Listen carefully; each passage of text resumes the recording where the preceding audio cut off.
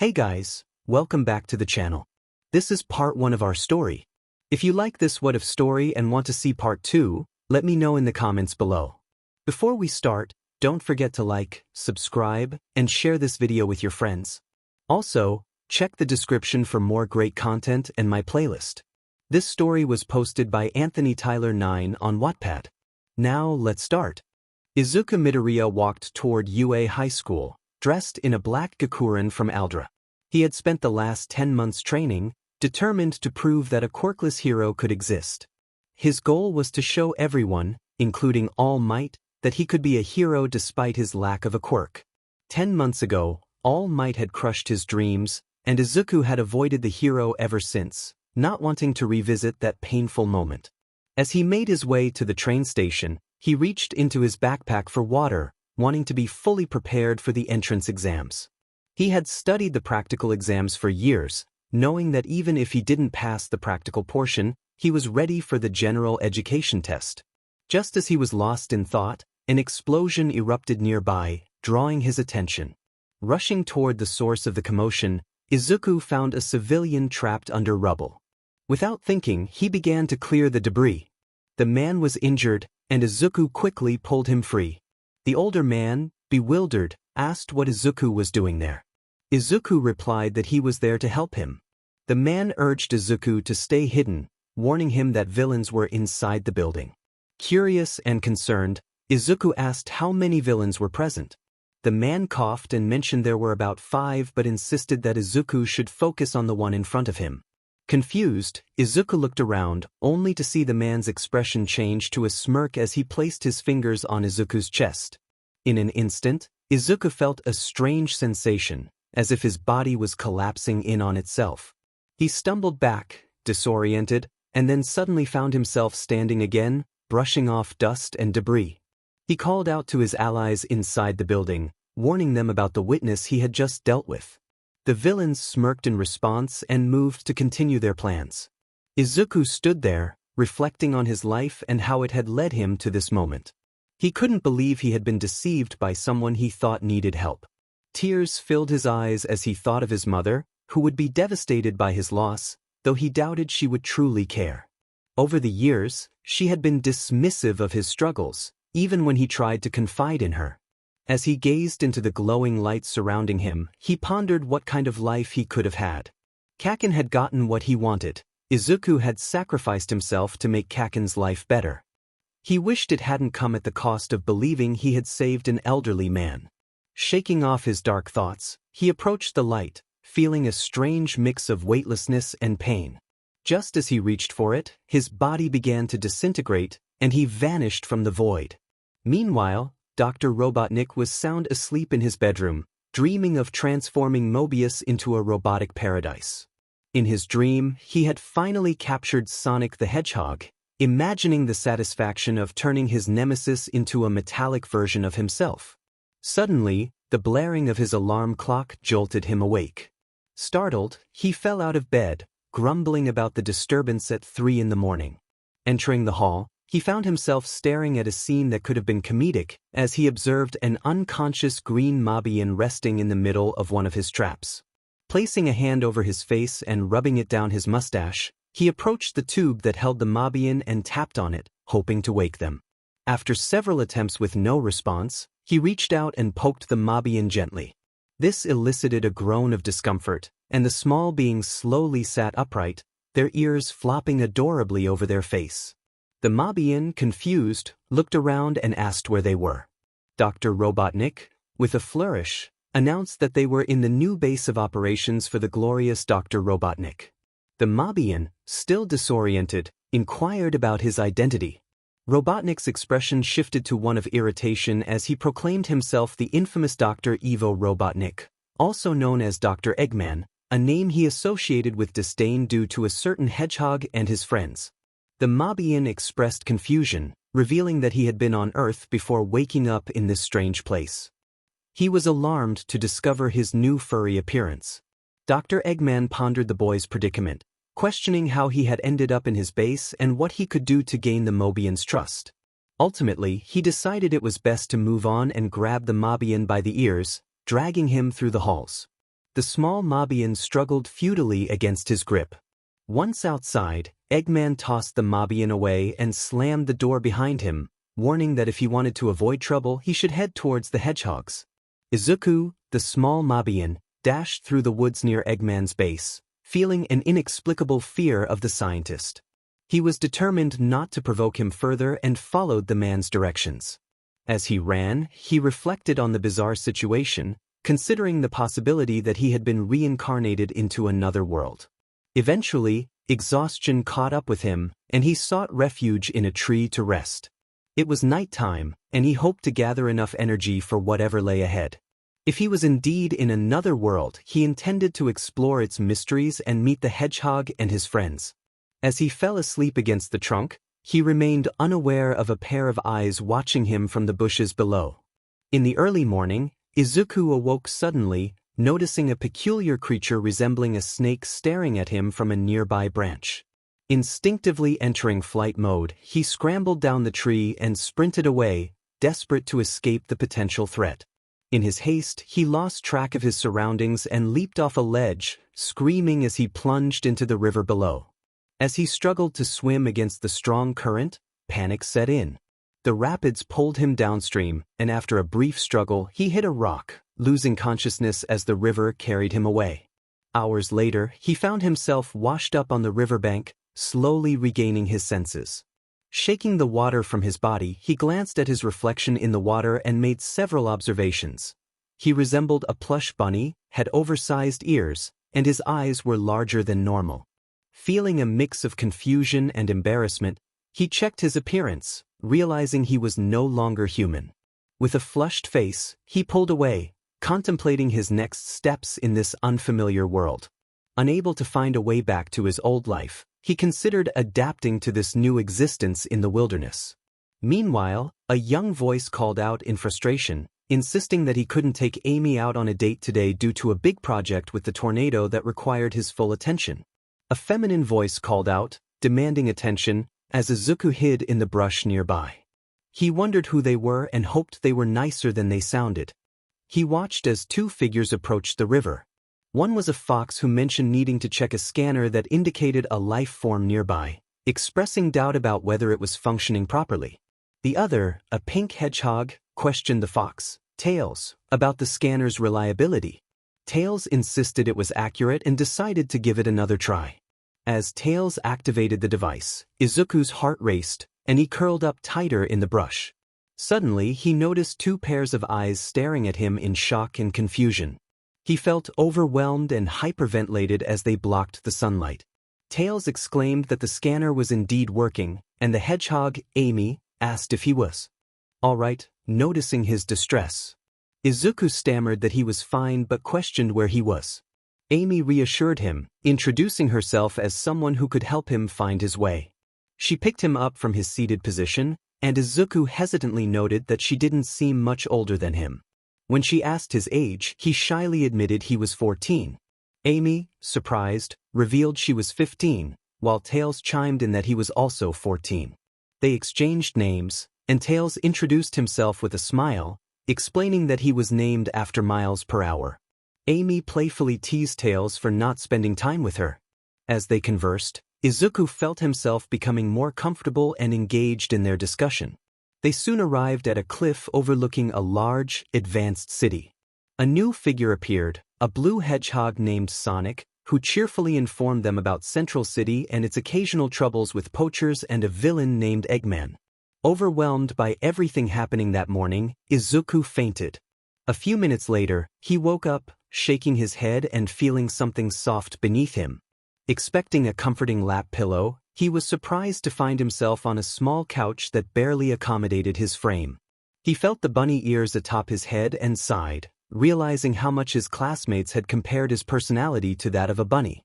He muttered to himself about using his ears as a weapon, pondering the implications of such an idea. Unbeknownst to him, someone was listening to his musings from around the corner. The newcomer smirked and approached, sitting beside Izuku while pulling out a damaged notebook. As Izuku noticed the presence next to him, he apologized for the disturbance and introduced himself.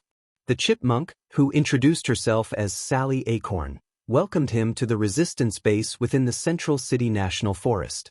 She rubbed his furry head affectionately, and Izuku nervously greeted her. Sally explained her role as the leader of the freedom fighters, sharing her determination to reclaim her title as princess once Dr. Eggman was dealt with. Izuku listened intently, confused about why he had been chosen to join her cause.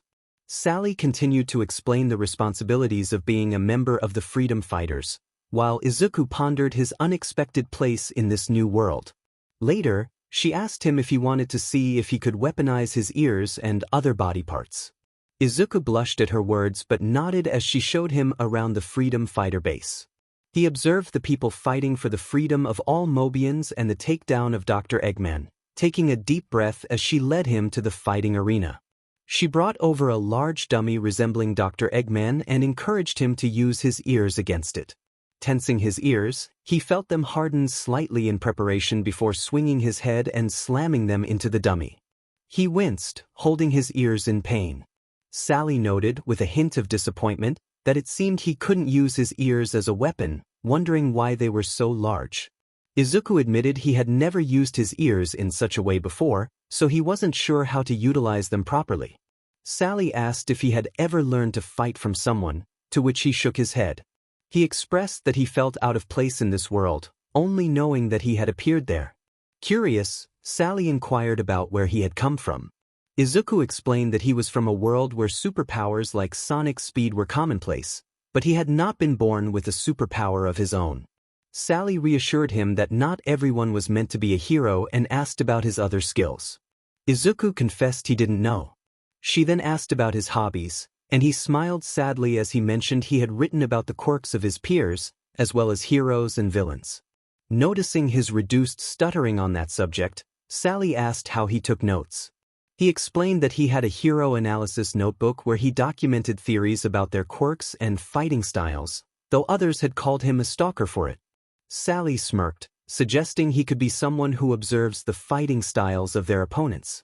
If he could figure out how they fought, his notes could be invaluable in their efforts to stop Eggman once and for all. For the rest of the evening, Izuku watched multiple videos of Sonic and his friends battling Robotnik's robots.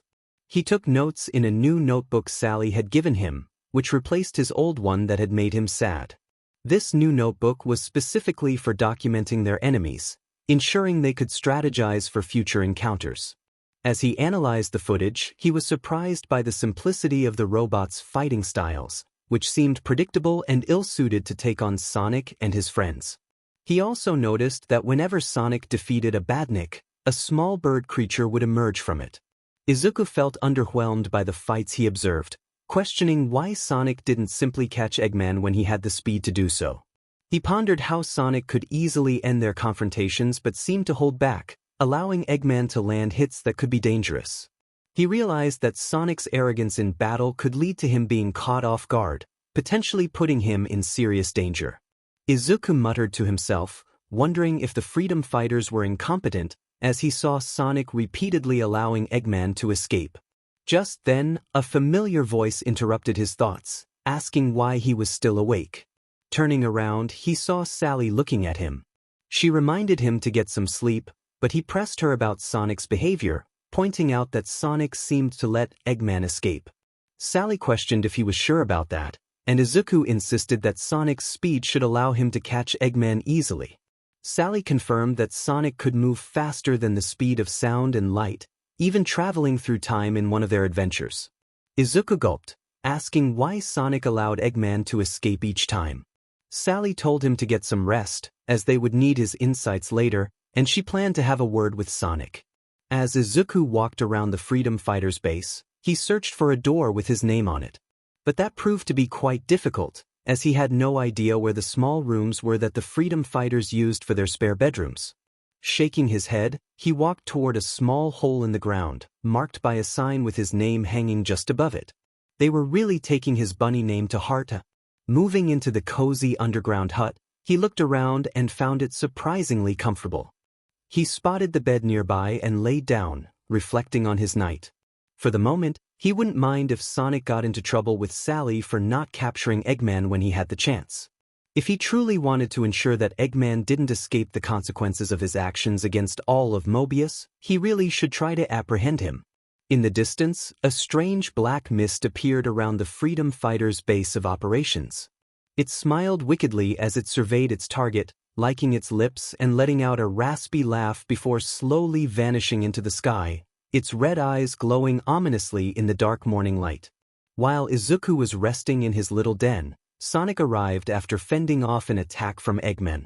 He looked particularly cheerful as he walked through the Freedom Fighter's base, a small sanctuary for him to relax. However, he was unprepared for a very irate Sally rushing toward him, her expression fierce as she stopped in front of him and took a deep breath.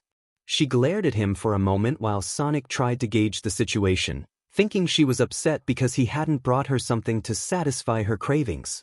Just as he opened his mouth to speak, Sally threw a small notebook at him, which he caught midair, maintaining an expression of calm. He asked why his girlfriend was throwing things at him without provocation. Sally's response was explosive, revealing that she had just discovered something alarming that morning. Sonic was taken aback, urging her to explain what she meant. Sally shouted that he had nearly let Eggman escape from every encounter they had. Sonic insisted he would never let Eggman go, but Sally urged him to read the notes she had thrown at him. They were from the new rabbit who had joined their group, who claimed to be skilled in observation. Sally pointed out that there were specific moments during their fights when Sonic could have taken Eggman down for good. Sonic opened the notebook cautiously, expecting something to leap out at him. He noticed the writing could use improvement, but it was insightful, especially regarding his encounters with Eggman. The notes highlighted moments where he could have attacked instead of dodging. He scratched the back of his head, closed the notebook, and returned it to Sally, who glared at him even more intensely. He questioned what she wanted him to say, defending his right to have fun while battling Eggman. Sally, looking ready to burst, reminded him that his job was to ensure Eggman couldn't attack them anymore. Sonic argued that he was relaxing, pointing out that Eggman's robots were heavy and he was constantly slamming into them during their fights. Sally pressed him about his plans for the next encounter with Eggman, asking if he would let him escape again or finally capture him. Sonic responded with frustration, feeling as though he was being blamed for not catching Eggman. Sally insisted it should be easy for him, as the fastest thing alive, to infiltrate Eggman's base and pull him out without being detected. Sonic then asked who had written the notes. Sally wondered if he was going to get angry with the author, but Sonic clarified that he wanted to congratulate them for finding ways to help him end his battles with Eggman. He acknowledged that while he was fast, he wasn't necessarily the smartest. As Sonic walked away, a ghostly figure hiding in a nearby tree shot toward him at blinding speed. Before the hedgehog could react, the ghostly form took control of his body, continuing his walk away from the area to set its own sinister plans in motion for the world of Mobius. Izuku had been sleeping for a few hours.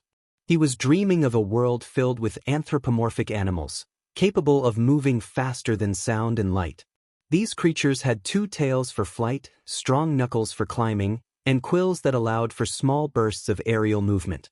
He couldn't help but think about how loud Sally could be when she was upset about something happening outside the little den he had for himself. As the hours passed, Izuku emerged from the den around midnight, stretching his body and surveying his surroundings. To his horror, everything was covered in a disturbing scene. Something fell onto his head, and as he touched it, he realized it was a large glove smeared with a dark substance. Looking around, he noticed several bodies scattered among the trees, and Sally was nowhere to be found. A chill of fear gripped him as he pondered what could have caused this devastation. Initially, he suspected Eggman, but another thought crossed his mind. What if Sonic had lost control and turned against Sally? He shook his head, dismissing the idea. Sonic would never harm one of his own in such a brutal manner. As he navigated through the trees, he encountered the Flickies, small bird-like creatures that the freedom fighters had vowed to protect. Seeing them lifeless on the ground brought tears to his eyes. Overwhelmed by grief and fear, he returned to his den, sitting on the ground as the weight of the situation settled in. For several minutes, he felt the oppressive atmosphere of death surrounding him. A shiver ran down his spine as he sensed something watching him from a distance before it vanished, leaving him with the unsettling feeling that he needed to leave his home and establish a new base for safety. He quickly grabbed a backpack, filling it with clothes, food, and water. After putting on some shoes, he climbed out of his hut and hurried into the underbrush. Just as he disappeared from view, something crashed down, obliterating his den. Holding his breath, he spotted Sonic, but this was not the friendly hedgehog he had met earlier. This version had crimson eyes and sharp teeth, a stark contrast to the Sonic he knew. It was clear that something was very wrong. The distorted voice of this Sonic echoed in the air, expressing frustration over missing his target and mentioning a need to collect more souls. Once the sinister Sonic left, Izuku emerged from his hiding spot and dashed into the dark forest. He felt fortunate for having sensed the danger before his home was destroyed. It was as if his new instincts were alerting him to the threat, reminiscent of his experiences in his original world. Determined to survive and find Sally and the other freedom fighters, if they were still alive, he pressed on through the forest. As he ran, he stumbled into a pit filled with spikes, flailing as he feared for his life. However, he suddenly found himself floating just above the spikes. With a sigh of relief, he realized he could use his oversized ears to gain altitude. He took off, hoping to locate everyone but uncertain of what this world held or what zones existed. As he moved forward, he spotted a giant golden ring. Approaching it, he noticed a large island in the sky on the other side. Without thinking, he stepped into the ring and was instantly transported. A voice echoed from the forest, expressing frustration over his escape. The Sonic lookalike cursed his luck, realizing he had missed an opportunity to ambush Izuku. A loud voice called out his name, prompting him to rush toward a nearby red giant ring. Izuku found himself on a high island in the sky, gazing nervously over the edge and realizing he was thousands of feet above the ground. He took a deep breath and began to explore the desolate island, determined to find a way to reunite with his friends. He observed that the area was still engulfed in flames as he cautiously navigated through the burning forest. As he walked, he noticed something on the ground nearby and approached it. Picking up the item, he discovered it was a small arm blaster rifle. He recalled something he had heard back at the Freedom Fighter campsite and thought to himself that it belonged to Tails. He wondered how it ended up there and decided he would return it once he escaped from this place. He reasoned that whoever had destroyed it was likely not nearby, but if they could find him in his hideout, they could certainly find him here. With that thought, he hurried away. Meanwhile, a voice echoed nearby, expressing disappointment in Izuku. It mentioned that it would take care of the situation and instructed someone named Xenophanes to return to the underworld. As Izuku dashed through the fiery landscape, he approached a pyramid structure where a giant emerald rested. Drawn to it, he placed his hand on its surface. The moment he touched it, a surge of energy coursed through him, and he sensed he was being watched from the truth. Turning around, he saw a red echidna approaching him, anger etched on his face. The echidna demanded to know what Izuku was doing with the Mr. Emerald. Izuku stammered that he felt as if it had spoken to him. The echidna, after a moment of surprise, urged him to leave immediately. When Izuku asked why, the echidna explained that Sonic was being possessed by an unknown force. He instructed Izuku to head to Mountain Peak while he collected the Mr. Emerald and its shards. As Izuku prepared to leave, he asked for the echidna's name. The echidna tossed him a small ring that transformed into a larger one and introduced himself as Knuckles the echidna, urging Izuku to go. Just then, a voice called out behind Knuckles, taunting him and revealing a sinister intent to seize the Mr. Emerald. Knuckles took a combat stance, declaring that he and his allies had defeated this foe before and would not allow him to take control of the emerald. Izuku found himself on the other side of the golden ring, landing with a grunt. He adjusted to the brightness of his new surroundings and spotted a small, abandoned town nearby. He decided to head there, hoping to find someone who could provide directions. As he ran down the path, he felt a sense of urgency to reach Mountain Peak and not let Knuckles face the creature alone. After a couple of hours, he arrived in the deserted town. It appeared completely abandoned, so he sought refuge in one of the buildings to rest. He hoped that a good night's sleep would prepare him for the journey ahead. Sitting on a couch, he examined pictures that belonged to a family that once lived there. One photo featured a tall rabbit with large ears, likely the mother, and two young females, one of whom resembled her mother but was much shorter. Izuku reflected on the image and whispered to himself that he missed his own mother, wishing he could return home and forget everything that had happened. As he drifted off to sleep, nightmares plagued him, filled with visions of being caught by the sonic faker. He awoke in the middle of the night, feeling unsettled. He decided to grab a drink from his backpack but sensed a presence looming above him. Cautiously looking up, he was startled to see a woman lying on the ceiling, blood dripping from her mouth and body, with a large X marked across her chest. The sight made him feel nauseous. As he moved toward the bathroom, he heard screams coming from down the street. Climbing out the window with his backpack, he rushed toward the source of the commotion. On the street, he found an anthropomorphic bat in distress, staring at a looming threat, the sonic faker, who was contemplating an attack. Without thinking of his own safety, Izuku leaped into action, using his ears to propel himself into the air above the sonic faker. As he descended, he heard the fake Sonic taunting the injured woman, declaring that her death would allow him to enter Mountain Peak and unleash chaos upon Mobius. The sonic faker let out a disturbing laugh, declaring that he would not allow things to go as planned. Izuku shouted in response, catching the faker off guard. In an instant, a pair of green and pink ears struck the faker in the gut, sending him flying into the distance. Izuku called out a number, realizing they needed to leave before the faker returned. He picked up the Batgirl, who directed him down a pathway leading straight to Mountain Peak. As they ran, they finally reached the outskirts of Mountain Peak, successfully escaping the monster that had once been Sonic the Hedgehog. The Batgirl dashed off into the night without a word of thanks, leaving Izuku to reflect on the nightmare he had just experienced. Suddenly, he heard footsteps approaching and looked up to find Sally staring at him in disbelief. She exclaimed her surprise at his survival, questioning how he had managed to evade the faker. Izuku explained that when he woke up, everything was covered in blood and chaos, and he had no idea where anyone was, so he had chosen a direction in hopes of finding them. Sally sighed in relief, sharing that she had spoken with Sonic before he transformed. He had seemed impressed with Izuku's efforts, but shortly after their conversation he returned with red eyes and sharp teeth, indicating a darker presence had taken over.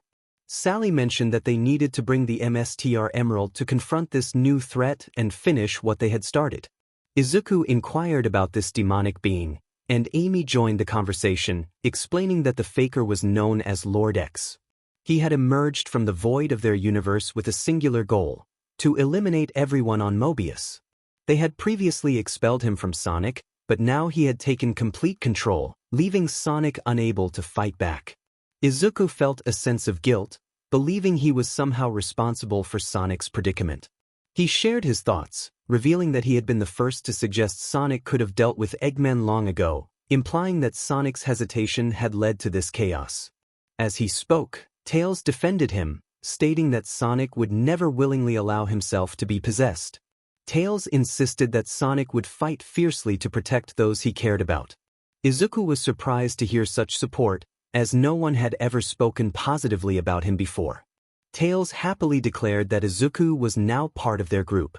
Just as they were about to continue their conversation, two giant golden rings appeared at Mountain Peak, and Knuckles and Dr. Eggman emerged, the latter looking worse for wear. Eggman, frustrated, demanded to know how Sonic had fallen under Lord X's influence again. Izuku, trying to maintain calm, suggested that they needed to focus on the situation rather than argue. Eggman, noticing Izuku's unusual appearance, questioned his presence, to which Izuku explained he was there to help with the threat.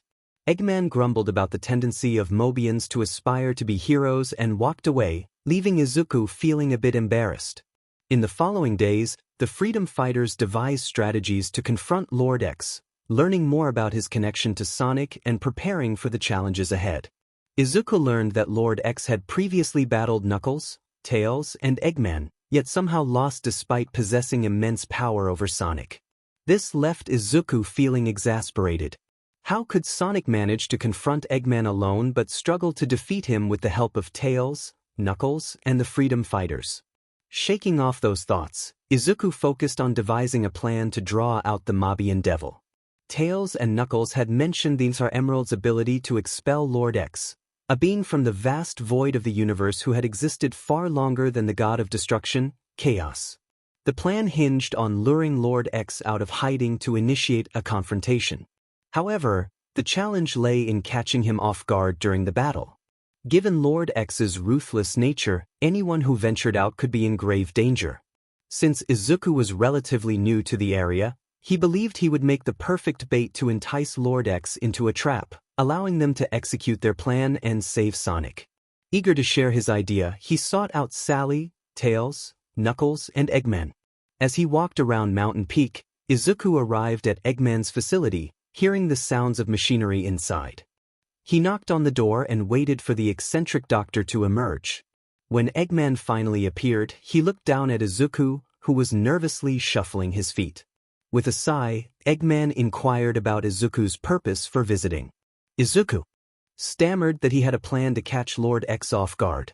Eggman leaned against the door, urging him to share the details. Izuku hesitated, preferring to gather everyone before revealing his strategy. Eggman, seemingly uninterested in waiting, mentioned that he had nothing else to do but work on robots capable of detecting Lord X's presence. He instructed Izuku to meet them at the main hall, providing directions to the large building designed for the small anthropomorphic creatures. Upon entering the main hall, Izuku was struck by the sight of the notable figures of Mobius who had shaped the planet's history. In the meeting room, he found the leaders seated, with Eggman grumbling to himself. Among them were a 𝗵𝗵 he had rescued earlier, a black and red version of Sonic that made him tremble under his gaze, and a silver hedgehog who observed him curiously. A pink hedgehog and a small rabbit Mobian were also present, accompanied by a large robot resembling Eggman's creations. At the head of the table sat Sally and her second-in-command, both looking at Izuku with confusion, unaware that he had devised the plan. Sally questioned the purpose of the meeting, doubting that Eggman could have formulated a plan so quickly. Eggman scoffed, revealing that Izuku was the one who had come up with the idea. Encouraged by Eggman, Izuku explained that he intended to be the bait for their strategy. Sally's concern was evident as she asked why he thought he should take on such a role. Izuku explained that Lord X had never encountered him before, making him an ideal distraction while they used the 𝗬𝗓𝗏 to expel Lord X from Sonic's body. Everyone listened intently as Tails cautiously asked about Izuku's speed. Izuku mentioned that he had surprised Lord X earlier in the week while saving the 𝗵𝗵. The bat, named Rouge, confirmed that Lord X had nearly caught her during a supply run. Shadow, the black hedgehog, expressed frustration at Rouge's close call. Sally suggested finding someone with speed comparable to Sonic's to serve as bait, but Shadow countered, reminding them that Lord X could fly. Sally then asked if Sonic had ever flown without the Chaos Emeralds, to which Tails replied that he had only done so in his super form. As the day went on, the leaders debated who could take on the role of bait for Lord X. With no other candidates emerging, Izuku felt a sense of satisfaction, knowing that he was likely the only one who could withstand a confrontation with Lord X, especially given the villain's ability to fly. If Izuku were to meet in person instead of using one of his many drones, they might have a chance to catch him off guard. However, as soon as everyone turned to look at him, they noticed a faint outline where he had been, but his physical body was gone. They rushed out to find him, but he was nowhere to be seen. Eggman immediately set off to check his robots for the rabbit's signature within their world. It would take a few minutes, but they needed all the time they could get if Izuku was truly going to enact his plans. Walking outside the Mountain Peak ruins, Izuku moved as far as he could to allow Lord X to sense his presence throughout the world of Mobius. He reached what the others referred to as the Green Zone, where he encountered a drone standing before him with a puzzled expression. The drone approached him with a malicious smile, raising its hands into the air. Izuku mirrored the gesture, causing the drone to halt its actions. Staring at him with confusion, Izuku seized the opportunity to call out to Lord X, wanting to share a quote from his favorite comic character he had seen in a movie called Doctor Strange. The drone questioned what Izuku was doing and if he cared about his life. Izuku declared that he had come to bargain. The drone was skeptical, asking what made him think he could bring Lord X out through a bargain. Izuku asserted that he possessed information about the plans of those on Mountain Peak and who was still alive that Lord X had not captured. The drone warned him that it could kill him before he revealed anything and probe his mind for the information. Izuku countered that he could also provide details about a world filled with superpowers that Lord X would find irresistible. The drone expressed doubt, asking if Izuku was bluffing. Izuku stated that if he died without sharing the information about that world, it would be lost forever. The drone laughed maniacally, acknowledging Izuku's cleverness and agreeing to inform Lord X about the bargain. It warned him to play his cards right, or he might become the new host for the 𝗬𝗏 before disappearing in a cloud of black smoke. Izuku stood there for a moment, his heart racing with fear for his life. He knew he was taking a risk with this plan, but he wanted to buy everyone enough time to prepare. Selling out his old world seemed like the best way to do that. Although his mother lived there, their relationship had been strained for the past 10 years. He had found letters from his father suggesting she move to the United States, and she had accepted the offer, expressing sadness about her life with him and a longing to start anew in America. Because of this, Izuku had distanced himself from her, leading to their emotional separation. He was pulled from his thoughts by the sound of heavy breathing behind him. Turning around, he came face to face with Sonic, who wore an exasperated expression before breaking into a smile. Lord X, intrigued, asked about the bargain Izuku had in mind. Izuku explained that he had information about a world Lord X could conquer, allowing him to establish himself as the true ruler of that realm. Lord X listened attentively, questioning what that world had that Mobius did not. Izuku explained that nearly everyone there possessed superpowers, and most were corrupt. If Lord X revealed his true nature, they would follow him without hesitation. Lord X inquired about the consequences if Izuku was wrong. Izuku suggested that Lord X could delve into his memories and manifest himself in the universe he described, taking control of the human he desired. He emphasized that the inhabitants of his world had superpowers powerful enough to satisfy Lord X's thirst for 𝗵𝗃. Lord X was intrigued, asking if Izuku was truly willing to sacrifice his universe for Lord X's pleasure. Izuku requested in return that Lord X leave Mobius and its inhabitants alone for the rest of their lives. As Lord X leaned against a tree, he observed the others in Mobius mobilizing to confront him. He chuckled, realizing the cleverness of Izuku's plan. It was a beneficial bargain for him. All he needed to do was allow himself to be expelled from Sonic's body, and he could take control of the world Izuku had described. Something must have happened to Izuku that made him wish to abandon that world and protect this one, which had yet to reveal its true nature to him. Curiosity led Lord X to ask if something had occurred in Izuku's world that made him feel unworthy of protecting it. He sensed Sonic's voice echoing through him, warning Izuku not to answer, as Lord X would take over his body. Izuku revealed that his world had rejected him for not being born with a power. It was a place consumed by those who valued superpowers above all else. All he had ever wanted was to become a hero, but instead, he faced mockery and derision for his dreams.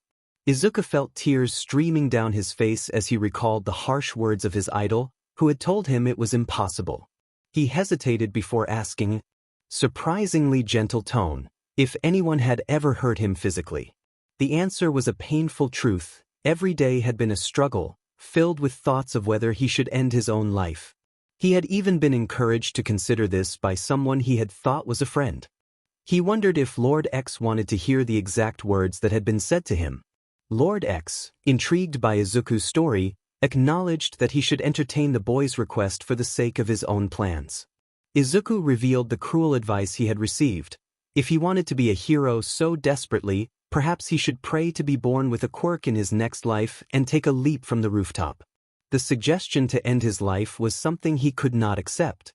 As Lord X listened, he reflected on the countless lives he had taken across various universes, including those of Sonic and his friends.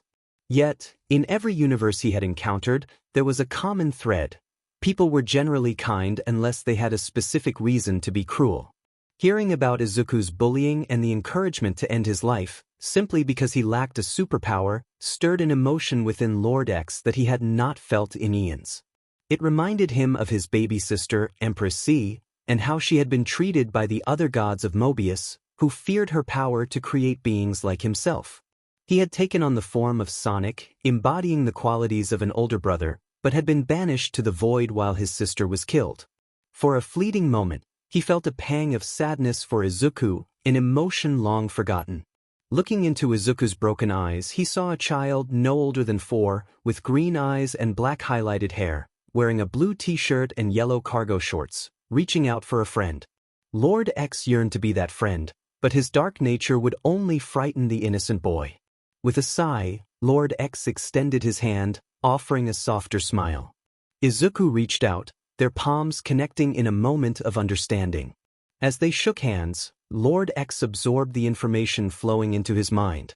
Outside, the freedom fighters managed to pin him down, using the 𝗕𝗫 to pull him from Sonic's body.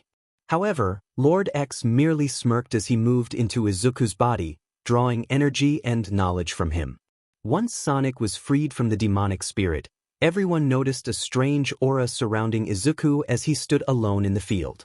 Sonic, filled with fury, prepared to confront the bunny for his cruel actions.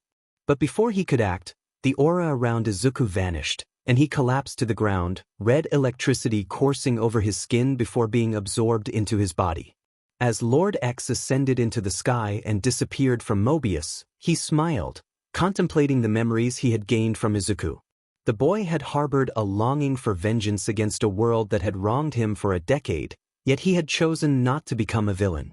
Instead, he wished to save that world rather than let it fall into chaos.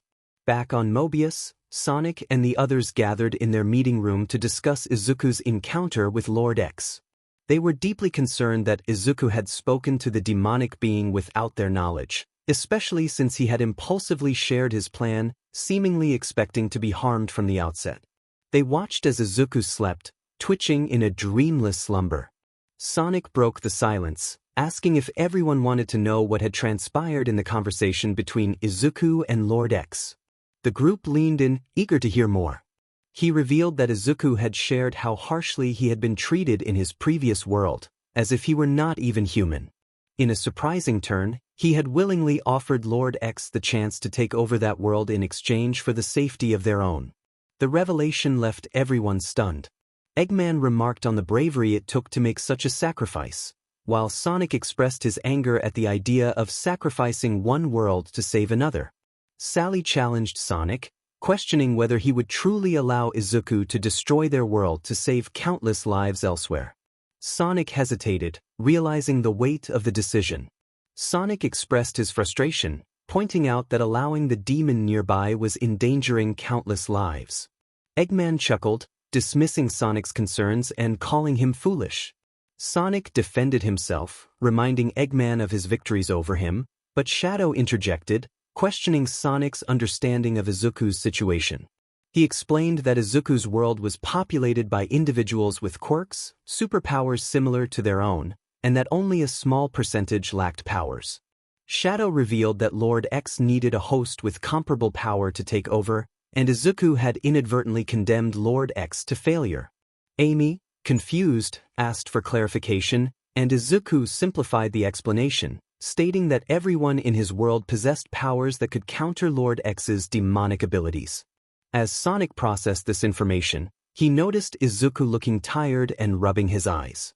Suddenly, Izuku was knocked off the couch by a punch from Sonic, who glared down at him with anger reminiscent of Bakugo.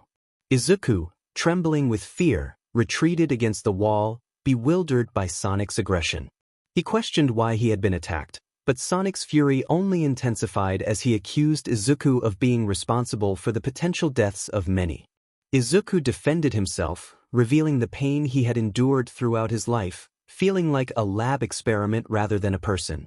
He expressed his disbelief that anyone in his world could change for the better, citing past betrayals and a lack of trust.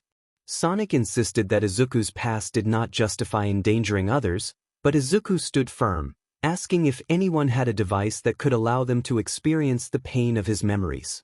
Tails stepped forward with a device he had created for Eggman, suggesting they could use it to show Izuku's memories. As the device was placed on Izuku's head, he felt his painful memories flooding back, revealing the emotional and physical struggles he had faced. The others watched in silence as Izuku's memories played out, showcasing the gradual loss of his mother's love and the betrayal of a childhood friend. They witnessed the erosion of trust he had experienced over the years. Sonic, though maintaining his composure, felt regret for his earlier accusations against Izuku. Tails, empathizing with Izuku, hugged his tails tightly, tears streaming down his face as he absorbed the boy's painful past. The women in the group watched with growing concern, realizing the immense suffering Izuku had endured before arriving in their world. They understood that few could survive such hardship without being driven towards darkness. Despite everything, Izuku had chosen to sacrifice his home for the sake of their world, demonstrating a level of trust in their cause that was commendable. As Izuku faced the painful memories, tears fell from his eyes. He relived the moments of being diagnosed as quirkless, his mother's discouragement, and the cruel words of his former friend who had become his tormentor. The memory of meeting All Might, who had told him it was impossible to become a hero, haunted him. After removing the device, a singular memory surfaced, showing Izuku standing before an elderly man with glowing blue eyes and yellow hair. The words that escaped Izuku's lips were profound, reflecting his struggles and aspirations. All Might expressed his thoughts clearly, reminding Izuku that while dreaming is important, those dreams should be realistic. As he opened a metal door and stepped through, everyone present focused intently on the memory, recognizing its significance in Izuku's life. They rewound to the moment Izuku first met All Might, who appeared as a towering figure of muscle, far more imposing than Eggman. They witnessed the heroic moment when All Might saved Izuku from a villain made of sludge, with Sonic commenting on how he could create a tornado with enough speed to send the villain flying. As the memory unfolded, they observed All Might delivering a powerful punch that created a shockwave, displacing the sludge villain but unintentionally knocking Izuku out in the process. Moments later, All Might was shown carrying the boy, who had clung to his leg, and landing on a nearby building. It was here that they listened to Izuku's aspirations in a world where he desperately wanted to become a hero despite lacking any formal training.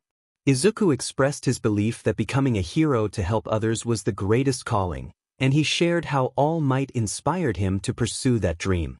He revealed the doubts he faced from others who believed he could never achieve his goal, having been told for years that he lacked the necessary abilities.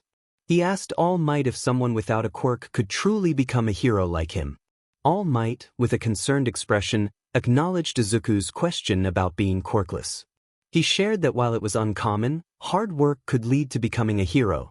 The memory shifted to reveal All Might's true form, a much shorter and frilier man, whose appearance suggested he had faced significant challenges. He struggled to catch his breath, and Izuku's memory self reacted with fear, prompting All Might to request that Izuku keep his true form a secret. All Might explained that he had sustained a severe injury 6 years prior while battling a villain whose power was devastating. He clarified that it was not the villain known as Toxic Chainsaw who had caused his injuries, but another foe whose existence he had ensured remained hidden. The revelation left Izuku in shock, and those watching the memory felt a wave of concern for him. As the memory continued, All Might addressed Izuku's question about whether someone without a quirk could become a hero. He explained that while it might be challenging, there were many ways to help others, such as becoming a doctor, firefighter, or police officer. He encouraged Izuku to dream but reminded him to keep those dreams attainable and realistic before bidding him farewell. Returning to the present, Izuku appeared to be in distress, tears streaming down his face as he relived the memory. Rouge approached him, offering comfort with a hug. Eventually, Izuku's emotions overwhelmed him, and he clung to Rouge, seeking solace. She wrapped her wings around him, providing warmth and support as he continued to cry. The others observed Izuku's frail form, noting his thinness and the visible outline of his ribs. As Rouge carried him away, Sally and the others exchanged concerned glances, realizing the boy had faced significant hardships. Sally firmly stated that Sonic needed to apologize for his earlier actions, emphasizing that Izuku had only just begun to find his place in their world and had already contributed immensely. Sonic raised a question about where Izuku would stay, prompting Sally to suggest that he be placed in the care of Vanilla and Cream, who could help him gain strength and adjust to his new life. As they left the room, Amy reflected on the situation, realizing that Izuku's struggles were far greater than her own, and she felt a sense of compassion for the boy. All Robotnik wanted was to help people adjust to living with technology and had a peculiar interest in transforming animals into robots. As he left the room, Tails and Sonic exchanged disgusted glances. Rouge was leading Izuku through the main base of the Freedom Fighters. She noticed him quietly sniffling, tears still streaming down his face long after his sadness had subsided. It seemed as though he possessed an extraordinary ability to cry without running out of tears. She smiled down at him, gently rubbing the area between his ears, and observed something unusual. As she absent-mindedly stroked his hair, he leaned into her touch, revealing a deep need for affection that he seemed to lack from others, despite having a mother. Rouge shook her head, dismissing the thought. After all, he had attended school, but then again, most of the people there had been emotionally and physically abusive toward him. With a sigh, she helped him into her vehicle, which she had purchased with the money she had acquired from various sources. As he settled into the passenger seat, she decided to take him to someone who could help him recover his sense of self. Vanilla the rabbit and Cream the bunny were just the right people for the job. They had recently experienced the loss of Vanilla's husband and Cream's father, so having another male presence in the house might help restore some sense of family for them. Shaking her head at the inappropriate thought of Izuku developing a relationship with Vanilla and becoming Cream's new father figure, she drove toward Night Carnival Zone. This was a place where Chow and rabbits lived peacefully alongside the robots that patrolled the area. It had recently become Freedom Fighter territory after Sally and her allies liberated the rabbits from Robotnik's projects.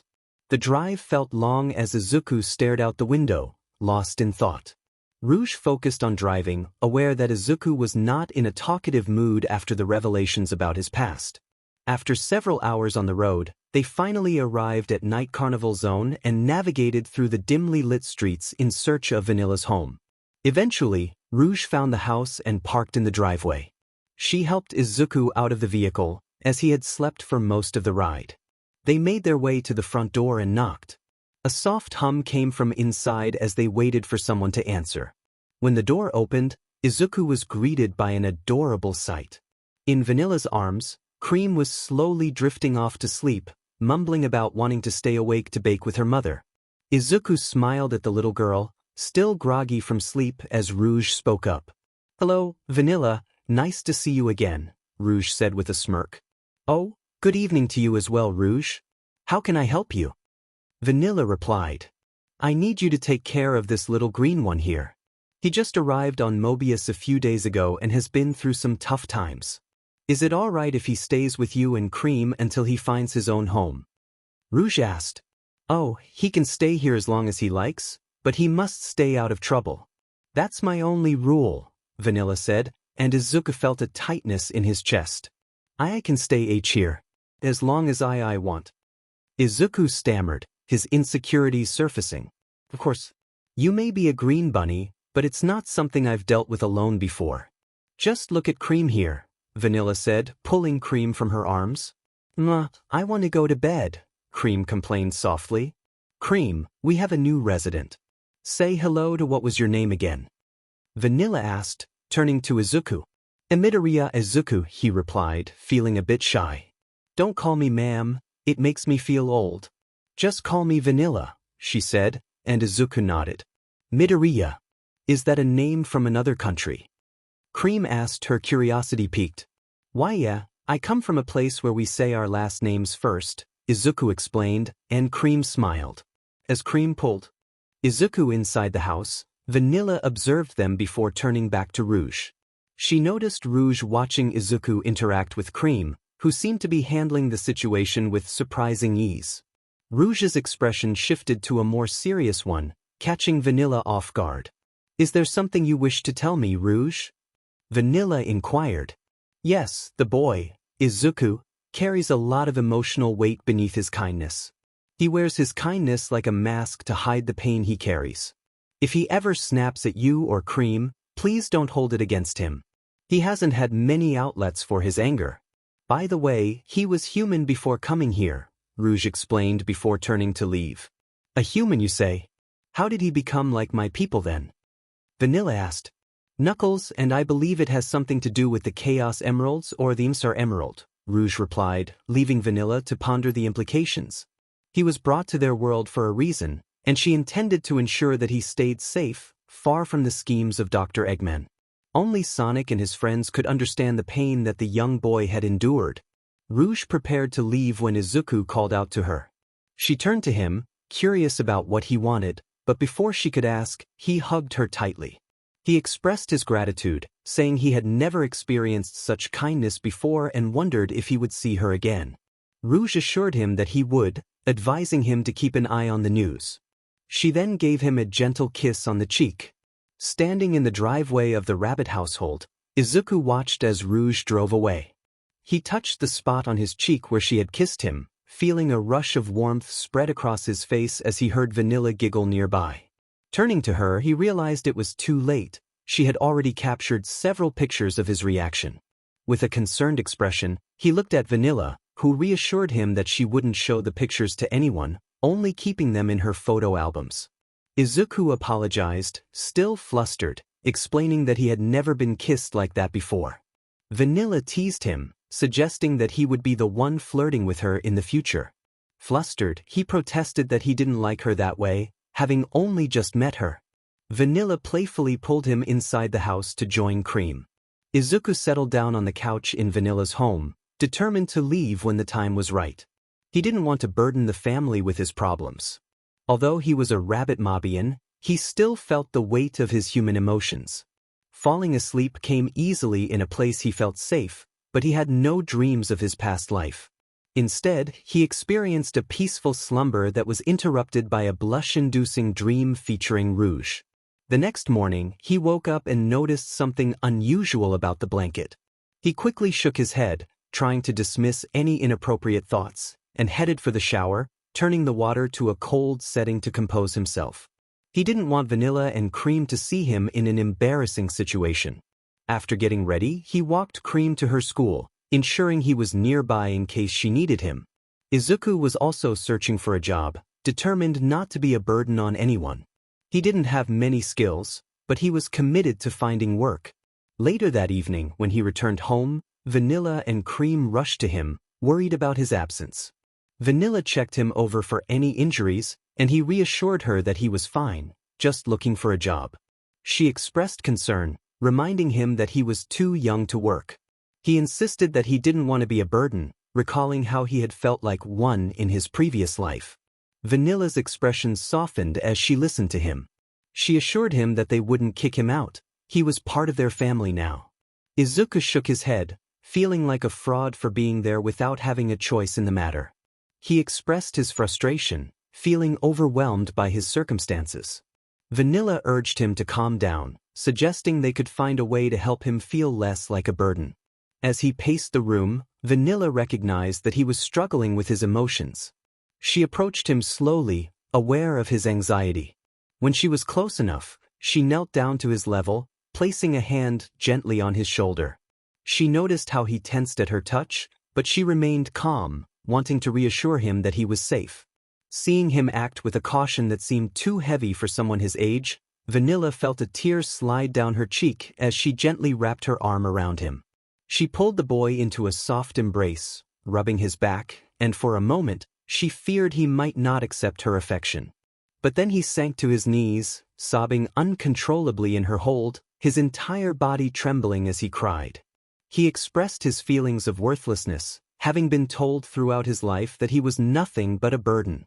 Yet here, he had experienced kindness he never expected from her people. Vanilla reassured him that comfort was what he needed right now and promised that after this day, she would take him to meet someone who could help him with his struggles. Cream, feeling left out of this emotional moment, rushed toward them and leaped into their embrace as well. For about 2 hours, Izuku continued to cry in their arms before he slowly pulled away, feeling embarrassed for revealing such vulnerability. Standing up, he looked into their eyes and asked if they could help him, knowing they would respond with kindness and compassion.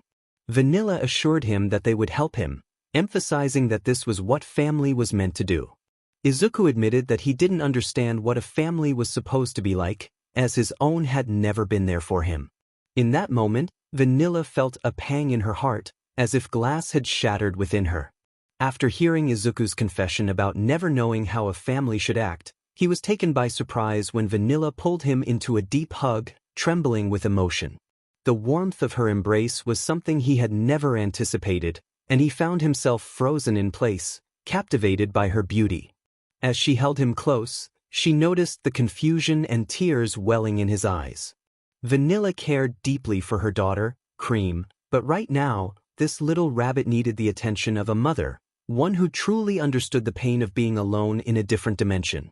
She gently placed her palm on his cheek, watching as he focused on her hand before it softly rested against his skin. Their eyes locked, and she spoke to him in a soothing, motherly tone that made his heart ache.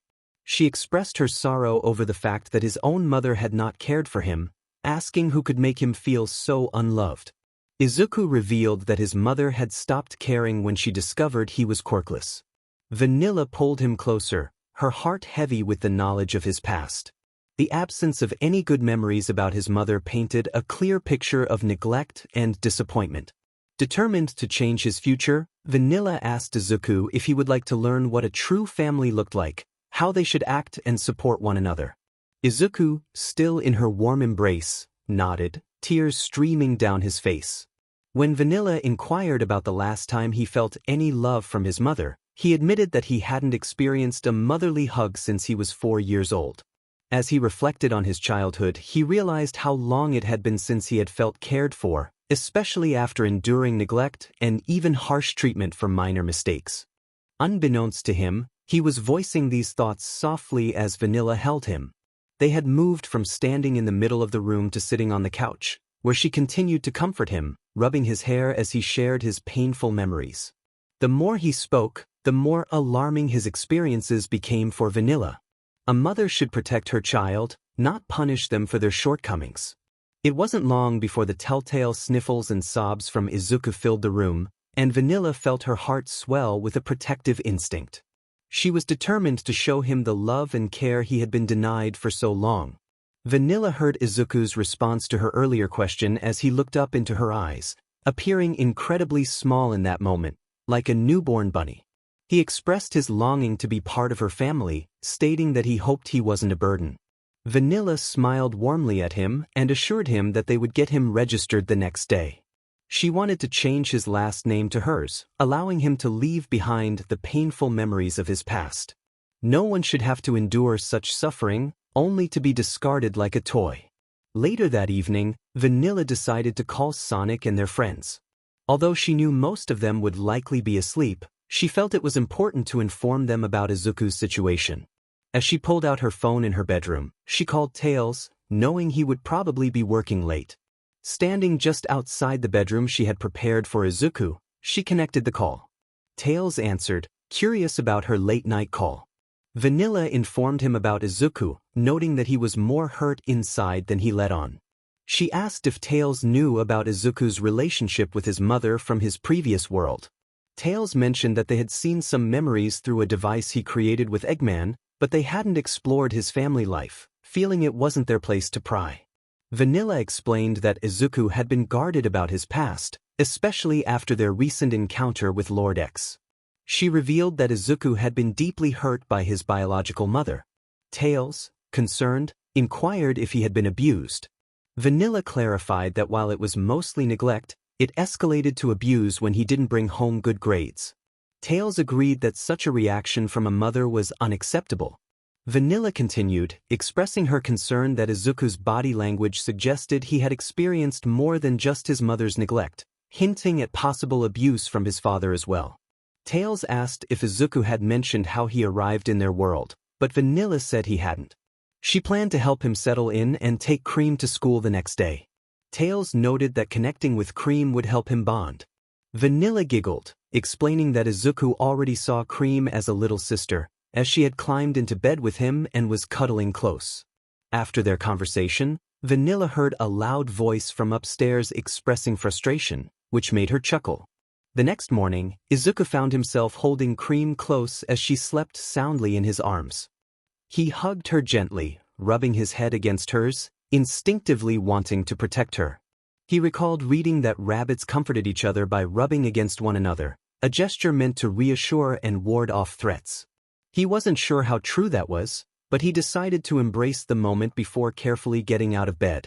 Cream clung to his shirt as he lifted her, reminding him of his own baby sister from his previous life, and he hoped his mother was taking good care of her. As he entered the kitchen, Vanilla glanced over her shoulder and smirked, setting up the table. Izuku placed Cream in her chair, and Vanilla reminded him to ensure she made it to school that day. He nodded, rubbing his eyes and yawning. Vanilla mentioned that breakfast would be ready soon and suggested he take a quick shower. Izuku agreed and left the two girls in the kitchen. Cream opened her eyes, taking in her surroundings, and smiled back at her mother as she was given something to eat. Once Izuku returned from his shower, Cream noticed he was shirtless, observing him as he scanned the room with a nervous expression while Vanilla smiled at him. Vanilla commented on his green fur, saying he looked like a green rabbit ready to take on the day. Izuku turned his gaze away, feeling a bit embarrassed about not needing clothes to feel covered. Vanilla reassured him that he didn't have to conform to their world's customs and explained that most of their species didn't wear clothing, except for the males. Izuku expressed his longing to settle down and learn how to adapt to their way of life. Vanilla encouraged him, stating that he didn't need to change for society's sake, especially since many women wore clothes to feel better about themselves. She mentioned that if he wanted to try their customs, she wouldn't stop him, but he should feel free to share his discomfort. As Vanilla prepared some food for him, Izuku began to eat eagerly. She noted that his body type was not as muscular as Sonic and Tails, and she could see his ribs slightly. Concerned, she wrote down observations about his body language and behavior. Her notes revealed several issues: a slight limp in his left leg, jitters when alone with others, neglected behavior, and a wary demeanor even in safe spaces. She also noted scars that hinted at past abuse and a tendency to trust authority figures, likely stemming from a history of bullying. As she reviewed her notes, a tear fell down her cheek when she heard Izuku and Cream leave through the front door. Once they were gone, she knelt down, feeling a mix of fear and anger at the realization of how troubled he was. She knew she would need to help him overcome these challenges, aside from his physical limp, which indicated an injury that hadn't healed properly. Determined to create a welcoming space for him, Vanilla rummaged through the garage and found items that belonged to her late husband. Among them was an old wooden guitar that needed new strings. Thinking Izuku would appreciate it, she set out to buy the strings, hoping to show him she cared. She returned a few hours later with another guitar and some rings she had found, ensuring he would have options in case one broke. When Izuku returned from taking Cream to school, he approached the bedroom Vanilla had prepared for him. Upon entering, he noticed the guitars in the corner and reached for one, strumming the chords with curiosity. Vanilla watched him with a smile as he tuned the guitar to his liking. A hint of a smile appeared on his face as he began to play a melody, and she could tell he had a talent for singing. As he softly sang the lyrics, she felt a sense of awe at his ability. Izuku continued with the song, his strumming transitioning from swift and precise to soft and gentle. Vanilla sat before him, captivated by his talent. She wanted to hear more as he sang about love and longing, his voice resonating with emotion. Each note he played filled the room with warmth, and Vanilla felt a growing admiration for the boy who had already faced so much. He continued strumming the chords, aware that another part of the song remained. The song was dedicated to his baby sister, who still lived in his old world, the one he had sacrificed for this new place. Vanilla noticed the boy's eyes glistening with tears as he sniffled slightly, beginning the third and final part of the song. She knelt in front of Izuku, resting a hand on his lap and gazing into his eyes. His heartbroken expression was evident in the music he played and sang. As he sang about love and longing, Izuku's voice trembled with emotion. He poured his heart into the lyrics, expressing the pain of separation and the hope of reunion. When he finished, he strummed the final chord and set the guitar aside, covering his mouth as he began to sob quietly, consumed by thoughts of his sister left behind. An innocent child, vulnerable to the whims of Lord X, the deity responsible for the chaos in his home world. Regret washed over him for allowing this deity to take everything he held dear. Vanilla wrapped him in another comforting hug, marking the 4th or 5th time she had done so since his arrival. Vanilla complimented the beauty of the song and inquired about where he had learned it. Izuku, still wiping away tears, turned his gaze away and explained that he had learned to play the guitar from a family-run music store called the 𝗔𝗨𝗧𝗏.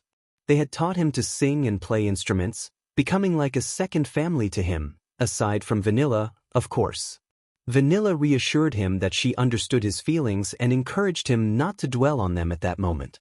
She expressed her longing to adopt him as her child in all but BLD, legally speaking. Izuku nodded in agreement. Vanilla then produced a small folder containing a photo of his bunny-eared form smiling at the camera. He was puzzled about how she had obtained it but focused on the document, which requested his signature to officially name him Izuku the Rabbit. He hesitated but eventually signed his first name, while Vanilla gently stopped him from writing his last name out of habit. Vanilla encouraged him to play the instruments in the room while she finalized the paperwork, mentioning that Cream would love to hear him sing sometime. With a smile, she stood up, stretched, and left the room. Izuku sat in the space Vanilla had provided for him, reflecting on her kindness. She had been a nurturing presence in his life, far more caring than the mother who had given 𝗵𝘃𝗏 to him in his old world, the world he had allowed Lord X to seize. Nightmares of the monstrous deity returning to Mobius haunted him, unaware of the chaos he had unleashed. Despite these thoughts, Izuku focused on being the perfect older brother to Cream. The small rabbit embraced her new sibling role with enthusiasm, and they spent days playing together after his adoption. Izuku's rabbit-like appearance further reinforced the idea that he was Vanilla's biological child, though he bore the traits of a green-furred individual who could be his father. As he sang for Cream, Cheese, and Chocola, 2 chow that Cream had saved from Eggman's robots, he trained to become stronger. Izuku cherished the time spent with the 3 of them, often blending music with his training. Occasionally, he would play an instrument while executing fighting moves, causing Cream and the others to dance along. Today, however, he stood in the backyard, preparing to try something new. It was risky, and he knew he could get hurt without supervision, but he was eager to discover if he possessed any powers beyond his large ears. Entering a power-charging stance he had seen in shows from his world, Izuku gritted his teeth and concentrated, attempting to tap into something deep within himself. Unbeknownst to him, green electricity began to crackle around him. Vanilla stepped outside just in time to see Izuku glowing, his eyes closed and fists clenched, as the energy sparked around him. She was about to ask what was wrong when she noticed the sky darkening from the sheer intensity of the electricity he was emitting. And she rushed towards him, fearing something terrible would happen to him so soon after the first good thing in his life. Just a few feet away, a lightning bolt struck from the sky, and Vanilla felt the world slow down as she struggled to move. She could only watch in horror as Izuku's eyes glowed a toxic green, the lightning hitting him directly on the head. The ground trembled as the bolt connected, sending shockwaves through him. He let out a scream that echoed with both pain and an unexpected thrill. Vanilla hurried towards the crater, only to find Izuku not in agony but filled with joy, moving his body with incredible speed, sending small gusts of wind around him. Confusion washed over her as she approached him, her expression serious. Izuku, brimming with excitement, exclaimed that he had discovered his power. Vanilla, though proud, questioned why he hadn't shared this moment with her. He sheepishly apologized, explaining that he thought she was too busy. She reassured him that she wasn't angry but wanted him to feel comfortable sharing his feelings. Izuku revealed that a strange presence had emerged when Lord X took control of his body, unlocking something hidden within him, a quirk he should have had all along. As green electricity danced around him, Vanilla reached out her gloved hand, curious about the sparks. When she got close, the electricity jumped to her finger, surprising her with a static shock. Izuku looked concerned, but she waved him off, guiding him inside as he learned to control his newfound abilities. Their surprise at his power was interrupted by the sound of a robotic voice announcing the return of young Cream from school. Vanilla instructed the robot, 𝗔𝗫𝗄, to remind Cream about her bath. Izuku, curious about 𝗔𝗫𝗄, learned that the robot had once served Dr. Eggman but had been reprogrammed by 𝗬𝗏 to protect Cream and Vanilla. This revelation made Izuku realize that Cream had a guardian. Later, when Izuku entered his bedroom, he found 𝗕𝗏𝗄 near one of the instruments. The robot greeted him, apologizing for not meeting him sooner and expressing surprise at having an older brother in the household. They shook hands, and 𝗕𝗏𝗄 suggested they work together to keep Cream safe. Izuku chuckled, agreeing with the plan. 𝗕𝗏𝗄 then asked about the instruments, and Izuku admitted he played a bit, having performed for Cream and Vanilla recently. Though unsure of his talent, he was encouraged by 𝗕𝗏𝗄 to create a song for everyone to enjoy. As time passed, Izuku became more involved with the restorationists, assisting in evacuating civilians after battles with Eggman. With Eggman missing for a while, Izuku felt a growing concern about what the villain might be planning. While preparing a ship for flight, he noticed Sonic and his friends approaching, their faces filled with concern. Izuku, wiping down the windshield of a shuttle, asked if everything was all right. Amy inquired about Sally Acorn, and Izuku recalled that she had returned to her kingdom. Sonic then tossed a small picture to the ground, hinting that something was amiss. Sonic expressed his frustration with an angered look on his face. He picked up a picture that had been left on the ground, avoiding Izuku's gaze, and turned the page to reveal the unfortunate fate of Sally. She had been roboticized by Robotnik in recent months, and the news weighed heavily on Sonic, leaving him unusually quiet. Izuku noticed Sonic's demeanor and wondered why he was sharing this information. He asked if Amy would be taking over as the new leader of the restorationists in Sally's absence. Sonic's friends explained that they thought Izuku should know, especially since Sally had shown him more kindness than most, particularly after the incident with Lord X 5 months prior. Izuku reassured them that he was fine and that he had gained something positive from that experience. He revealed that after Lord X had inhabited his body and left Mobius, something within him had been unlocked. As he activated his power, his hand glowed a vibrant teal green, with sparks of green electricity dancing around his palm. 𝗬𝗏𝗄 rushed over, fascinated, and inspected the electricity, followed closely by Amy. Even Sonic, who was usually not one to show curiosity about others' abilities, took a moment to compare his own blue electricity to Izuku's. Izuku explained that he had discovered his new ability when he noticed a spark from his hand after unplugging his guitar. 𝗬𝗏𝗄 was eager to learn more about what Izuku could do, and they all moved inside the base to conduct tests. They assessed his speed, strength, endurance, and dexterity, noting that his intelligence remained high but with a quicker processing speed. After the tests, 𝗬𝗏𝗄 began to compare notes with others who had similar powers. 𝗬𝗏𝗄 inquired if the lightning from storms had enhanced Izuku's electricity. Izuku confirmed that he felt more energetic during storms and less so on clear days. 𝗬𝗏𝗄 smiled, realizing that Izuku could be a valuable asset in battles against Eggman during stormy weather. However, Izuku expressed his longing to avoid fighting for now, preferring to assist in safer ways. 𝗬𝗏𝗄 and Amy agreed, appreciating that a focus on safety was beneficial for their team. Meanwhile, in one of Dr. Evo, Eggman Robotnik's secret labs, the doctor was reviewing his notes. After several defeats against Sonic and his friends, he was eager for a victory. As he concentrated on his research to create a new threat, a figure entered the room. The newcomer wore high-heeled boots and a red overcoat resembling a maroon version of Eggman's attire, complete with glasses that gave him an air of intelligence. Eggman noticed him but continued his work on a device capable of transforming anything into a robot with a mere touch. He observed a plant that had been affected by a strange silver substance, slowly turning into a robotic flower. With a chuckle, he made modifications to the virus he had created. Dr. 𝗧𝗏𝗏, the newcomer, informed Eggman that Ruff and Tumble were currently imprisoned and asked if he could assist.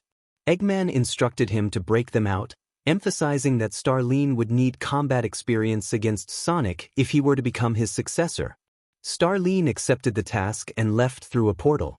Back in the lab, Eggman worked on a small device using holograms, determined to make it nearly unbeatable. He couldn't suppress a smirk as he envisioned the chaos his new plan would unleash upon Sonic. With a sinister laugh, he declared that if he couldn't have Mobius, then no one would. A few weeks had passed since Starline left the Eggman base in his secret location. Eggman was working diligently to complete his research on his latest project, the metal virus, which he considered his greatest achievement to date. He was eager to see the effects of the virus when introduced to actual living subjects.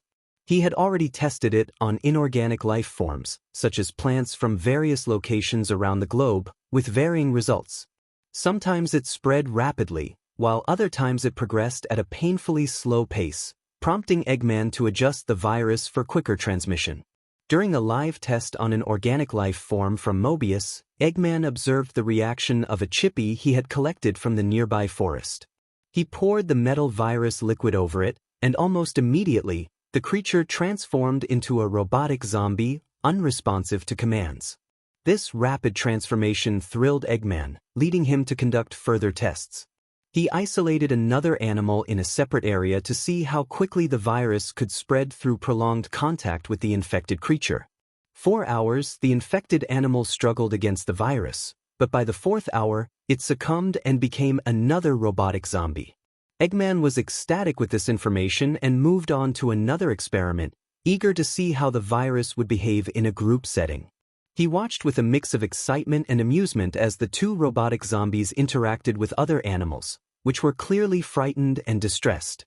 However, Eggman noticed something unusual about the last organic life form. Instead of simply spreading the infection through touch, the robotic zombies exhibited aggressive behavior, tearing the animal apart. This unexpected outcome disturbed Eggman, who had not intended for his experiments to result in the death of all organic life forms. He merely wanted to transform them into robots to reshape the planet in his image. Determined to understand this behavior, he introduced another organic life form into the test.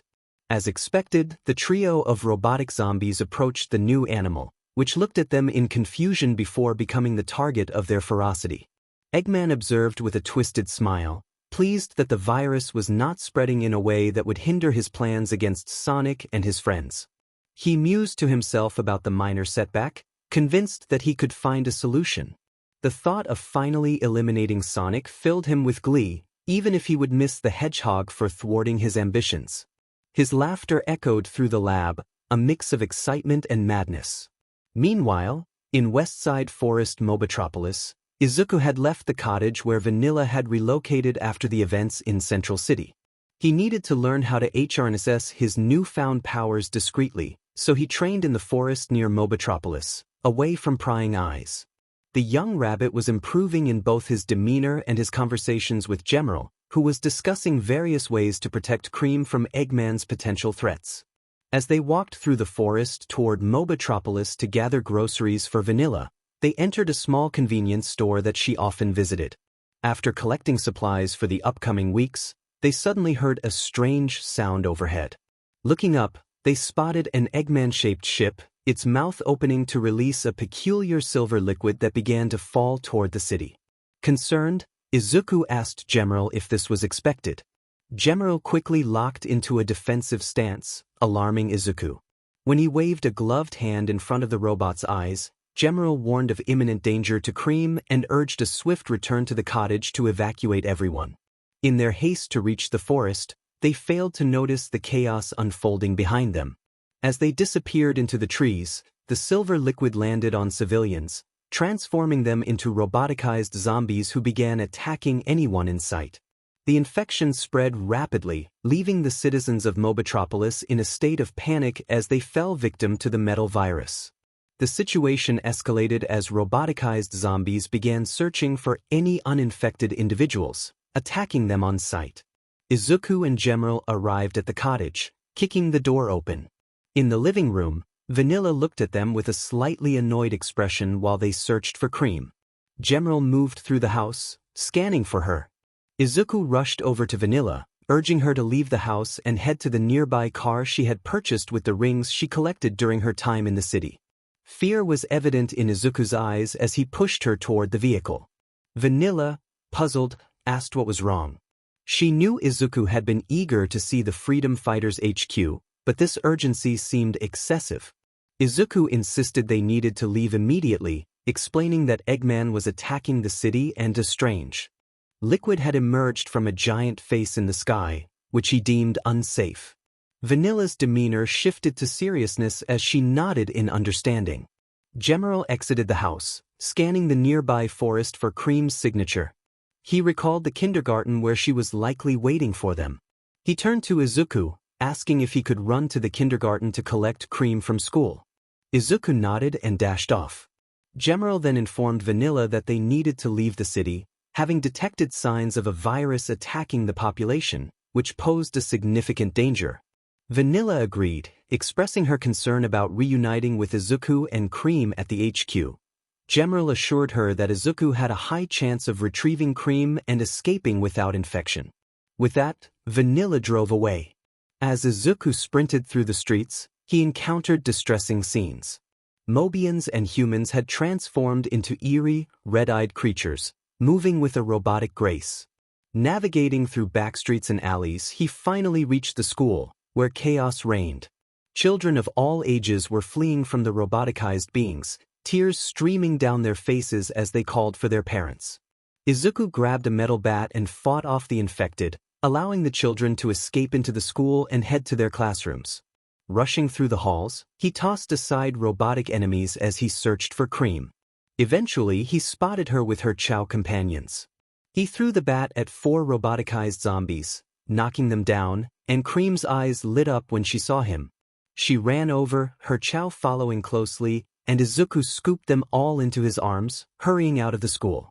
Cream asked if he would help the others escape, and after a moment's hesitation, Izuku decided to head to the principal's office to use the intercom system.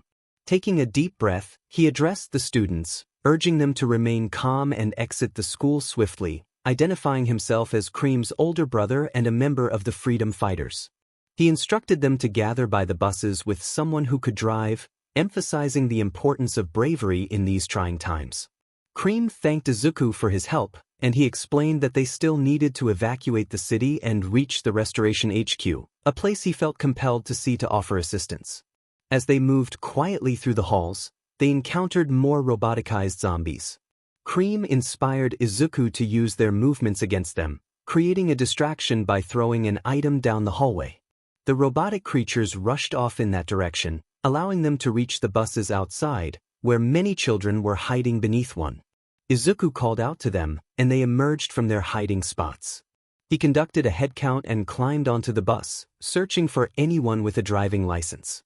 When no teachers were available, the frightened children informed him that all had been taken by the monsters. Determined, Izuku instructed everyone to buckle up, announcing that he would drive them to safety. After closing the retractable doors, Izuku started the bus using a key he had found earlier. The loud cries of the robotic enemies echoed outside as he put the bus in gear and accelerated down the road. He maneuvered through obstacles, focused on getting the children to safety despite the damage to the bus.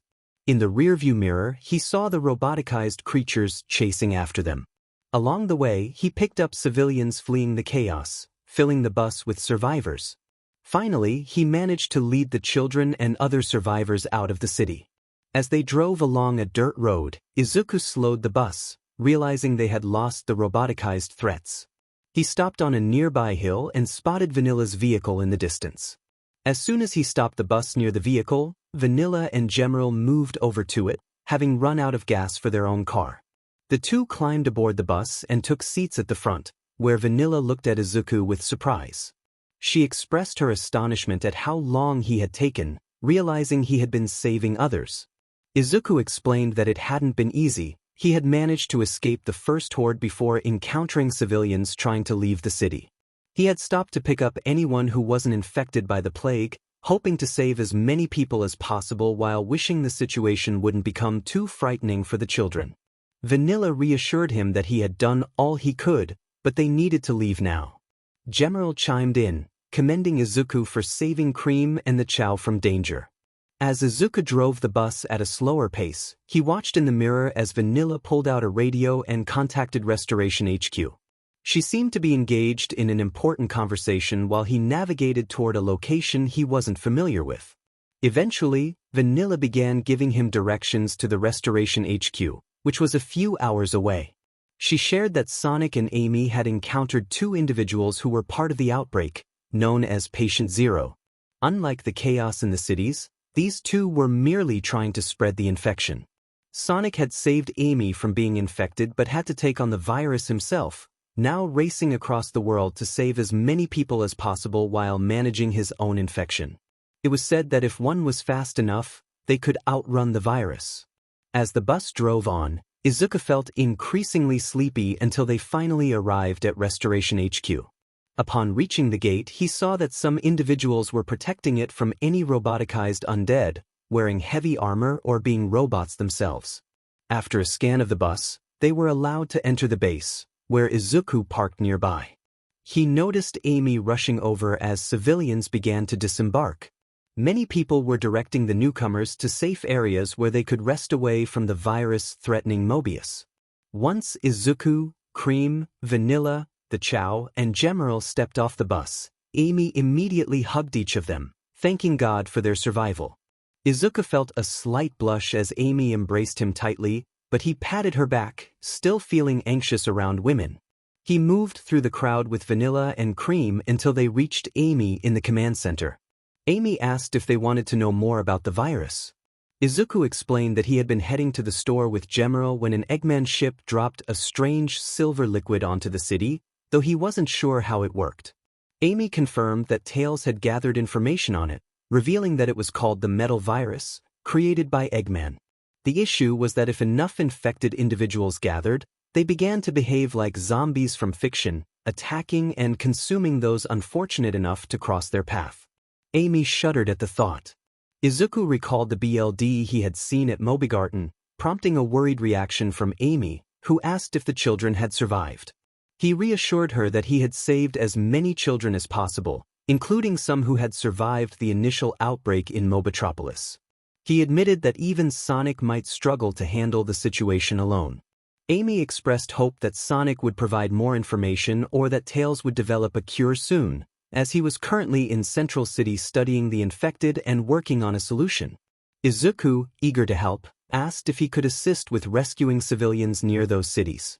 Amy agreed and suggested he help 𝗬𝗏 in Central City, knowing his support would be valuable. Izuku nodded and rushed off to the hangar bay, where he boarded one of the ships heading to Central City. The ship took off, and as it flew over 𝗬𝗏's lab, Izuku leaped out, landing just outside. He knocked on the door, and 𝗬𝗏 opened it slightly, allowing him inside. 𝗬𝗏 was focused on creating a vaccine for the metal virus, and Izuku made sure not to interrupt him. He heard 𝗬𝗏 mention needing a life sample of the virus, prompting him to assure 𝗬𝗏 he would retrieve it. Quietly, he moved through the building, opened a nearby window, and climbed out. After gathering some leftover samples of the metal virus from the street, he covered the vial and rushed back into the laboratory. Knocking on the door again, he handed the vial to 𝗬𝗏, who immediately began working on re-engineering the virus to transform it into a cure based on the data Sonic provided. Just as 𝗬𝗏 started to upload the information to Restoration HQ, the building's internet went out. 𝗬𝗏 quickly pulled out the hard files from his computer when Izuku was unexpectedly launched through the metal door to his hidden computer. Izuku, with some BLD trickling down his forehead from hitting the corner of the counter, was pulled into the area where 𝗬𝗏 kept his ship. Fortunately, he managed to keep hold of the files, placing them on his stomach as 𝗬𝗏 guided him behind the shutters of the mecha. Breaking through his lab, 𝗬𝗏 tossed aside a few infected creatures that rushed toward the escape route where Whisper and Tangle were last seen in Central City. The two had reached the escape shuttle set to depart for Restoration HQ when Izuku handed the files to 𝗬𝗏, who looked at him in shock. Izuku urged 𝗬𝗏 to leave, declaring that he would hold off the approaching 𝗧𝗵𝗲. Without hesitation, 𝗬𝗏 took off into the sky as Izuku leaped from the plane 𝗬𝗏 had built and onto the side of a nearby building.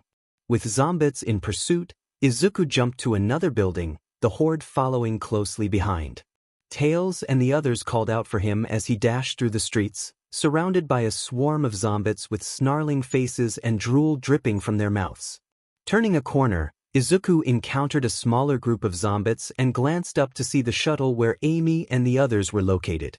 He smiled at the sight of Cream peering down at him from the ship, but the 𝗧𝗵𝗲s closed in from both sides.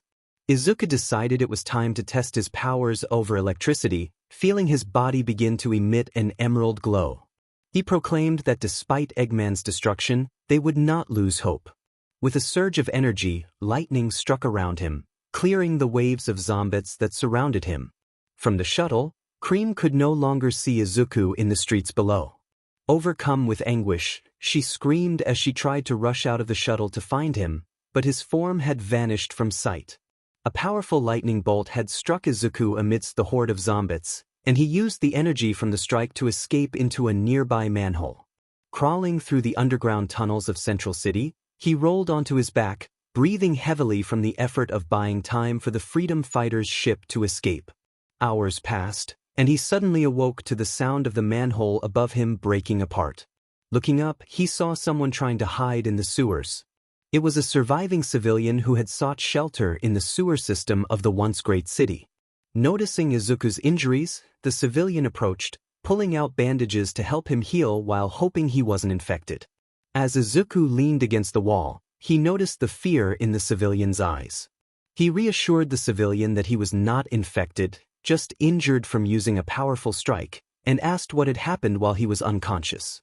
The civilian pointed behind him, and Izuku turned to see hundreds of hungry 𝗲𝗵𝗲s rushing toward them. They quickly climbed the ladder to escape the undead threat. The civilian fled as Izuku climbed out of the sewer. Surveying the area, Izuku ran as fast as he could, searching for the rest of the restorationists who had left Central City. Once he exited the city, he caught his breath and took stock of his surroundings. The city had transformed into a metropolis of metal and mechanical might, with the once vibrant forest now replaced by a mechanical landscape. Standing up from his kneeling position, he moved in the direction of the ship the restorationists had flown in. After stumbling through the area for what felt like hours, he came upon a small town on a hill, where he spotted a massive ship. As he entered the town, he saw two people fighting against the 𝗲𝗵𝗲s and rushed to assist them. Landing on a nearby building, he overheard a conversation between Sonic and a lemur-like woman, who was joyfully fighting the 𝗲𝗵𝗲s.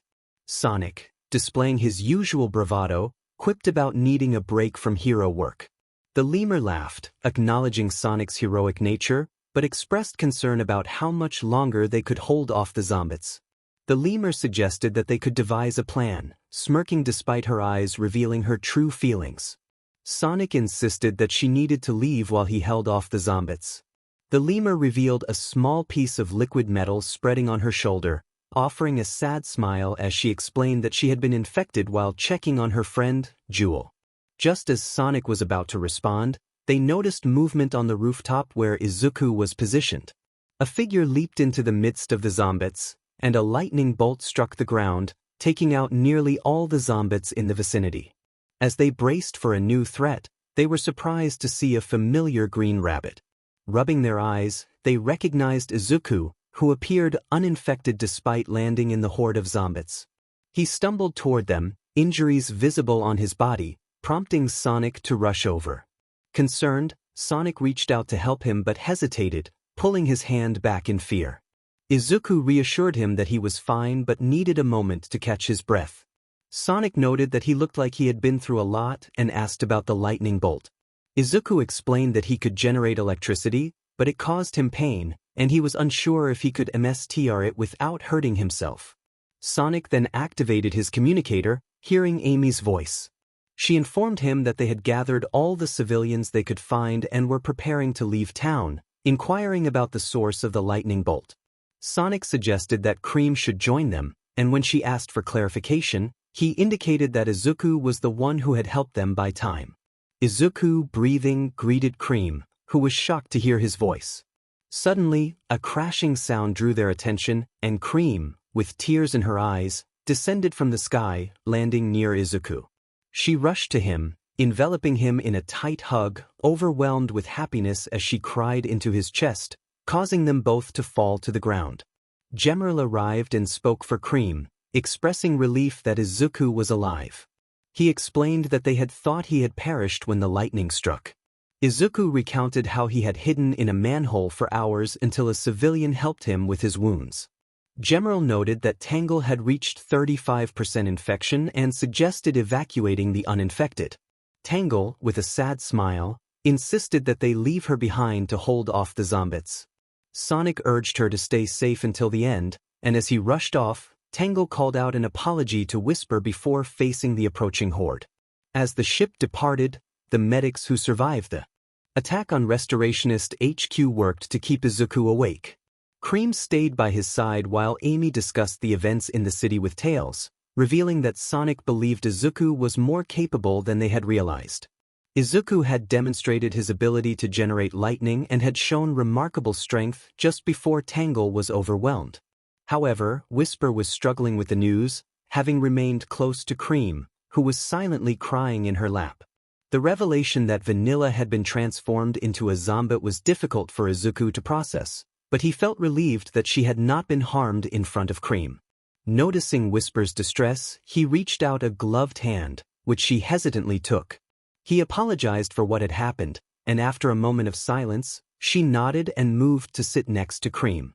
They remained quiet as they landed near a safe zone that the 𝗧𝗵𝗲 had not yet invaded. As they brainstormed their next steps, they listened to plans from Eggman and others. Outside, Izuku sat on a bench, still recovering from the lightning incident, but he wasn't alone. He could see Whisper nearby, aiming a scoped weapon at Eggman through the window. He prepared to intervene to prevent her from harming the man who could help them save Mobius from the 𝗧𝗵𝗲 when Cream stepped in front of the scope. Izuku felt a growing concern for Whisper as she lowered her weapon, her gaze fixed on Cream. An unspoken understanding seemed to pass between them, and Izuku noticed tears streaming down Whisper's face once more. He decided it was time to intervene, gently placing a hand on her shoulder. As she turned to him, he offered a sad smile and spoke softly, acknowledging her struggles. He reminded her that as long as they could trust Sonic to resolve the situation, she would have the chance to reunite with 𝗕𝗏, the one she mourned. Cream supported Izuku's words, expressing her belief that Sonic would find a way to save them, despite his apparent exhaustion. Whisper took a moment to absorb their words before nodding and stepping away, waiting for the others to finalize their plans. They then moved on, searching for Knuckles, hoping he was still alive somewhere in Mobius. Hours passed as they scoured the planet, finally arriving at the serene floating island known as Angel Island. When the ship touched down, Sonic leaped off the roof and greeted Knuckles, who was busy trying to shake off the remnants of his infection. Once everyone disembarked, Knuckles surveyed the situation and turned to Amy, confusion etched on his face. He questioned what had happened and why Sonic resembled Metal Sonic. Amy explained that they would need time to discuss everything, but she had to inform him that Restoration HQ had been lost. Knuckles' confusion deepened as he exclaimed in disbelief, demanding to know how it happened. Whisper, passing by, muttered for him to ask Eggman. Knuckles glared at Eggman, who chuckled and looked away, whistling nonchalantly. Eggman remarked that he never expected to create such an unpredictable virus, laughing at the chaos it had caused. Izuku stood among the others, his eyes fixed on the growing army of 𝗧𝗵𝗲s.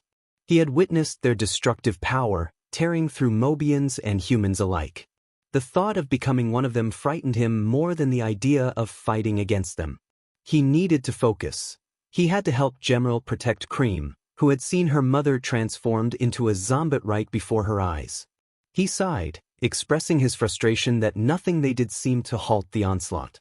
Sonic, running on a treadmill, echoed his sentiment, sharing in the struggle. Izuku couldn't help but chuckle at the sight of Sonic, reminiscent of a hamster in a spinning wheel.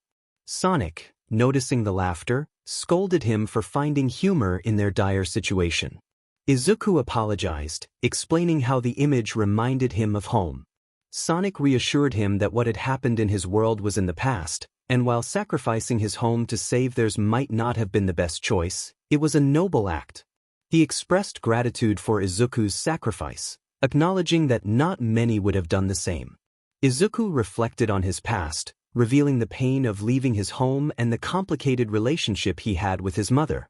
The two shared a moment of silence before Sonic felt compelled to apologize for his earlier words, admitting that he had been wrong to blame Izuku for not saving his own reality.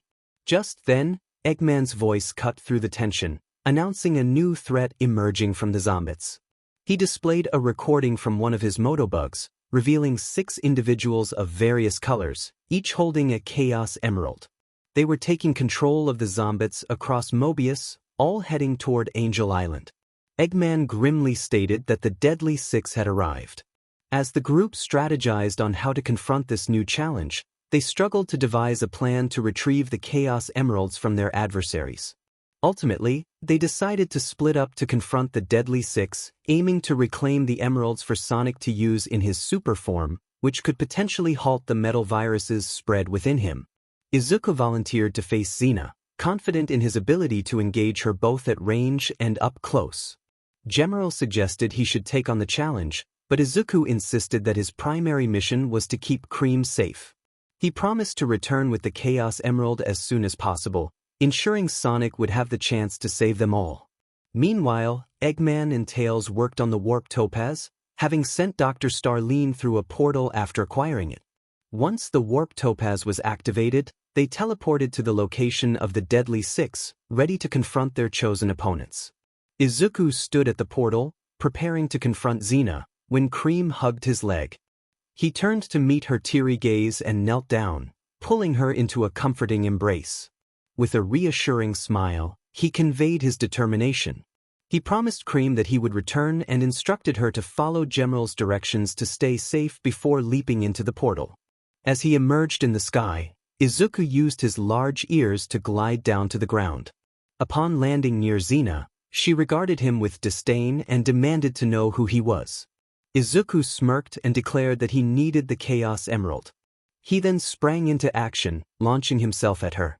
Meanwhile, Tails and Amy arrived at their designated location, where 𝗬𝗵𝗲 was seated in a house, enjoying a meal while commanding 𝗂𝗵𝗲 to fetch him more food. He threatened anyone who wasn't a 𝗂𝗵𝗲, warning them of dire consequences if they didn't comply. Tails and Amy prepared to confront him, initially attempting to outsmart him with a clever strategy. However, 𝗬𝗵𝗲 quickly caught on to their plan, and in a fit of rage, he lunged at them, declaring that if he couldn't have food, he would settle for them instead. Back with Izuku, he skillfully dodged the pink WHPS that Xena lashed out at him. He leaped over another WHP, channeling green electricity around his arm before moving his hand forward. A powerful blast of compressed air and electricity surged toward Xena, who could only stare in astonishment as it enveloped her. She screamed in shock as her body reacted to the electric surge. Izuku rushed toward her as she writhed in pain, but she quickly regained her composure and retaliated with a shockwave that sent him crashing into a nearby wall. Grabbing him by the throat, she glared down at him, but he met her gaze with unwavering determination. She taunted him about the fear he would feel when she infected him, pushing him toward the 𝗂𝗵𝗲 nearby. As Izuku struggled against her grip, he felt the 𝗂𝗵𝗲 reaching for him, but he was suddenly surrounded by electricity. Confused, Xena looked down at him just as the sky darkened ominously. With fierce determination, Izuku gripped her shoulders tightly and declared that he feared her because he had faced someone far scarier. The sky darkened further as Xena attempted to throw him off, but he held on even tighter. Green lightning struck down, hitting both of them. Xena let out a pained scream as electricity coursed through her body. Amidst her cries, Izuku managed to seize the Chaos Emerald from her chest and jumped away, feeling a strange sensation on his arm but dismissing it as he rushed toward the portal back to Angel Island. Upon landing safely on Angel Island, he was greeted by his friends, Amy and Tails, who cheered for his return. The Babylon rogues had not yet returned, but they had tossed the Chaos Emerald through the portal. Espio arrived with another Chaos Emerald, wearing a confident smirk, while Silver and Whisper joined them, each with their own emeralds. Everyone was smiling until they noticed Izuku's confused expression. He blinked at them, then looked down at his arm, where a small dribble of the metal virus had appeared, causing his face to pale. Amy urgently instructed him to toss them the Chaos Emerald before it became infected, and he complied. As they gathered the Chaos Emeralds, they realized one was missing. Suddenly, a sound from afar caught their attention. Izuku distanced himself from the group, sitting at the edge of Angel Island while staring at the approaching army of 𝗂𝗵𝗲s. He sighed and observed his friends making plans before turning his gaze back to the enemy. He muttered to himself that if they couldn't find it in their hearts to send Sonic now, he would take matters into his own hands. He noticed the infection on his arm had worsened, spreading further as he stepped back. Just then Rouge approached him, concern etched on her face, and asked what he was planning. Izuku inquired if they were preparing to fight, and Rouge nodded nervously. He resolved to create an opening for them to retrieve the Chaos Emerald from 𝗧𝗏, the leader of the Deadly Six. He felt a sense of urgency to do something significant, to make his sacrifice worthwhile. Rouge pleaded with him not to go through with his plan, but Izuku turned away from her and rushed toward the edge of Angel Island. Sonic recognized the look in Izuku's eyes and sprinted to stop him, with Silver flying alongside. Izuku leaped off the edge, soaring toward 𝗧𝗏, who looked up in confusion as Izuku descended. The sky darkened as 𝗧𝗏 looked up at Izuku, who had just landed on his chest where the last Chaos Emerald lay. Holding on to 𝗧𝗏, Izuku placed one hand on the Chaos Emerald, trying to pull it out as his electricity surged within him. 𝗧𝗏 shouted at him, demanding to know his plan, while Izuku declared himself just a distraction. As Sonic and Silver flew after Izuku, they witnessed a massive lightning strike hit 𝗧𝗏 from above, causing him to growl in anger and pain. With 𝗧𝗏 distracted, Sonic and Silver managed to get close enough to retrieve the Chaos Emerald just as 𝗧𝗏 hurled a group of 𝗧𝗏𝗲ts onto Angel Island. The 𗗧𝗏𝗲ts quickly began attacking the others, and soon a large portion of their remaining numbers became infected. Izuku leaped away from 𝗧𝗏, who glared down at him with fury, but Izuku smirked back defiantly. Suddenly, his body was enveloped by the metal virus, transforming right before 𝗧𝗏's eyes. With dramatic irony, 𝗧𝗏 slammed Izuku into the ground, glaring down at him furiously. Meanwhile, Sonic and Silver used the Chaos Emeralds to transform into their super forms, regaining their full power. They then utilized the warp topaz in Silver's possession to disintegrate the metal virus in the sunlight. As 𝗧𝗏 continued to overpower Izuku, the boy's body was broken apart only to be reassembled by the metal virus. Just then, the virus was forcefully extracted from him, and 𝗧𝗏 smirked at Izuku. Confused for a moment, Izuku gathered electricity around him and struck 𝗧𝗏's chest with a powerful fist. 𝗧𝗏 coughed out in surprise as Izuku leaped above him, declaring his attack with enthusiasm. The explosion from his strike created a shockwave that caught the attention of Sonic and Silver, who watched in awe as Izuku took down 𝗧𝗏. Once the shockwave cleared, Izuku stood triumphantly on 𝗧𝗏's unconscious form, fist raised in victory. Silver looked at him with shock and admiration as Izuku called out to them, expressing his relief at stopping the metal virus. Before he could celebrate, Rouge tackled him, expressing her frustration at his reckless actions. Izuku blushed as she pulled him into a tight embrace, apologizing for his impulsiveness. Rouge warned him not to put himself in danger again, emphasizing how worried she and Cream had been. Izuku, feeling guilty, looked down as they locked eyes, green meeting blue. Just then, Silver rushed over with a serious expression, pulling Izuku into a hug to show his appreciation for the boy's bravery. He advised Izuku to leave the dangerous tasks to them in the future, and Izuku nodded in agreement. He apologized for stealing their spotlight, but Sonic reassured him that he hadn't stolen anything. He had just put himself in unnecessary danger. Sonic reminded him that he could have been seriously hurt had he not landed on 𝗧𝗏. Izuku, feeling more guilty than ever, repeated his apology as Rouge pulled him away, declaring that she would keep a close eye on him from then on. Confused, Izuku asked where Sonic was. After the final battle against 𝗧𝗏, Silver sent the villain and his allies back to their planet using the warp topaz one last time. The device exploded, rendering it unusable, and Silver returned to his timeline. Izuku was puzzled by Rouge's continued presence around him, as she had never seemed the type to be so affectionate. Each time she visited Vanilla's house after they repaired the city from Eggman's destruction, Izuku found himself blushing at her attention. He had asked Vanilla about it multiple times, but she only giggled and advised him to use protection when the time came, leaving him even more confused. Retreating to his room, he picked up his guitar, which Vanilla had given him from her attic. He began to fix its strings, eager to create a new song that resonated with his life. Whenever he sang, he had an audience in cream, cheese, chocolate, and general, who always listened attentively. It became a routine for him, and as he prepared for another performance, he noticed something glowing in his drawer. Curious, he reached inside and pulled out an object that resembled a chaos emerald but looked different. As he examined it, the emerald glowed brighter, and suddenly his vision was engulfed in light, transporting him back to a moment from his past. Startled, he exclaimed, and Vanilla rushed into the room, concerned about his reaction. As the blue glow enveloped them both, they found themselves in a place vastly different from Mobius, filled with advanced technology and unfamiliar surroundings. Looking around the place, she soon spotted Izuku standing nearby, looking worse for wear. As she walked over, she reached out a gloved hand to place it on his shoulder, only to find it passing through his body as she took in her surroundings. They were on top of a building. As she looked around, she noticed that Izuku was a human in this strange place and took in his appearance. He was scrawny, though not excessively so. The baby fat on his face certainly wasn't helping him with girls his age. However, her growing concern was not about that, but rather the presence of another man nearby. His hair was unkempt and scraggly, blonde in color, with two tufts bent at angles that pointed up before curving downward at the edges. His black sclera and deep ocean blue pupils were fixed on Izuku as he coughed up BLD. Vanilla watched as Izuku reached into his pocket to offer the man a handkerchief to help with the BLD. The man thanked him, his voice deep and strong, yet somehow fragile. Izuku, his voice trembling, asked if the man was really All Might. The man confirmed that he was, revealing his true appearance.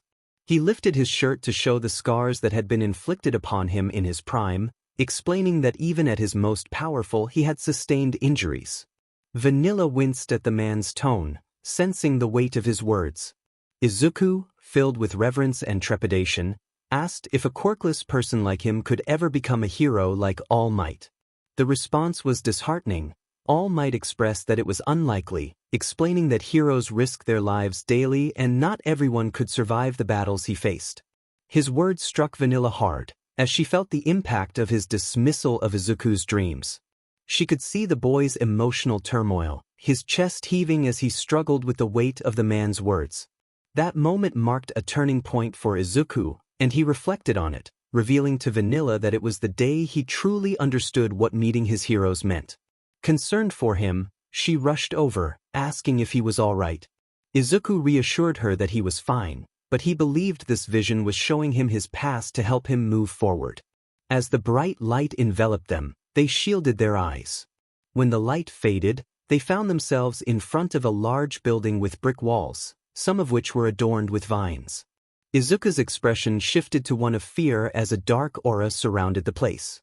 They were soon transported to a classroom, and Vanilla observed from Izuku's perspective during a day at school before meeting All Might.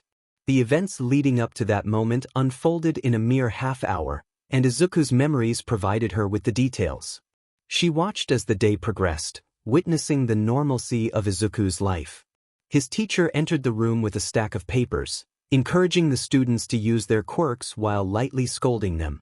Among the students, one young man with ash-blonde hair stood on his desk, glaring at his classmates and proclaiming that they would all be D-list heroes compared to him. He boasted about his perfect score on the mock exams, claiming he would be the #1 hero, far richer and more famous than All Might. Everything seemed to stem from that boy's arrogance. As he continued to brag, Vanilla could hear Izuku's thoughts, quietly muttering that he had achieved a near-perfect score as well. The teacher then addressed Izuku directly, reminding him that he had signed a paper expressing his longing to attend UA High School. The room fell silent, only to erupt in laughter and mockery at the mention of Izuku's aspirations. Mobian Izuku floated down next to the furious rabbit woman, who glared at everyone in the room with righteous anger. Izuku expressed his distress, stating that there was nothing they could do about the memory. Vanilla pulled the boy under her chest, acknowledging his feelings but expressing her dislike for the situation as they continued to watch the memory unfold. Bakugo, the boy with ash-blonde hair, leaped from his seat and targeted Izuku immediately after the class finished mocking him. Vanilla hugged Izuku tighter as she witnessed Bakugo unleash his super ability on him, taunting him for lacking power in that world while still aspiring to be a hero. While others, including Bakugo, saw it as a mockery of the hero life, Vanilla felt a spark of inspiration from Izuku's determination. He was doing everything he could to become a hero, training his mind even if he wasn't training his body. She understood that the mind could be more powerful than the body. As the day progressed, Bakugo continued to unleash explosive attacks on Izuku, prompting Vanilla to hold him even tighter. When Bakugo left the room, he made a cruel remark about Izuku needing to pray for a quirk in his next life and suggested jumping off the roof. Vanilla's expression shifted from righteous rage to a calm fury, shocked that Bakugo could stoop so low in his emotional and physical abuse toward her surrogate son. She looked down at Izuku, who was crying, clearly overwhelmed by the memory. Unable to bear it any longer, Vanilla closed their eyes just as a bright light appeared, projecting a calming aura around them both. They found themselves in a place that initially seemed safe to Vanilla. As she glanced around, she noticed multiple photos of Izuku's previous family. However, upon closer inspection, she realized the room was a chaotic mess. Alcohol bottles littered the area, and a short, plump woman sat on the couch nearby, drinking and watching the news. The woman barely acknowledged Izuku as he quietly entered the hallway. She spoke to him in a dark tone, asking what he was doing. Izuku, fearful, replied that he was just changing his clothes. Vanilla felt a wave of concern wash over her, realizing that this environment was not safe for a child who had just endured a difficult day at school. As Izuku walked further into the hallway, they heard a crash followed by a hiss of pain. The woman used her quirk on Izuku, and Vanilla felt him tremble beneath her as he struggled to calm his racing heart. They could only watch as Izuku's mother, someone who was supposed to love and protect him, inflicted harm that no mother should ever do. She used her quirk to break his bones, starting softly before a loud crack echoed through the room. Izuku's mouth opened in a silent scream, his voice muffled as he endured the agony. What horrified Vanilla even more was how the mother snapped the bones back into place without leaving a mark on Izuku's skin. After the ordeal, the boy trembled in pain, tears streaming down his face as he tried to crawl away. The woman's voice growled, reminding him that he still had chores to complete before she returned from work, leaving behind a crying boy curled up on the floor. Vanilla pulled Izuku into a comforting hug, whispering her apologies for how his human mother had treated him.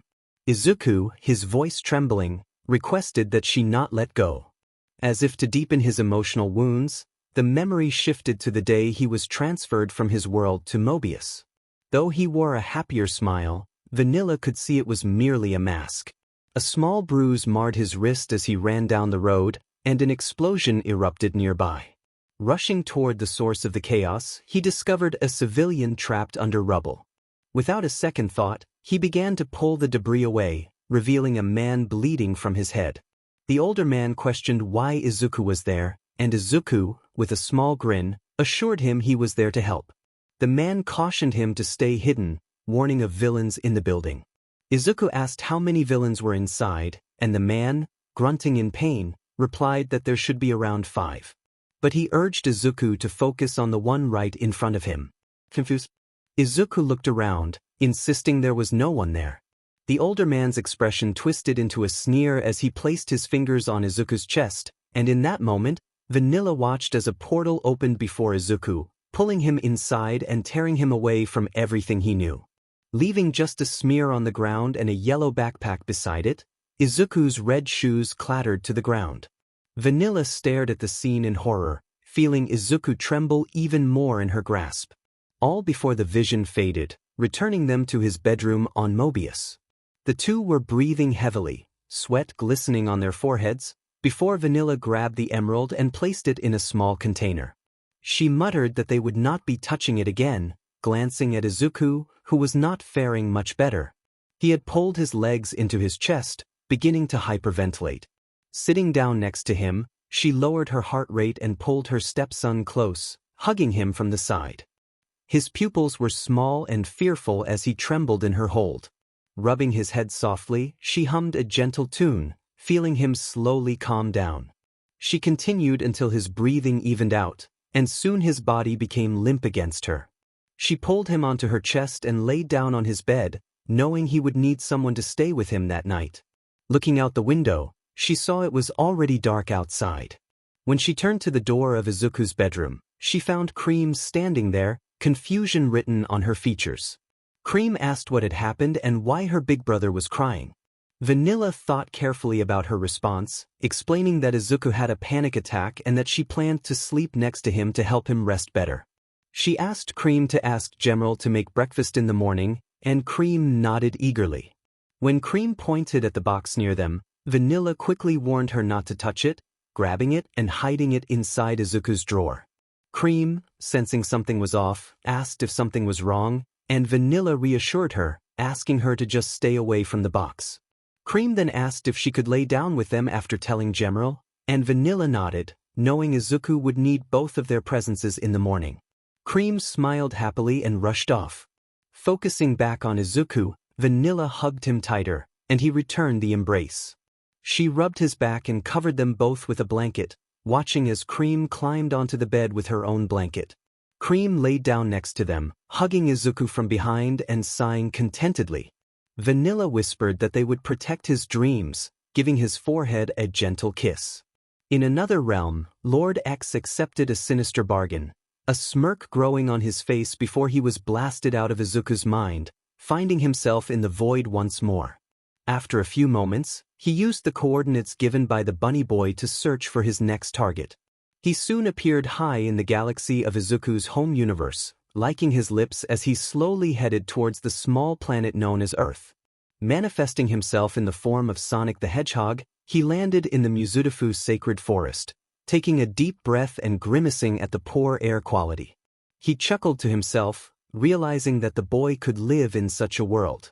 Turning invisible, Lord X walked through the forest until he reached civilization.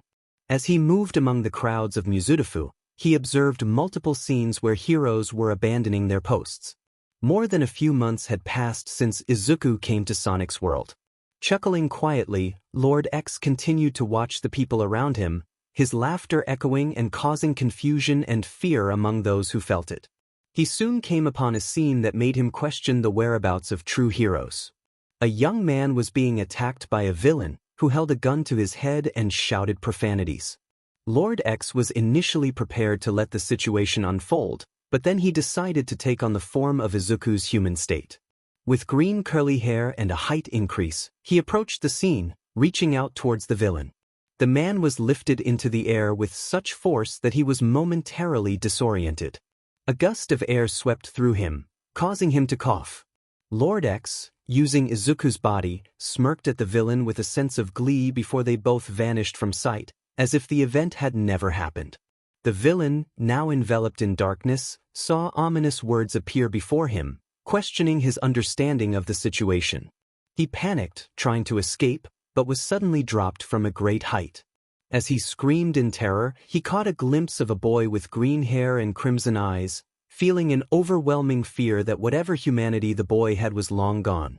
The boy spoke, warning him to hurry to the ground. The boy warned that if the man didn't reach his destination before he did, there would be dire consequences. Fear gripped the man as he hurriedly descended towards the ground, only to be halted by an unseen force just before impact. Suspended in midair, he felt a surge of panic as sweat dripped from his forehead. Desperately, he scanned the surroundings for the entity that had been pursuing him, and then it appeared before him. The figure stood with arms raised high, a twisted smile revealing decayed teeth that made him feel nauseous. "You lose," the voice echoed, and suddenly, the man felt an overwhelming pressure within him, as if his very insides were being forced out. Weeks had passed since Lord X had claimed his first victim, and he found himself chuckling at the thought as he surveyed the aftermath of his actions. The pile of defeated foes served as a grim reminder of those who had tried to challenge him. An eldritch being from beyond comprehension, he had swiftly eliminated those who posed a threat, leaving behind only the vulnerable. With his mere presence, he had taken control of Japan, and he smirked at the women nearby, some of whom bore signs of his influence. Among them was a girl with short brown hair and a hopeful expression, who had come seeking refuge after being rejected from her dream hero school. Abandoned by her parents, she had become a pawn in Lord X's game, alongside others he had captured from the very institution she aspired to join. Such little souls, so much time to play. My deal with the boy is complete, but perhaps I should send a gift. Fighting those with superpowers is quite entertaining.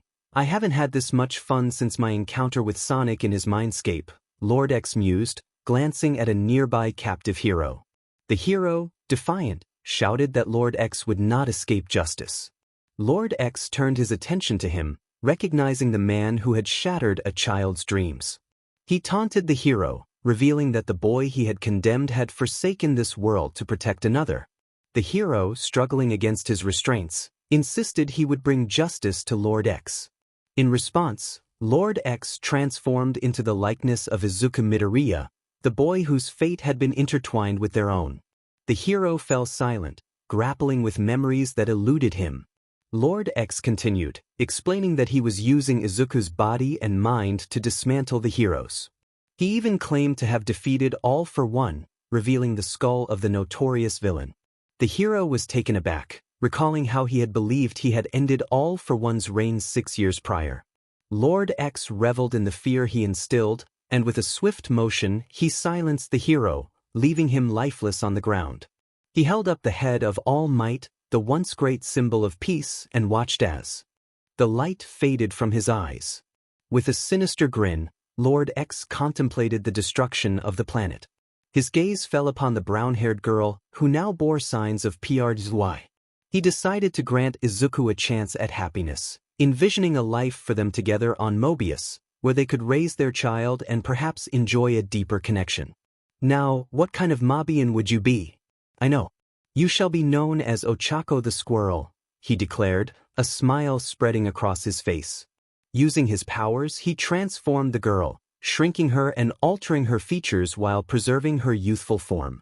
Satisfied with his creation, he sent her to Mobius, ready to embrace the chaos that awaited him. As he sensed the approaching heroes, a booming laugh echoed throughout the city that had once been Mizudafu, and in an instant, they were teleported away, leaving Lord X to revel in his triumph. They all stood in the forest of the wildlife reserve in Mizudafu, Shizuoka Prefecture, Japan. As they surveyed their surroundings, Lord X's voice echoed from all directions, commanding their attention. He declared that he had grown bored with the heroes opposing him and intended to destroy the planet. Before doing so, he announced that he would eliminate everyone living on it, giving them a mere 15 seconds to hide and save themselves from the impending doom. His chilling laughter reverberated across the world. The scene shifted to Izuku Midoriya, who stood at the entrance of the forest, his body twitching and glitching. He fixed his gaze on the screen, a kitchen knife manifesting in his hand. A twisted smile spread across his face, revealing decaying flesh and teeth as he addressed the audience, signaling the start of the survival game. Lord X then strode into the forest, a smug expression on his face. Izuku was moving through the rabbit family's home, feeling grateful that Vanilla had welcomed him without hesitation. Her kindness encouraged him to open up about his past, sharing experiences of bullying and his home life. She understood his struggles and suggested he seek therapy to heal from the mental scars left by his peers. Over the following weeks, after discovering a peculiar emerald in his drawer, Izuku and Vanilla grew closer, forming a bond akin to that of parent and child.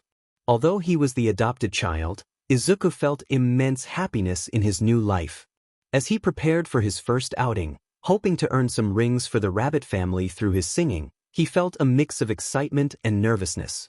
He had never sung for an audience before, only for himself with his guitar. He chose a song from before the Quirk era, a classic by Nickelback. While gathering his things, Izuku heard a thump outside. Curious, he walked around the house and found several strange emeralds on the ground.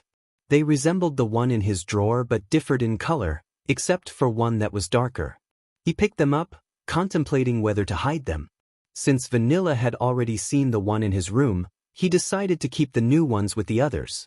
Ignoring the surge of power coursing through him, he placed them in the same box as the light blue emerald, locking it tight and hiding it under a floorboard in his bedroom before grabbing his guitar. He was hesitant about embarking on another memory journey, whether alone or with Vanilla. They had grown closer through those experiences, but he worried she might not be ready for another. Taking a deep breath, he left his room, locking the door behind him and placing the key under the carpet outside before heading to the living room, where he found Vanilla smiling at him. She asked if he was ready for his performance, and he replied, feeling a mix of anticipation and anxiety. Vanilla hugged him, encouraging him to go out and earn some fans. They left the house together. 𝗔𝗵𝗲 and 𝗏𝗏 were waiting by the car with 𝗂𝗏𝗧 and cheese, the two chow happily flying around 𝗏𝗏. Izuku patted the girl on the head as the family climbed into the vehicle and drove to the stage where he would sing. Unbeknownst to them, a large portal with Sonic's color scheme opened in their living room, depositing a girl onto the couch. The drive to the Freedom Fighters base was quiet. Izuku gazed out at the scenery as they passed through various cities and small towns, greeting the inhabitants of Mobius. They expressed their gratitude to Izuku and 𝗏𝗏 for helping them escape from Eggman's latest attack. While 𝗏𝗏 happily waved back, Izuku lowered his head at the praise, feeling uncomfortable with the attention. Vanilla noticed his reserved nature, understanding that he was not accustomed to compliments and kindness, often wary of others' intentions. It wasn't outright stated by the boy, but his actions spoke volumes about how he had been raised and mistreated by his peers. Vanilla asked Izuku when he wanted to start his therapy sessions, casting him a brief glance. He hesitated, stammering that he would like to begin next week. Vanilla smiled and assured him that she could arrange for Vector to set up a time for them.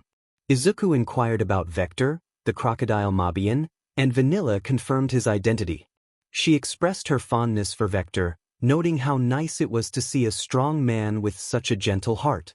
Izuku offered his condolences about her past relationship, to which Vanilla responded that the past was unchangeable. As they approached the base of the Freedom Fighters, Izuku reflected on how jarring the sight of the large mountain base had been when he first arrived, though he had since grown accustomed to it.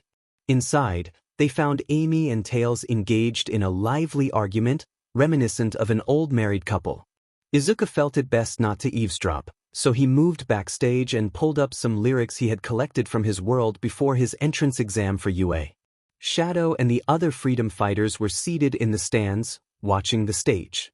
Vanilla joined Shadow, who acknowledged her presence.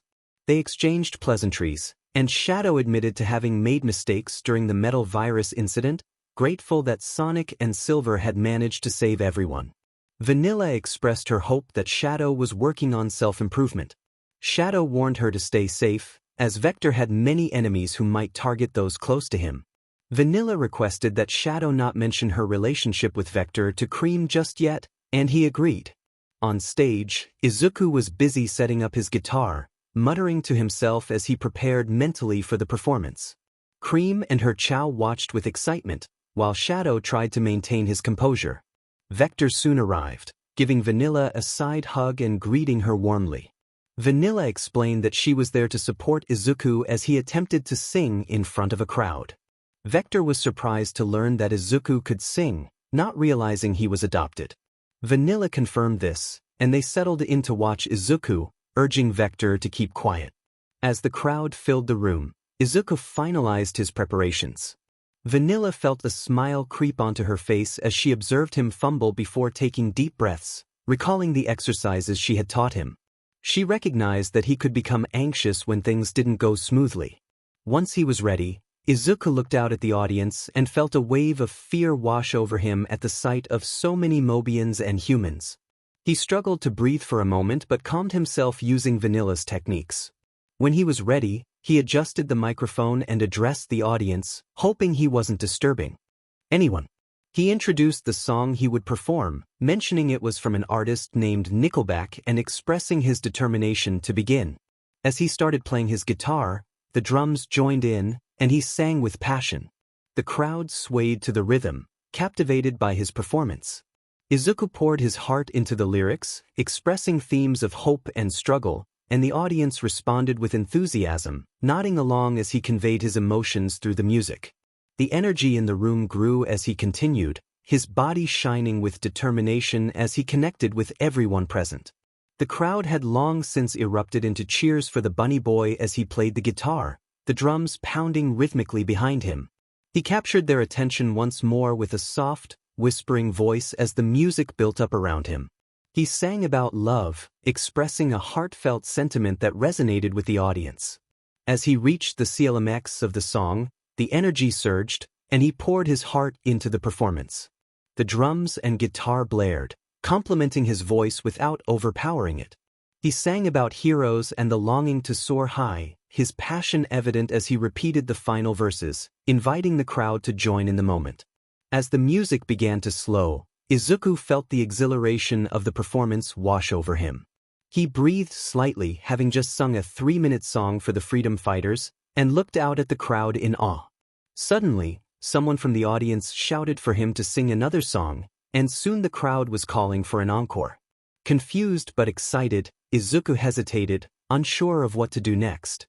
Vanilla encouraged him to choose another song, and despite his concerns about the artist's popularity, he agreed to sing again, noting that it would be a more somber tune. After taking a moment to drink some water, he began to play again, his fingers dancing over the strings of his guitar. He sang about the struggles of feeling lost and the importance of reaching out for help, his voice soothing and sincere. The audience listened intently, some with tears in their eyes, as he conveyed a message of hope and resilience. As the song progressed, the music swelled once more, building to a powerful crescendo. Izuku's voice remained soft yet strong, resonating with everyone present. He sang about the shared experience of feeling abandoned and the importance of holding on, encouraging listeners to keep trying and to believe in themselves. When he finished, the crowd erupted into cheers, arms raised in appreciation. Izuku smiled, feeling the warmth of their support. He noticed Vanilla's concerned expression but chose to focus on the joy of the moment. Cream and her 𝗬𝗪 waved excitedly, and 𝗕𝗫𝗄 nodded in approval. Grateful for the audience's presence, Izuku thanked them for coming and expressed his surprise at their enthusiasm for his singing. As he left the stage, he gathered his belongings, feeling a presence behind him. He turned to see Rouge the Bat, her voice playful and familiar as she complimented him. Her teasing words made his cheeks flush, and he felt a rush of warmth as she continued to speak close to his ear. Despite his flustered state, he remained upright, captivated by her presence. With a smirk, Rouge playfully acknowledged his reaction before lifting him onto her shoulder, wrapping his guitar carefully as she made her way toward the exit where Vanilla and the others awaited. Walking through the door, Vanilla glanced in Rouge's direction and let out an exasperated sigh as she approached the vampire Batwoman. She expressed her concern that one day Rouge would give someone a heart attack and advised her to treat him well when she eventually revealed her feelings. Rouge smirked and remarked that a lady never shares who she likes, especially not with Vanilla. However, she acknowledged the advice and admitted she wanted to tell him how she felt but believed it wasn't the right time. Vanilla encouraged her to spend time with him at their home, assuring her that she was always welcome there. As they parted ways, Izuku sat inside Vanilla's vehicle, with Cream looking at him with concern. The rabbit family left, with Vector hitching a ride from Vanilla to return home after walking all the way there to hear Izuku sing. As they drove off into the distance, a portal of purple and red appeared on a nearby hill, and something emerged from it, landing gracefully on the ground. Surveying their surroundings, they noticed a small town not far away before closing their eyes to sense the energies around them. A feminine-looking Mobian remarked that they had returned to this world again and expressed her frustration, hoping Sonic hadn't forced their appearance. She pulled out a box containing empty spaces where emeralds should be, noting that 7 were missing. Observing the car speeding away, she sensed the energy of the sleeping boy inside, realizing it was similar to the energies of the emeralds she sought. Her feline features showed a hint of anger at his possession of them, but she quickly composed herself, determined to approach him and request their return. As she rushed in the direction of Vanilla and her family, a familiar voice reminded her that this was Sonic's home. She acknowledged that she was aware of that but insisted she had a job to do. The drive back to the house was quiet yet peaceful for the rabbit family. After dropping off Vector at his home, he bid them farewell as he entered his apartment complex. Vanilla and Cream animatedly discussed Izuku's potential as a professional singer, while Izuku pondered what to do about Rouge. The vampire bat Mobian had been increasingly flirtatious, leaving him confused about his feelings, as he had never encountered anyone like her before. Shaking off those thoughts, He recalled the strange emeralds that had appeared at Vanilla's home a few days earlier, their presence stirring memories he found concerning. He realized they could empower him if he allowed their energy to overwhelm him, but he was hesitant to use them. As the city came into view, he watched the trees pass by, a small smile forming as he felt the embrace of nature. Within minutes, they arrived home, and as they entered the dark house, they turned on the lights in the living room, only to pause in shock. Izuku was about to approach when Vanilla placed a hand on his chest, looking at him with concern. She asked him to stay outside for a few minutes, and when he inquired if something was wrong, she urged him to explore the forest instead, emphasizing that it was not something he should be involved in. Reluctantly, he agreed to check around the forest. With Izuku heading towards the woods, Vanilla returned inside to see what her daughter had discovered. Cream looked at the human girl with worry, glancing up at her mother with confusion and concern, eventually asking about the strange substance she noticed. Vanilla sighed and told her it was something she would understand when she was older. Cream then offered to help make dinner, bouncing around the room with excitement, and Vanilla agreed, reminding her to keep the noise down. Vanilla walked toward the spare bedroom, which Izuku had helped her prepare a month prior for guests. They had anticipated visitors who enjoyed spending time with Cream and the other children. Vanilla also hoped to adopt another child who had been orphaned due to Eggman's plans. As she laid the young girl on the bed and covered her, she silently growled in frustration, noting the girl's unsettling expression, which suggested she had been through something troubling recently. Vanilla noticed a significant issue with the girl in front of her. She had never seen her before and was concerned about how she had entered her home. There were no signs of a break-in, so the girl couldn't be a thief. That role was typically filled by Rouge, given her affinity for gems. However, upon seeing the bruises on the girl's body, Vanilla hoped she wasn't a victim of abuse, as that could lead to severe emotional trauma. While she kept a watchful eye on the sleeping girl, Cream entered the room with food and tea on a small plate, accompanied by 𝗔𝗫𝗄. They shared their worries about the girl while ensuring Izuku stayed away for the time being. Meanwhile, Izuku wandered through the peaceful forest, enjoying the tranquility of nature surrounding him. He smiled at the flickies and animals scurrying about, searching for places to rest or play. Finding a comfortable spot beneath a tree, he leaned back against the trunk and sighed in relief, feeling safe enough to take a nap without interruptions. As his eyes fluttered closed, the forest animals gathered around him, drawn by his gentle aura. Initially fearful, they now felt emboldened to approach and sniff his sleeping form. As they played around his legs, a butterfly fluttered nearby, eventually landing softly on his nose. Feeling the delicate touch, Izuku scrunched his brows but soon returned to his deep slumber. The butterfly, noticing his movement, took flight again, continuing its journey. Meanwhile, a new presence approached him, their tail flicking back and forth as they crouched down beside him. Izuku felt a gentle brushing against his chest, prompting him to slowly open his eyes and take in the sight of a cat before him. Her neutral expression held his gaze as she spoke. The cat introduced herself, asking why he radiated the energy of the soul emeralds. Confused, Izuku stammered, unsure of what she meant. She explained that the soul emeralds were crucial for keeping her dimension hidden and that only those who had encountered them or faced near death could access it. Izuku, still puzzled, admitted he didn't know what the emeralds looked like. The cat then revealed a box containing 7 missing emeralds, their shapes reminiscent of something he had seen before. Standing up carefully, Izuku dusted himself off and shared his experience of a light blue gem that had appeared in his room, causing a strange mirage. He agreed to retrieve the emeralds for her, ensuring she remained outside while he did so. The cat, named Blaze, made it clear she wanted to avoid frightening him.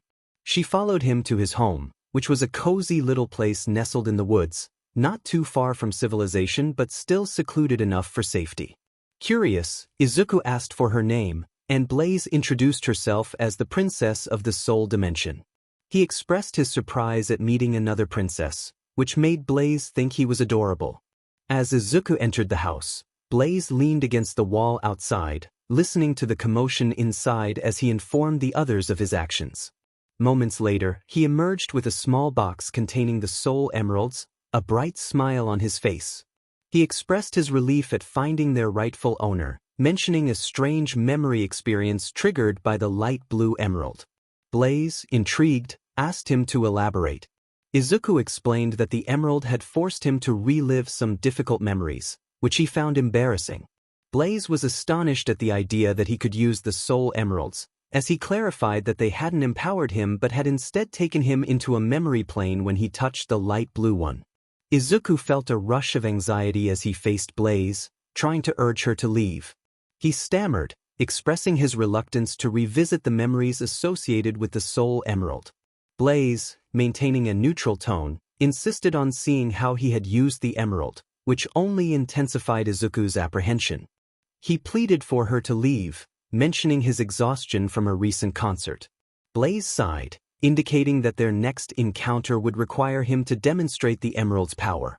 With a nod filled with trepidation, Izuku watched as she collected the emeralds and departed in a burst of flames. Confused, Izuku closed the door and headed back to his bedroom, where he had left his belongings. Just as he was about to enter, a massive robot tore the roof off the house and seized him, causing him to yelp in surprise. Vanilla, hearing the commotion, rushed to his side, calling out his name in alarm. Izuku reached out for her, but the robot pulled him away, marching toward the city. Vanilla screamed in horror, realizing the gravity of the situation. They had just enjoyed a concert, and now Izuku was in danger, taken by a visitor seeking the emeralds. In a panic, Vanilla grabbed her phone and called the Freedom Fighter HQ. A familiar voice answered, and she urgently relayed that Dr. Eggman had kidnapped Izuku. The voice assured her that Sonic and his friends were on their way and asked for the direction Eggman had gone. With tears streaming down her face, Vanilla responded, directing them toward Central City. The voice promised to do everything possible to save him, which brought her a glimmer of hope amidst her despair. She pleaded for them to ensure Izuku's safety, knowing he had already endured so much. Meanwhile, Cream, accompanied by her Chow, inquired about her brother's whereabouts. Vanilla explained the dire situation, but reassured her that Sonic and his friends were on their way to help. Cream's spirit lifted as she expressed confidence in her brother's strength, and Vanilla embraced her child, grateful for her support.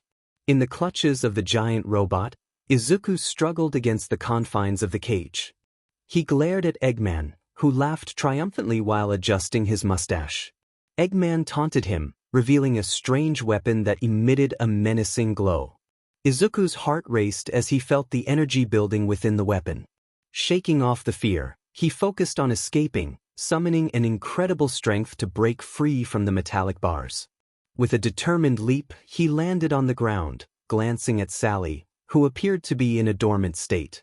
Feeling remorse for her predicament, he approached her charging port, whispering apologies for the situation. As he turned to leave, the lights within Sally's body flickered to life, and she quickly alerted Eggman about his escape. Navigating the Eggman base, Izuku sensed eyes watching him from every angle. The memory of Eggman's grin haunted him as he turned corners, and he soon encountered a group of badniks scanning the area. Realizing Eggman had discovered his escape, Izuku quickly changed direction, searching for an exit. The base felt like a labyrinth, and he grew increasingly frustrated as he recognized familiar piles of debris. As he rounded another corner, a flash of metallic Mobians appeared before him, triggering a surge of panic. He instinctively entered a combat stance, only to realize it was a memory of the infected creatures he had fought before. The harsh recollection sent shivers down his spine, and he recognized the toll it had taken on his mental state. The trauma from battling the relentless hordes of roboticized Mobians weighed heavily on him. Determined to find a way out, Izuku pressed on until he reached a hangar bay. Hearing voices nearby, he concealed himself behind some large boxes. Listening intently, he recognized Eggman's voice, filled with frustration as he demanded results from his subordinates regarding Team Dark. The tension in the air was palpable as Izuku prepared for whatever came next. There were at least 3 robots, and one of them was Shadow the Hedgehog. One of the robots reported, its voice devoid of remorse or fear, simply stating facts. Eggman, frustrated, demanded that they eliminate the intruders or face his wrath, threatening to dismantle them to create more effective machines. As he stormed out of the room, Izuku, hiding behind some boxes, peeked out. He saw Eggman leaving and noticed the robots, which were clones resembling Omega, wilting slightly before following their creator's orders. Izuku decided to follow them, hopping onto the back of one of the robots as they flew through the hangar bay's exit. As they soared towards what he assumed was Team Dark, he remained unaware of a blue blur approaching the base. After a lengthy flight, Izuku felt his arms growing tired.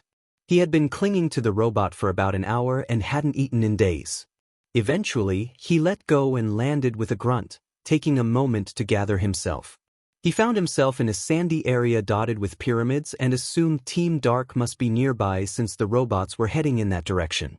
As he moved forward, he kept pace with the flying robots, closing in on Eggman's base hidden within the pyramids. As he approached, some of the robots noticed him and turned to pursue. Izuku quickly entered a combat stance, ready to face them. The first few robots lunged at him, but he dodged and slid under their strikes. He ducked under another attack, grabbed a robotic arm, and spun around, slamming it into its companions. Jumping back to avoid missiles fired from the group, Izuku summoned lightning, enveloping himself in a crackling aura as he charged at the robots. He slid beneath one, delivering an upward punch that sent the robot flying into the air with a loud blast. As he fought, he moved with a speed that reminded him of Sonic, though he knew he wasn't quite there yet. Unbeknownst to him, a flying Mobian watched from above, concern etched on her face, before she flew away. Izuku continued to push back against the robots, but their numbers began to overwhelm him. He struck another robot, causing it to explode in front of him, leaving him breathing from exhaustion. Suddenly, one of the robots kicked him, and another grabbed him by the neck, slamming him into the ground. As he glared at the robots, something caught his attention high in the air. A black hedgehog with striking red quills descended, his red eyes glowing with determination. He crashed into the robot holding Izuku, sending it flying into a group of others before landing beside him. The hedgehog extended a hand, helping Izuku up. They positioned themselves back to back, assessing the growing number of enemies. The hedgehog introduced himself as Shadow, a member of Team Dark, and they prepared to fight together to fend off the remaining robots. Rouge soon joined the fray, bringing along a badnik that had defected from Eggman's forces. Izuku found the banter between them amusing as they battled the remnants of Eggman's robots. Once the last of the robots were defeated, they took a moment to catch their breath. However, their respite was short-lived as Eggman arrived in a massive mechanical contraption. Izuku felt a shiver of fear but shook it off, readying himself for another confrontation. Eggman taunted them, claiming he would reclaim his stolen power source. As the machine powered up, it unleashed a powerful attack. Izuku barely managed to dodge in time, while Rouge and the defected robot flew out of harm's way. Shadow, however, was not so fortunate and took the brunt of the assault. As Izuku was sent flying into one of the nearby pyramids, he leaped at Eggman's machine, channeling his electric powers into his strikes. He believed he was landing powerful blows against the mecha, only to realize that his attacks seemed to empower it even further. Swatted away into the nearby forest, he bounced across the ground like a rag doll, crashing into a sturdy tree that sent a surge of pain through his back. Rouge and the robot from before landed nearby and helped him to his feet, but Izuku felt like he was just a burden to the trio of fighters. He apologized for inadvertently making the situation worse. Rouge reassured him, saying they had come to get him home. She instructed Omega to keep Shadow and Eggman occupied. As Omega rushed off to confront Eggman again, Shadow, having recovered, joined the fray, turning the forest around them into a chaotic battleground while Rouge guided Izuku toward safety. They hurried through the trees, trying to escape the sandy zone that belonged to Eggman. Just as they were about to leave the forest, they stumbled upon a giant golden ring. Izuku glanced at Rouge, who smirked at him in a way that made his heart race. He reached out for the ring, but before he could grasp it, a robotic hand seized him and yanked him back into the forest, causing him to cry out in fear.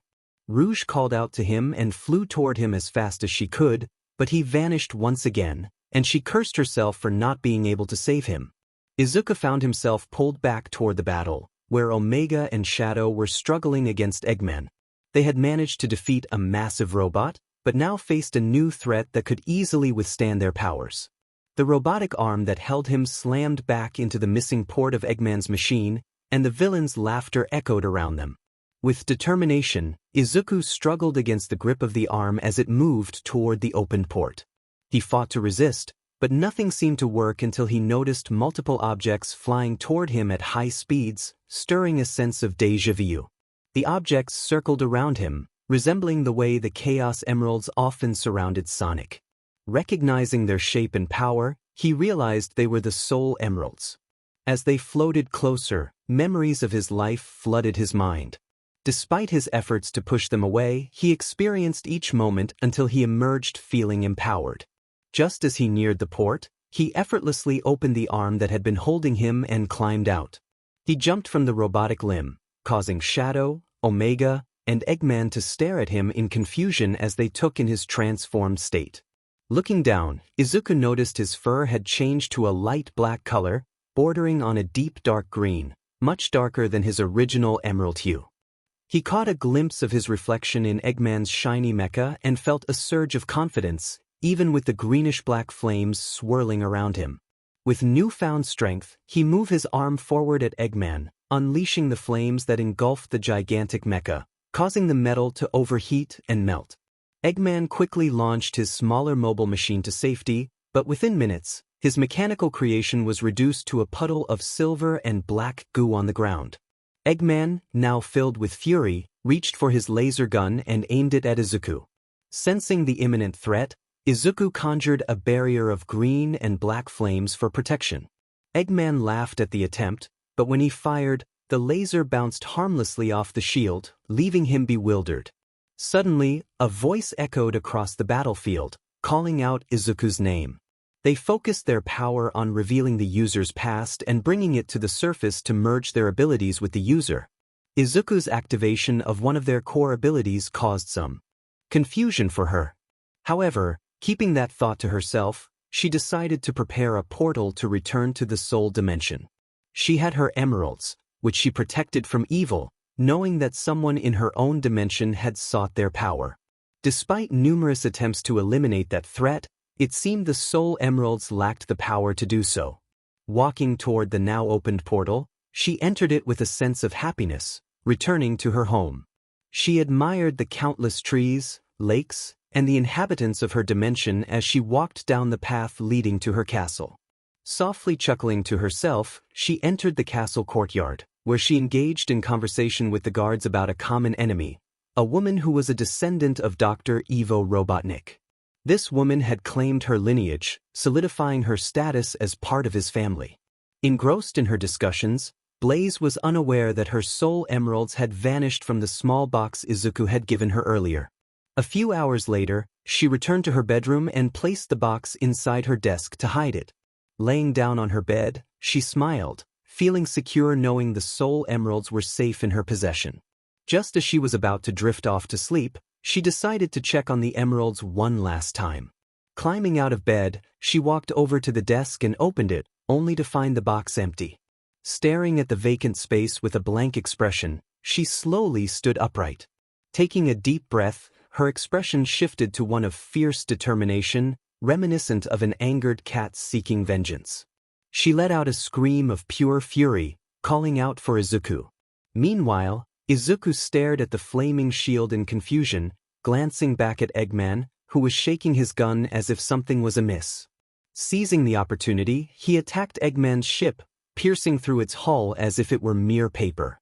He felt the intensity of his flames increase as he pulled an arm back, forming a bow made of fire. As he shaped an arrow from the flames, lightning coursed around his fingers, culminating in a green lightning arrow appearing in his hand. Releasing the arrow, it embedded itself in the armor of Eggman's mecha, resulting in a spectacular explosion of electricity. The bright lights obscured Izuku and Shadow's view as they waited for the brilliance to fade, revealing Eggman's mecha, now crackling with energy. The giant machine suddenly imploded, then exploded outward, prompting Eggman to glare angrily at Izuku before deploying his best robot, Metal Sonic. Eggman commanded Metal Sonic to defeat Izuku, and the blue blur swiftly charged at him. Taken aback by the sight of a robotic Sonic, Izuku was caught off guard when Metal Sonic slammed its metallic fist into his face, sending him crashing to the ground. Though uninjured, he was confused by the presence of a robotic version of his friend.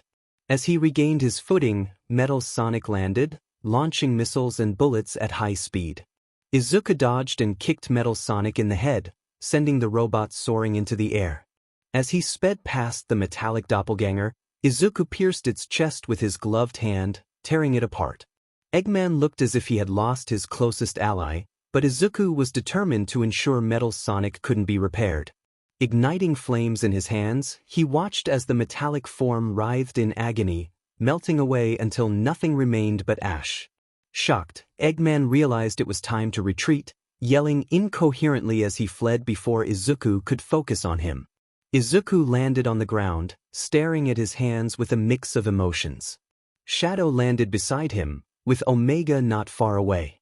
They noticed the disgust on his face and shook their heads. Shadow patted Izuku's back while Omega scanned him for any anomalies, detecting an unfamiliar energy surrounding him. That energy does not belong to Izuku, Omega noted, questioning where it had come from. Shadow shrugged, expressing indifference about the source. He acknowledged that Izuku had sent Eggman packing with his newfound power but wondered how long he would remain in that form. The rabbit boy stood before them, still wearing a confused and disgusted expression. His deep green fur matched his eyes, and green flames danced around him, giving the impression of a bonfire stoked to life. His ears seemed slightly larger, but that thought was interrupted when a purple arm flew into view and struck Izuku's cheek, sending him to the ground. As he held his cheek, the soul emeralds landed softly nearby before the arm snatched them up, glaring at Izuku with intense hatred. A feminine voice growled, accusing him of deceit. Izuku recognized Blaze, the Catwoman, who glared angrily at him. She accused him of trying to trick her out of her precious emeralds. Izuku protested, insisting he hadn't stolen them and that she had seen them before leaving. Shadow, observing the escalating tension, decided to leave the two to their quarrel, departing with Omega. Izuku found himself facing a very angry Blaze, who continued to scratch at him with her claws as he ducked and weaved to avoid her attacks. Meanwhile, Rouge flew overhead, a smile forming on her face as she watched the scene unfold. She landed nearby, intrigued by the chaotic interaction. With a mischievous glint in her eye, she discreetly grabbed one of the emeralds from Blaze's grip, examining it with curiosity. After about 10 minutes, Blaze finally calmed enough for Izuku to explain how he had come into possession of the emeralds. He described how they had appeared around him as if summoned from thin air and how he had experienced vivid memories of his past before transforming into a new form surrounded by flames. Blaze listened, her expression shifting from anger to concern as she sighed in exasperation. She sat down, reminding him of the dangers of such power unless one became one with the emeralds, as she had in the past. Rouge then announced her presence, stating it was time to take Izuku home. Izuku, having sensed her presence earlier, flinched slightly. Blaze sighed and left, casting Izuku a warning glance before creating a portal back to the soul dimension. Unbeknownst to them, Eggman had a robot observing their interaction, eager to seize the emeralds for his own ambitions. As Izuku was flown to a nearby car that Rouge could drive, they settled inside, the air rushing past them. Izuku looked guilty, gazing out at the vast expanse of Mobius while Rouge glanced at him with concern. With a sigh, she spoke softly, encouraging him not to dwell on his encounter with Metal Sonic. She reassured him that Metal Sonic was not a truly sentient being and that he had been preventing a greater evil from being restored. Curious, Izuku asked why she liked talking to him. Rouge responded playfully, questioning why she needed a reason to like him. Izuku insisted he wasn't a kid, stating his age, which made Rouge giggle. She complimented him, appreciating his stutter, his aversion to harming others, and his gentle nature. She believed his stuttering stemmed from his past experiences, and that those traits were not undesirable. Izuku inquired about what else she liked about him, prompting a teasing response from Rouge. She expressed her fondness for his large ears and his singing voice, suggesting it could lull her to sleep. She also admired his drawings of Sonic and others, but paused with a mischievous smirk, teasing him about his admiration for her. Izuku blushed, looking away, and Rouge playfully suggested that once they were out of sight, she might allow him to get a little closer. Izuku, feeling uncomfortable, questioned the appropriateness of such actions. Rouge assured him it would be fine if she consented, leaving him flustered. The remainder of the drive was quiet, with Rouge blushing slightly and Izuku staring out the window, lost in thought. Hours later, they arrived in the peaceful forest where Vanilla, Cream, and her chow lived in tranquility. Rouge stopped the car just a mile away from the house, glancing at Izuku with a playful smile. Izuku looked at her, confusion evident on his face as the vampire bat leaned back against the car door. He hesitated, wondering if something was amiss. Rouge broke the silence, teasingly asking if he wanted to touch her. Izuku blushed, feeling a mix of embarrassment and surprise. He protested, questioning if it was wrong, to which Rouge responded that as long as she consented, it wasn't harassment. Izuku stared into her eyes, uncertain and wary. He asked if she was trying to trick him, and Rouge's expression turned serious. She playfully warned him not to provoke her, which only added to his bewilderment. Izuku expressed his discomfort with how quickly things were moving, suggesting they should go on a date first. Rouge smirked, explaining that as Mobians, time passed differently for them. As she leaned closer, Izuku instinctively leaned back in his seat, feeling a rush of emotions. Rouge floated slightly, landing on his lap and pushing the seat back. Izuku's face turned beet red as he felt her warmth and noticed her playful demeanor.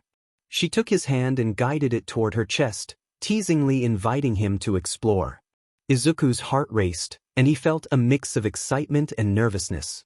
He quickly pulled his hand away, covering his face in embarrassment, apologizing for his reaction. Rouge, however, found his reaction amusing and felt a thrill at his innocence. She playfully remarked on how quickly he was responding after their recent encounter with Eggman, teasing him about taking responsibility for his feelings. Izuku, still flustered, asked what she was planning, and Rouge smirked, hinting at her intentions. With a playful glint in her eye, she began to remove her clothing, revealing her features. Izuku's blush deepened as he watched her, captivated by her confidence. As she moved closer, he instinctively reached out, but she playfully redirected his hand back to her. Rouge declared her intentions clearly, making it known that she was serious about their connection. Izuku, caught up in the moment, leaned into her, feeling the heat between them. As they shared a kiss, the atmosphere became charged with anticipation. Rouge's playful demeanor and Izuku's nervous energy created a whirlwind of emotions as they navigated this new territory together. With each passing moment, they both felt the weight of their desires and the thrill of their budding relationship, ready to explore the depths of their connection. Izuku felt a rush of excitement as he and Rouge shared an NTMT moment. She gazed into his eyes, a playful smile on her lips as she teased him with her actions. The atmosphere was charged with anticipation, and Izuku could hardly believe the connection they were forming. Rouge playfully challenged him, expressing her surprise at his arousal. Izuku, slightly flustered, nodded in response, feeling a mix of nervousness and eagerness. As she positioned herself above him, he felt a thrill course through him, and before he could fully process the moment, she descended onto him with a joyful exclamation. The two moved together in perfect harmony, their breaths mingling as they lost themselves in the rhythm of their actions. Izuku felt a surge of exhilaration as Rouge encouraged him, her laughter ringing in his ears. The world around them faded away as they embraced the intensity of their connection. As they continued, Izuku felt a newfound sense of confidence. He took the initiative, flipping them over and finding himself in a position that felt powerful and exhilarating. With each movement he felt a rush of energy, as if they were both charged with an electric current, heightening their experience. Rouge responded with delight, her enthusiasm fueling Izuku's determination. He felt a sense of urgency building within him, and as they reached new heights of pleasure, he could sense the bond between them deepening. The atmosphere was filled with laughter and joy, a testament to their growing connection. After a time, they both lay back, breathless and content, sharing a moment of quiet intimacy. Izuku felt a warmth in his chest as he looked at Rouge, who wore a playful smile. They exchanged glances filled with unspoken understanding and affection. As they began to dress, Rouge teased him about the outcome of their time together, her laughter lightening the mood. Izuku, still processing everything, felt a mix of embarrassment and happiness. Rouge's playful nature reassured him, and he found himself smiling back at her. Their conversation turned to the future, and Izuku felt a sense of hope. He realized that he was beginning to see Rouge as someone important in his life, perhaps even a partner in more ways than one. As they drove home, the bond they had formed felt stronger than ever, leaving both of them eager for what lay ahead. The chapter introduced 𝗬𝗏𝗏, while also revealing Izuku and Rouge's relationship to Vanilla. Upon entering the rabbit household, Izuku and Rouge found Vanilla at the kitchen table, sipping tea and gazing out the window. When she noticed Izuku, a sigh of relief escaped her lips as she rushed over to him, enveloping him in a warm hug. Confused by the sudden affection, Izuku recalled the recent events, including Eggman's attempt to kidnap him to lure Sonic and his friends out of hiding. As Vanilla held him tightly, she whispered her gratitude repeatedly, tears streaming down her face. She clung to him as if afraid he might vanish again. It was then that she caught a whiff of Rouge's scent lingering on Izuku. A small giggle escaped her as she pulled Rouge into their embrace, leaving the bat looking bewildered. Vanilla expressed her gratitude for Rouge's role in bringing Izuku back, mentioning how worried she and Cream had been without him. Izuku hesitantly asked if Rouge could stay with them, particularly in his room. Vanilla looked between the two and realized their bond was solidified, nodding in agreement. Rouge stepped out to gather her belongings from her safe house in Central City, while Izuku stared at the ground, feeling a mix of amusement and disappointment from Vanilla's expression. She scolded him lightly, noting that having unprotected intimacy was unexpected. Izuku admitted that the overwhelming circumstances had led him to seek comfort in Rouge, who reciprocated his feelings. Vanilla reassured him that she wasn't angry but warned him of the potential consequences of their actions. Izuku promised he would step up if needed, and Vanilla embraced him once more, acknowledging his caring nature. As they moved to the kitchen, Vanilla mentioned she had something important to discuss. Concerned, Izuku asked if he had done something wrong. Vanilla inquired if he knew 𝗬𝗏𝗏, to which Izuku admitted he had never heard of her. Vanilla revealed that someone had sent 𝗬𝗏 as a gift for him to take care of, presenting a note that accompanied her. Izuku read the note, his expression shifting to one of horror as he recognized the sender. He burned the letter in the fireplace, his fists clenched in anger. Vanilla, noticing his distress, invited him to sit beside her on the couch and comforted him as he trembled with fear while mentioning the name Lord X. Izuku explained that the letter contained an underlying threat. If Lord X returned, he would take 𝗬𝗏 away for his own purposes. He expressed uncertainty about why Lord X wanted her but feared that he would inevitably come back. Vanilla suggested they focus on Sonic and his friends for now, but Izuku felt the need to shower and rest after a long day, hinting at a possible concert in the future. As the days passed, Izuku encountered the brown-haired girl who had appeared earlier. Her bob-cut hair framed her face, but her 𝗬𝗏𝗏 was evident. Izuku winced as she looked at him, and she greeted him with a smile, though her eyes reflected the trauma she had endured. She asked if he was Izuku, and he introduced himself, explaining his origins and the circumstances surrounding his disappearance. 𝗬𝗏𝗏 recounted the chaos that ensued after Lord X's arrival, describing the destruction he caused in Mizudafu and beyond, including the devastating news of All Might's demise. She shuddered as she recalled how swiftly Lord X had struck, leaving them in shock. 𝗬𝗏𝗏 observed Izuku, noting the state of his teeth and eyes. As he gently placed a gloved hand on her shoulder, she remarked on his appearance, saying he looked cute with his freckles, despite his plainness. Izuku, feeling shy, looked away and mentioned his relationship with Rouge, prompting 𝗬𝗏𝗏 to nod in understanding. She encouraged him to continue with his plans for the day, expressing her need to rest as he exited the room. Once he was gone, 𝗬𝗏𝗏's demeanor shifted dramatically. Her eyes appeared vacant until she heard a voice from the side. Rouge sat casually on a nearby desk, twirling a chaos emerald in her palm. With a small smile, she inquired about the world Uraraka and Izuku had come from before Lord X's destructive arrival. Uraraka's expression turned wistful as she described her past, recalling an appealing world marred by discrimination. Heroes were abundant, and she had aspired to join their ranks by taking the UA entrance exams, but after failing, she felt disowned by her parents. She wandered the streets until encountering Lord X, who swiftly dismantled hero society in a matter of weeks, leaving her in awe of his speed. Rouge's expression shifted slightly, and Uraraka noticed the change.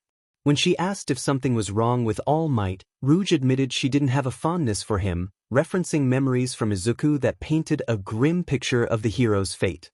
Uraraka looked away, contemplating the implications of their conversation. She then asked if there was anything else Rouge wanted to know, to which Rouge's gaze fell to Uraraka's stomach. Curiously, she asked about the child's father. Uraraka hesitated before revealing that it was Lord X, explaining that Izuku had warned her of his unkind nature. Rouge, taken aback, questioned Uraraka's decision to be with someone like him, expressing concern for her safety. Uraraka defended her choices, explaining the loneliness she had felt and how she had let her guard down. She emphasized that her circumstances did not define her worth. Rouge, sensing Uraraka's emotional turmoil, shifted the topic to the baby. Uraraka affirmed her intention to raise the child, as there were no options left at this stage of her 𝗵𝗃𝗔𝗂𝐁𝐵. Rouge offered her support, assuring Uraraka that both she and Izuku would be there to help with any challenges she faced in the coming weeks. Uraraka, still processing the situation, mentioned that she was only about 8 months along. Rouge explained that, as a Mobian, Uraraka's 𝗵𝗃𝗁𝐶𝐵 would be accelerated, and she was nearing the end of her term. Meanwhile, in the shadows of Central City, a green-furred Mobian emerged. She wore black and yellow breathes and a black shirt that hinted at her figure. Her spiked quills framed her face as she smirked at nearby humans, who regarded her with a mix of curiosity and longing. Her lime-green eyes complemented her attire, and her earrings and gloves added to her rebellious appearance. As a drunken man approached, she seized the opportunity, pulling out a baseball bat and striking him. The scene turned chaotic as she repeatedly swung the bat, her initial smile fading into a fierce expression of rage and sorrow. Nearby Mobians and humans fled in fear as she finally stopped, leaning against a wall, tears streaming down her face. Memories flooded her mind, and she muttered to herself, vowing never to let men harm her people again. With renewed anger, she raised her bat at the onlookers, chasing them away, unaware of the cold red eyes observing her from a rooftop. The black and red hedgehog watched with indifference and slight amusement, choosing to ignore the fallen man as he used his chaos power to erase the evidence of the encounter. He contemplated the situation, considering the potential of taking the Mobian to Sonic and Tails if necessary. Izuku had been diligently searching for a job while living with the rabbit family. Vanilla had informed him that, with the increasing number of residents in her home, especially after creating an extra room for Uraraka, it was essential for him to contribute financially. The bills were becoming more challenging for her to manage alone, and Izuku understood the importance of stepping up. With a serious attitude, he began his job hunt, with Rouge driving him to various interviews across Central City. However, despite his efforts, he found that no one was hiring. Even the pizza DLVRY place that he and Vanilla had frequented over the past few months was not looking for staff. Frustrated, Izuku sighed as he sat back in the car, where Rouge offered him a sympathetic look and gently patted his thigh. He felt a blush creep onto his cheeks as she gave him a quick kiss on the cheek before they moved on to another location in hopes of finding a job. They arrived at an office building that looked rather uninviting from the outside. Izuku approached the entrance with a sense of trepidation, his confusion growing as he stepped inside. The interior was surprisingly modern and well-equipped, a stark contrast to the dilapidated exterior. A man appeared from around the corner, and Izuku noticed his graying hair and small mustache, dressed in a military-style uniform. The man looked down at Izuku with a puzzled expression before introducing himself as Abraham Tower, the commander of the Guardian Unit of Nations, or 𝐔𝐬𝐢. Izuku asked about the building's disheveled appearance, To which 𝗬𝗪 explained that the mayor allocated funds for technological upgrades, but they preferred not to appear overly authoritative. He reassured Izuku that they were a military organization hired to protect Central City and its inhabitants. Curious, Izuku inquired if Rouge had previously worked there, and 𝗬𝗪 confirmed that she had been one of their secret agents before joining the Freedom Fighters. 𝗬𝗪 then asked Izuku about his strengths and weaknesses, explaining that it was standard procedure in case he ever went rogue. Izuku felt a sense of relief that someone was prepared for any potential issues, even if he had no intention of causing trouble. As they discussed potential job roles, ranging from janitorial work to high-level security positions, Izuku felt a growing sense of camaraderie with 𝗬𝗪. However, he couldn't shake the feeling that there was something unusual about the job offer. He voiced his concerns, questioning whether 𝗬𝗪 had an ulterior motive for hiring him, especially since he had been overlooked by everyone else in the city. 𝗬𝗪 remained silent for a moment, assessing Izuku's perceptiveness. He admired the young rabbit's observational skills, recognizing that he had caught on to the real reason behind the job offer. 𝗬𝗪 then decided to be candid about his intentions. He explained that hiring Izuku was partly to keep an eye on him, given the unique challenges of living in a world dominated by Mobians. Izuku acknowledged that he understood the implications of being hired as a subordinate or even a janitor. 𝗬𝗪 clarified that it was primarily to ensure that Izuku did not become a threat to the world in the future. In the event that someone manages to sway you to their side through charm or manipulation, it is my responsibility to ensure that does not happen. This is why I have always been against Sonic living in Central City over the past few years. His speed and power make him a target for many. People would want to control him not for his free will, but for the potential he holds to be used against anyone, and there is no definitive way to defeat him. The only person known to have defeated him even once was Dr. Eggman. 𝗬𝗪 sighed as he spoke. Izuku, feeling perplexed, asked what kind of threat he could possibly pose. 𝗬𝗪 referenced the metal virus incident, and Izuku nodded, recalling the events with a shiver. 𝗬𝗪 explained that Eggman had created a metal virus capable of transforming anything into a metallic robot, driven by a singular purpose to destroy or recruit more victims. Eventually, the Deadly Six took control of the situation before Sonic and his allies managed to defeat them and restore order. However, 𝗬𝗪 questioned whether that restoration truly brought back those who had been lost in the chaos created by Eggman. Izuku grimaced, uncertain of his role in 𝗬𝗪's defense plan. 𝗬𝗪 displayed footage of Izuku holding off 𝗧𝗏, the leader of the Deadly Six. Izuku recognized him, recalling the red and black figure from his memories. 𝗬𝗪 emphasized that 𝗧𝗏 was the most dangerous opponent Izuku had ever faced, yet he had managed to defeat him while infected with the metal virus. Izuku was puzzled about what this meant for him. 𝗬𝗪 noted that Izuku's calm demeanor in the face of such danger was remarkable. He admired Izuku's belief in the value of all life, but posed a challenging question. If faced with a situation where killing an opponent was a mercy, would Izuku take that action? Izuku responded that he would explore all alternatives before resorting to such measures, unless the opponent was purely evil and left no other choice. 𝗬𝗪 respected Izuku's commitment to life and offered him a position as a low-ranking member of 𝐔𝐬𝐢𝐴. He explained that Izuku would be trained to use their weapons to detain those causing chaos in the city. Although starting at a low rank, there was potential for advancement with time and adherence to orders. 𝗬𝗪 tossed a small badge onto the table. Izuku inquired about the possibility of breaking protocol to save lives, whether they belonged to Mobians or humans. 𝗬𝗪 granted him permission to do so in emergencies, but cautioned that if there was a way to save civilians while adhering to the code of conduct, there would be consequences for breaking it. 𝗬𝗪 emphasized the seriousness of the situation, reminding Izuku that lives could be at stake if actions were not taken swiftly. As Izuku left the room, 𝗬𝗪 watched from his tower, relieved that he had likely persuaded Izuku to join through his own charisma. 𝗬𝗪 was not evil. He was simply protective of those Sonic could not reach with his speed alone.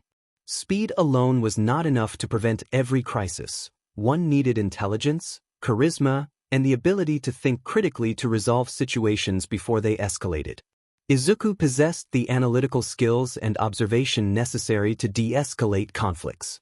Should violence erupt, he had been given the authority to intervene before matters worsened. However, a new concern loomed. Where was Dr. Eggman, and what was he planning next? Driving back home through the forest, Rouge kept her eyes on the road while Izuku sat beside her, contemplating the 𝐒𝐻𝗫 badge in his gloved hand. Rouge was worried about his conversation with 𝗬𝗨, knowing the implications of the building they had visited. She had left that place due to the poor management of 𝗬𝗨 and his associates. As she drove, a lime green 𝗕𝗏 suddenly appeared in their path. Rouge slammed on the brakes just in time to avoid hitting her. The 𝗕𝗏 rushed over, climbed into the vehicle, and urged Rouge to accelerate. Startled by the sudden intrusion, Rouge took off toward the woods without hesitation. Izuku, finally breaking free from his confusion regarding his talk with 𝗬𝗨, turned to the back seat. He was met with the fierce gaze of the newcomer, who had a delinquent air about her.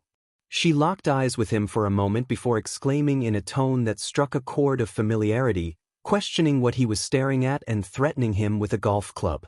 Izuku was curious about how the 𝗕𝗏 had ended up in Rouge's car. The 𝗕𝗏 stared blankly at him before glancing at Rouge, who was focused on the road while speaking to the vampire bat. She questioned if Izuku was an idiot, and just then, the vehicle came to a sudden stop. Rouge warned the 𝗕𝗏 that calling Izuku an idiot would have consequences and asked why they had climbed into her car as if fleeing from the police. The 𝗕𝗏 replied in a dodgy tone that they wouldn't believe the story. Rouge challenged the 𝗕𝗏, stating that they had faced many unbelievable situations before. The 𝗕𝗏 explained that a black and red hedgehog had been chasing them through the alleyways, and they had been trying to hide from him, fearing for their safety. Izuku recognized the description and confirmed that it was Shadow. Rouge, frustrated, slammed her face into the steering wheel. The 𝗕𝗏 asked if Shadow was the same Shadow the Hedgehog, and Izuku explained that he was a friend of Rouge's, though they didn't get along well. The 𝗕𝗏 introduced herself as 𝗧𝗏 the 𝗕𝗏, proudly declaring herself a delinquent extraordinaire. She pointed to herself, as if it were the most impressive thing ever. Izuku smiled at her, which warmed 𝗧𝗏's heart, though she would never admit it. Izuku introduced himself and Rouge, and just then, 𝗧𝗏 announced that it was her stop. She thanked them for the ride and asked them to call her later before hopping out of the vehicle.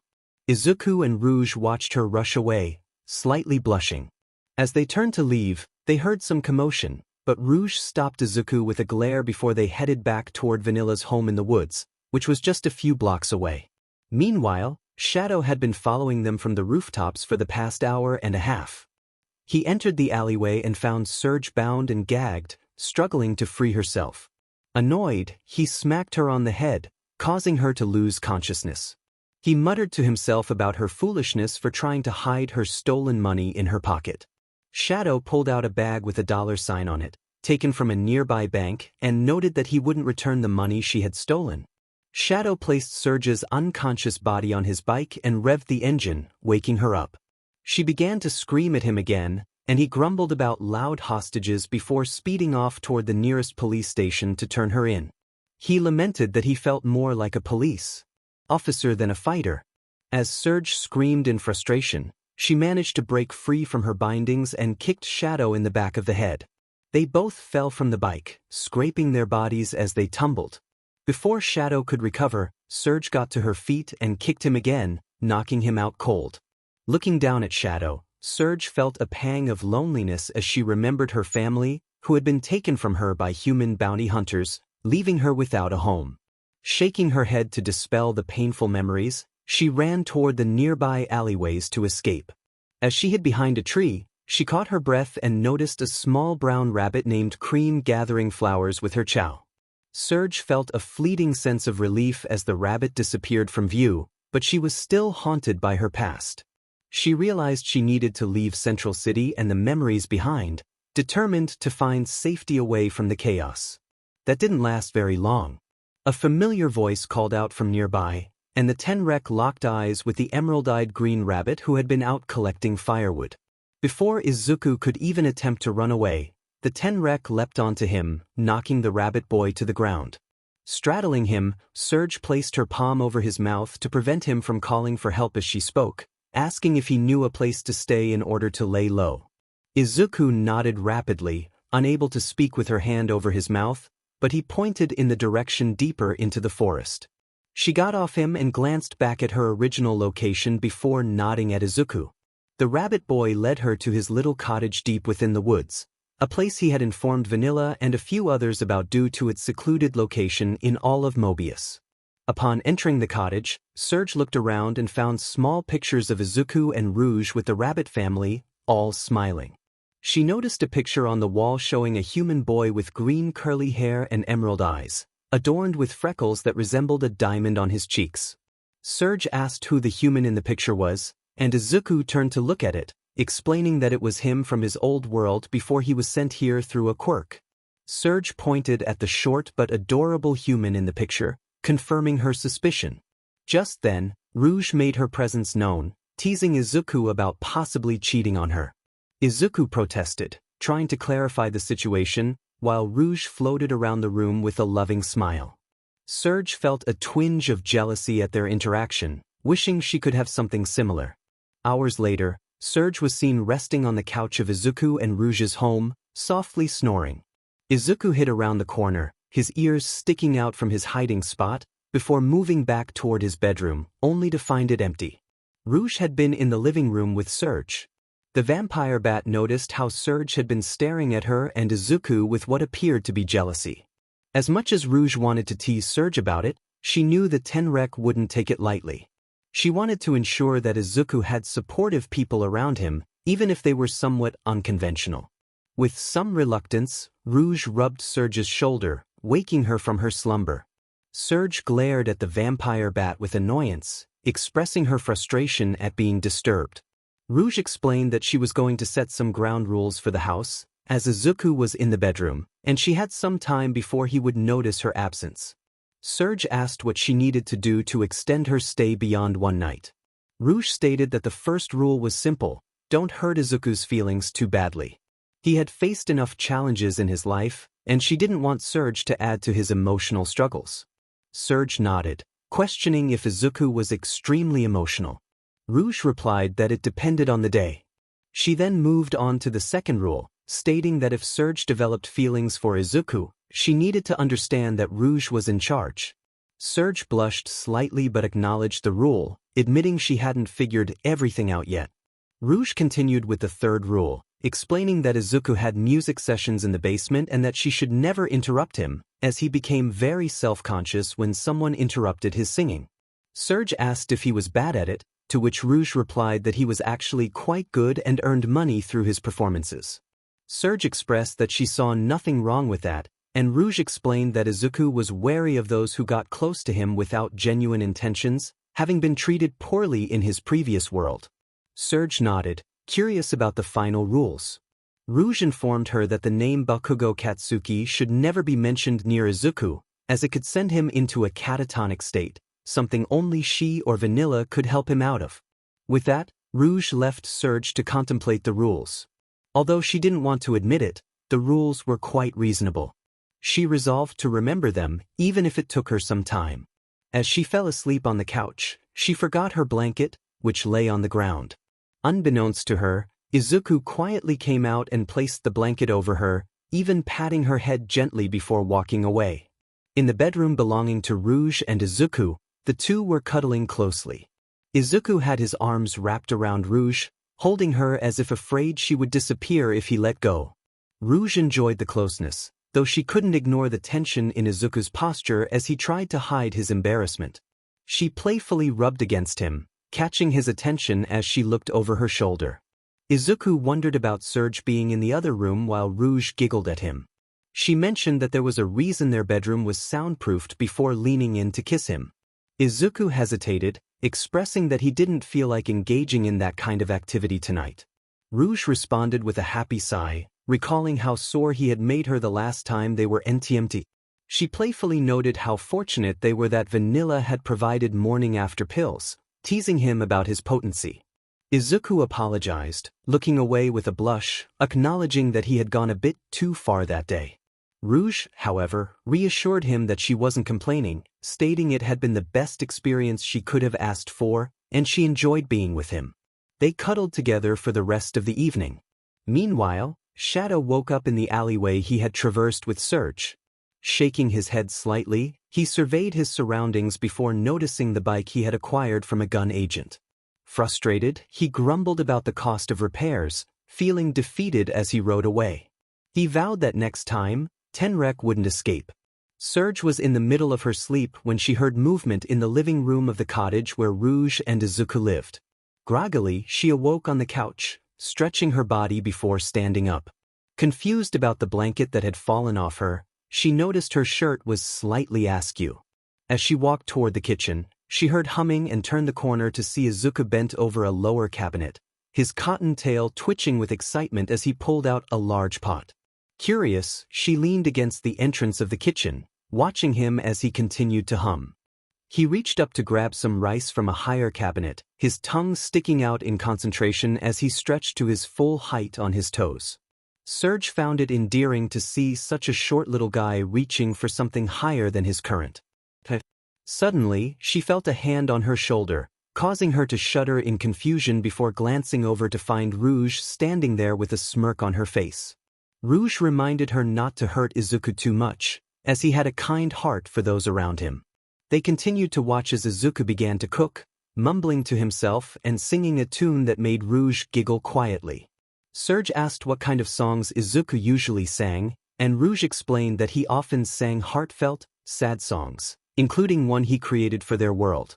Curious, 𝗧𝗏 inquired about what he was cooking, and Rouge shared that it was his favorite meal before training, 𝗬𝗏𝗄𝐻, which made her mouth water. As Izuku sang and danced around the kitchen, 𝗧𝗏 couldn't help but notice how fondly Rouge watched him.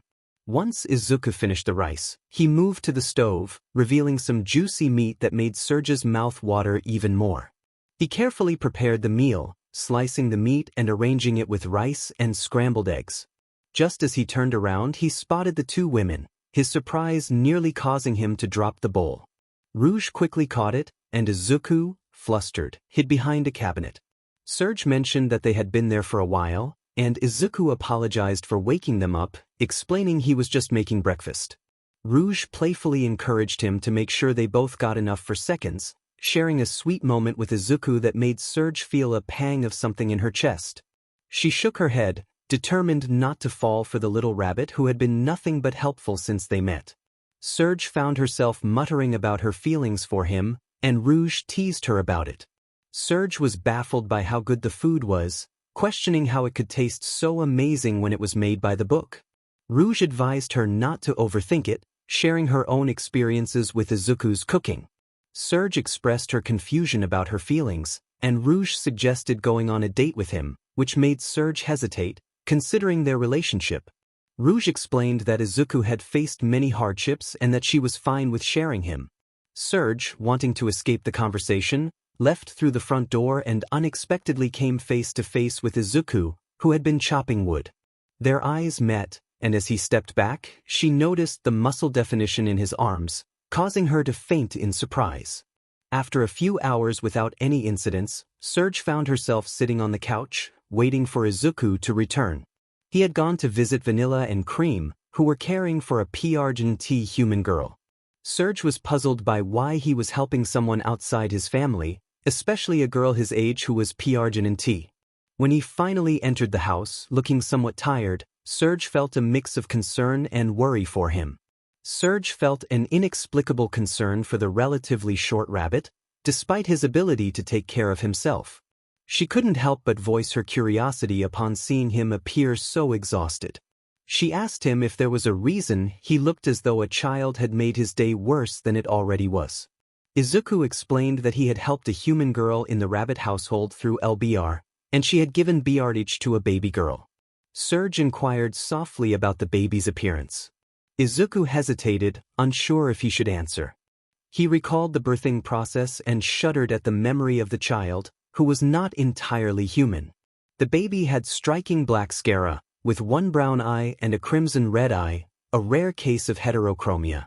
Their appearance resembled Lord 𝗏𝗏, as the baby was mostly a Mobian, sharing Sonic's features but with Uraraka's hair color. A large X was inscribed on the baby's belly. Izuku remarked that the baby looked like her father, but she was not what one might expect at first glance. 𝗧𝗏 acknowledged that at least he knew how to help the rabbit family take care of the young woman and asked about his feelings towards her. Izuku took a moment to sit beside her, deliberately avoiding eye contact with her midriff. 𝗧𝗏 observed the various emotions crossing the green Mobian's face, from growing paternal instincts to sibling-like concern. He struggled to find the right words, but eventually expressed that he did not see Uraraka as someone he would date. He viewed her more as a little sister and might grow to see her as a friend, but he had no interest in a romantic relationship with her. 𝗧𝗏 found his response profound and asked if he could envision himself in a polyamorous relationship. Izuku admitted uncertainty, sharing that he had never experienced love in a romantic way before 𝗓𝗏, who had shown him affection. He explained that no one from his previous world had ever seen him as a potential partner, and he never thought he would be in a relationship until 𝗓𝗏 saved him several times. Curious, 𝗧𝗏 asked how their meeting had occurred. Izuku recounted that he had first met 𝗓𝗏 about 1.5 years ago when he intervened to save her from someone impersonating Sonic. He had distracted the attacker long enough for her to escape, and he managed to flee as well. 𝗧𝗏 noted that it didn't sound very safe, to which Izuku agreed, admitting he wasn't in the right headspace at the time. 𝗧𝗏 pressed for clarification on what he meant by that. Izuku revealed that he had been in a dark place when he saved 𝗓𝗏, feeling suicidal and without anyone who cared for him, except for his mother, who was often absent. He shared this with a hollow laugh, and 𝗧𝗏 listened intently as he continued to recount how he met 𝗓𝗏 shortly after the Lord X incident. He described experiencing a panic attack during a meeting about dealing with Lord X, who had managed to separate from Sonic's body while still influencing him. It was unsettling for 𝗧𝗏 to learn about such a powerful being capable of existing apart from his own possessed form. As Izuku reached the end of his story, he took a deep breath and stated that there had been only one way to rid himself of Lord X at that time. 𝗧𝗏 felt a sense of dread build within her as she asked what that way was. Izuku revealed that he had allowed Lord X to take possession of his body. 𝗧𝗏 was incredulous, questioning why he would make such a choice. Izuku explained that it was the only way to protect those on Mobius. He had given up the world that had treated him poorly to save this one, which had shown him kindness. 𝗧𝗏 stared at him in shock, realizing the gravity of his sacrifice. It was one thing to give up her world to save another, but to relinquish his own world for one he had only just encountered took immense courage. As she looked closely at Izuku, she noticed hints of regret hidden in his eyes, despite his attempts to mask it. He clenched and unclenched his hands, as if contemplating the weight of his decision. 𝗧𝗏 found herself questioning whether she would have had the strength to give up Mobius to save another world, especially when faced with such dire consequences. As 𝗧𝗏 reflected on her life, she realized that if she had lived on Mobius without ever experiencing kindness, she might have reacted similarly to Izuku had his world shown her the same compassion that Mobius had shown him. She asked Izuku if he knew what had happened to his world, to which he shrugged and replied that he had never gone back to see the aftermath. All he knew was that Uraraka had described it as being in a dire state. 𝗧𝗏 chuckled at this revelation, surprised that Uraraka could be so expressive. Izuku shared a memory of Uraraka after she had regained her composure, recalling how she had vented her frustrations about Lord X in a way that had left him bewildered. He mentioned how Vanilla had put earmuffs on Cream to shield her from Uraraka's colorful language, and he had even asked Uraraka for the meanings of some of her words. 𝗧𝗏 smirked, curious about what Izuku had learned. He hesitated to share, suggesting that it would be better if Uraraka explained it herself. The two settled comfortably in front of the fireplace when 𝗓𝗏 entered the room, smiling at Izuku. She playfully sat on his lap, and they shared a moment that made 𝗧𝗏 feel a bit awkward. She wondered if she should be present during such an NTMT encounter. 𝗓𝗏, sensing the tension, invited 𝗧𝗏 to join them, which left 𝗧𝗏 in shock. Memories of 𝗓𝗏's earlier words echoed in her mind, emphasizing how Izuku had struggled with attention and affection in his past. 𝗧𝗏 felt a rush of embarrassment and stood up, her face flushed. In a moment of frustration, she playfully tapped 𝗓𝗏 on the head, prompting a surprised yelp from the bat. Izuku noticed that 𝗧𝗏's gesture was more of a gentle nudge than an angry smack, and he observed her retreating to the bathroom. He turned to Rouge, who was teasing him with her playful demeanor, and felt a mix of confusion and intrigue. She asked if he was ready for the night, rubbing against him in a way that made him flustered. He responded cautiously, unsure of what she had in mind. Rouge, with a mischievous grin, hinted at a fun night ahead, leaving Izuku both excited and apprehensive. She sauntered towards their bedroom, pausing at the bathroom door to invite Serge to join them, which only added to Serge's bewilderment. Izuku stood up, contemplating the situation, feeling unprepared for such an unexpected turn of events. As he approached the bedroom, he caught a glimpse of Serge peeking through the bathroom door, her eyes filled with uncertainty. She hesitated before asking if Rouge was serious about the invitation. Izuku, unsure himself, admitted that he had never seen Rouge act this way before. Serge seemed to ponder this for a moment before closing the door, leaving Izuku to enter the bedroom where Rouge awaited him, her playful smile inviting him closer. He felt a rush of adrenaline as he joined her on the bed, their playful energy igniting a spark between them. They shared a passionate moment, their connection deepening as they exchanged glances filled with affection. Just as things began to heat up, the bathroom door swung open, interrupting their NTMT moment. Serge stood in the doorway, her expression a mix of surprise and curiosity. Izuku felt a wave of embarrassment wash over him, while Rouge's playful demeanor only intensified. Serge, seemingly drawn in by the scene, approached the bed with a newfound confidence. The atmosphere shifted as both girls turned their attention to Izuku, leaving him in awe of the unexpected turn of events. Rouge teased him about the situation, playfully suggesting that he would have to take responsibility for the chaos he had inadvertently caused. Izuku, caught between surprise and excitement, realized that this night was about to take an unexpected and thrilling turn. Serge expressed her reluctance with a pout, turning her gaze away. Izuku found himself in a whirlwind of confusion, questioning his current situation. Both Rouge and Serge playfully engaged with Izuku, their movements teasing him as he struggled to maintain his composure.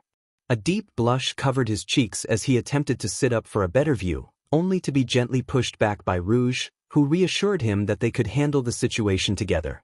Serge chimed in, playfully hinting at her interest in him. Izuku's breath quickened as he watched the two women, captivated by their playful antics. They seemed to be enjoying themselves, their expressions filled with excitement as they encouraged him to let go of his inhibitions. The atmosphere was charged with energy, and Izuku felt himself on the brink of losing control. As the moment intensified, Izuku felt overwhelmed by the sensations, letting out a groan that signaled his approaching 𝐒𝐵𝐵𝐺. The two women cheered him on, their enthusiasm only heightening his experience. Afterward, Rouge and Serge exchanged playful banter, surprised by the unexpected taste of their shared experience. They were eager to continue their fun, and as they climbed closer to him, they shared a kiss, igniting a spark of connection. Izuku wrapped his arms around them, feeling a rush of warmth and excitement. As the playful teasing continued, Izuku found himself caught up in the moment, exploring the boundaries of their connection. Serge watched with a mix of awe and excitement as Izuku transformed from the shy boy she had met into someone more confident and assertive. With a playful glint in his eye, Izuku leaned in closer to Serge, taking in her scent and preparing to explore their chemistry further. Serge, feeling emboldened, encouraged him to continue, and the atmosphere shifted to one of shared anticipation. As the playful exchanges continued, Izuku felt a surge of energy coursing through him, heightening the experience for everyone involved. The excitement built as they navigated their playful interactions, each moment filled with laughter and joy. Rouge playfully challenged him, urging him to show her what he was capable of. Izuku, feeling a mix of determination and excitement, prepared to meet her challenge head-on, eager to explore the depths of their connection while ensuring everyone felt comfortable and respected. Izuku made a promise, and he was ready to act. With determination, he moved closer to Rouge, who was caught in a moment of bliss. The energy around Izuku crackled as he engaged with her, pouring his heart into every movement. The atmosphere was electric, and Rouge responded with soft sounds of pleasure, her body trembling with excitement. As Izuku continued, Serge stirred from her brief moment of daze, her eyes widening as she observed the scene. Izuku was focused on Rouge, who was lost in her own joy, her features glowing with delight. 𝗧𝗏 couldn't help but wonder about the intensity of their connection and what it meant for her. Suddenly, Izuku appeared before 𝗧𝗏, his silhouette framed by the dim light of the room, which flickered with the distant flashes of lightning. He had an expression that was both intense and inviting, and 𝗧𝗏 felt a rush of curiosity. She found herself drawn to him, her thoughts racing as she considered the implications of their bond. In a swift motion, 𝗧𝗏 felt herself lifted and placed gently against the bed, her heart racing as she sensed Izuku's presence close to her. She was aware of the choices she had to make, but in that moment, she was captivated by the connection they shared. As the tension in the room heightened, 𝗧𝗏 felt a rush of emotions. Izuku's intentions were clear, and she was ready to embrace the moment. The air was thick with anticipation, and she could feel the weight of their decisions pressing down on her. With a gentle yet firm touch, Izuku guided 𝗧𝗏 into a deeper connection, their movements synchronized in a dance of passion and trust. 𝗧𝗏 felt a mix of exhilaration and vulnerability, her senses heightened as they explored this new territory together. As they continued, the world around them faded away, leaving only the two of them in their own universe. 𝗧𝗏's heart raced, and she surrendered to the experience, allowing herself to be swept away by the emotions that surged within. Afterward, the two of them lay together, feeling the warmth of each other's presence. They shared a moment of tranquility, their hearts beating in harmony as they embraced the bond they had formed. In the distance, a portal opened, revealing a figure that resembled Sonic. He stepped through, accompanied by others who had a strange aura about them. With a smirk, he surveyed the world of Mobius, his eyes glinting with mischief as he prepared to make his presence known. "I have returned to Mobius, and I brought some friends," he announced, his voice echoing with a sinister undertone. The atmosphere shifted, hinting at the challenges that lay ahead for Izuku and his companions. A few days had passed since Izuku had spent time with 𝗧𝗏 and Rouge. The two women had returned home, leaving him to work in the forest, collecting firewood for both his home and Vanilla's. 𝗏𝗏 had joined him, eager to help. As they traveled through the forest, they exchanged smiles, and 𝗏𝗏's chow played joyfully, darting around the winding trees. Eventually, they stopped at an ancient tree that appeared to be withering. Izuku retrieved the axe strapped to his back and began to chop the tree. Each swing of the axe made his muscles flex, and the sound caused 𝗏𝗏 to flinch, though she remained quiet, watching her chow friends frolic in the forest. Looking up at Izuku, she thought about their conversations and how she viewed him as the older brother she had never had. She hoped he saw her as the little sister he had missed out on until now. However, this brought a wave of uncertainty as she realized she didn't know much about his past life before arriving in Mobius. Curiosity bubbled within her, and as Izuku struck the tree once more, she decided to ask him about his life. When the tree crashed to the ground, she saw him wipe sweat from his brow and smile at her, prompting her to speak up. She asked him about his life before coming to Mobius, expressing her longing to know him better. Izuku paused, surprised by her question. He wondered what had prompted her curiosity. 𝗏𝗏 explained that while she appreciated having him as a big brother, she felt she didn't know him personally. She wanted to understand what life had been like for him in his world. Izuku hesitated, admitting that his previous life was not something he enjoyed recalling. As he lifted the axe again, he struck a larger branch, his expression becoming distant.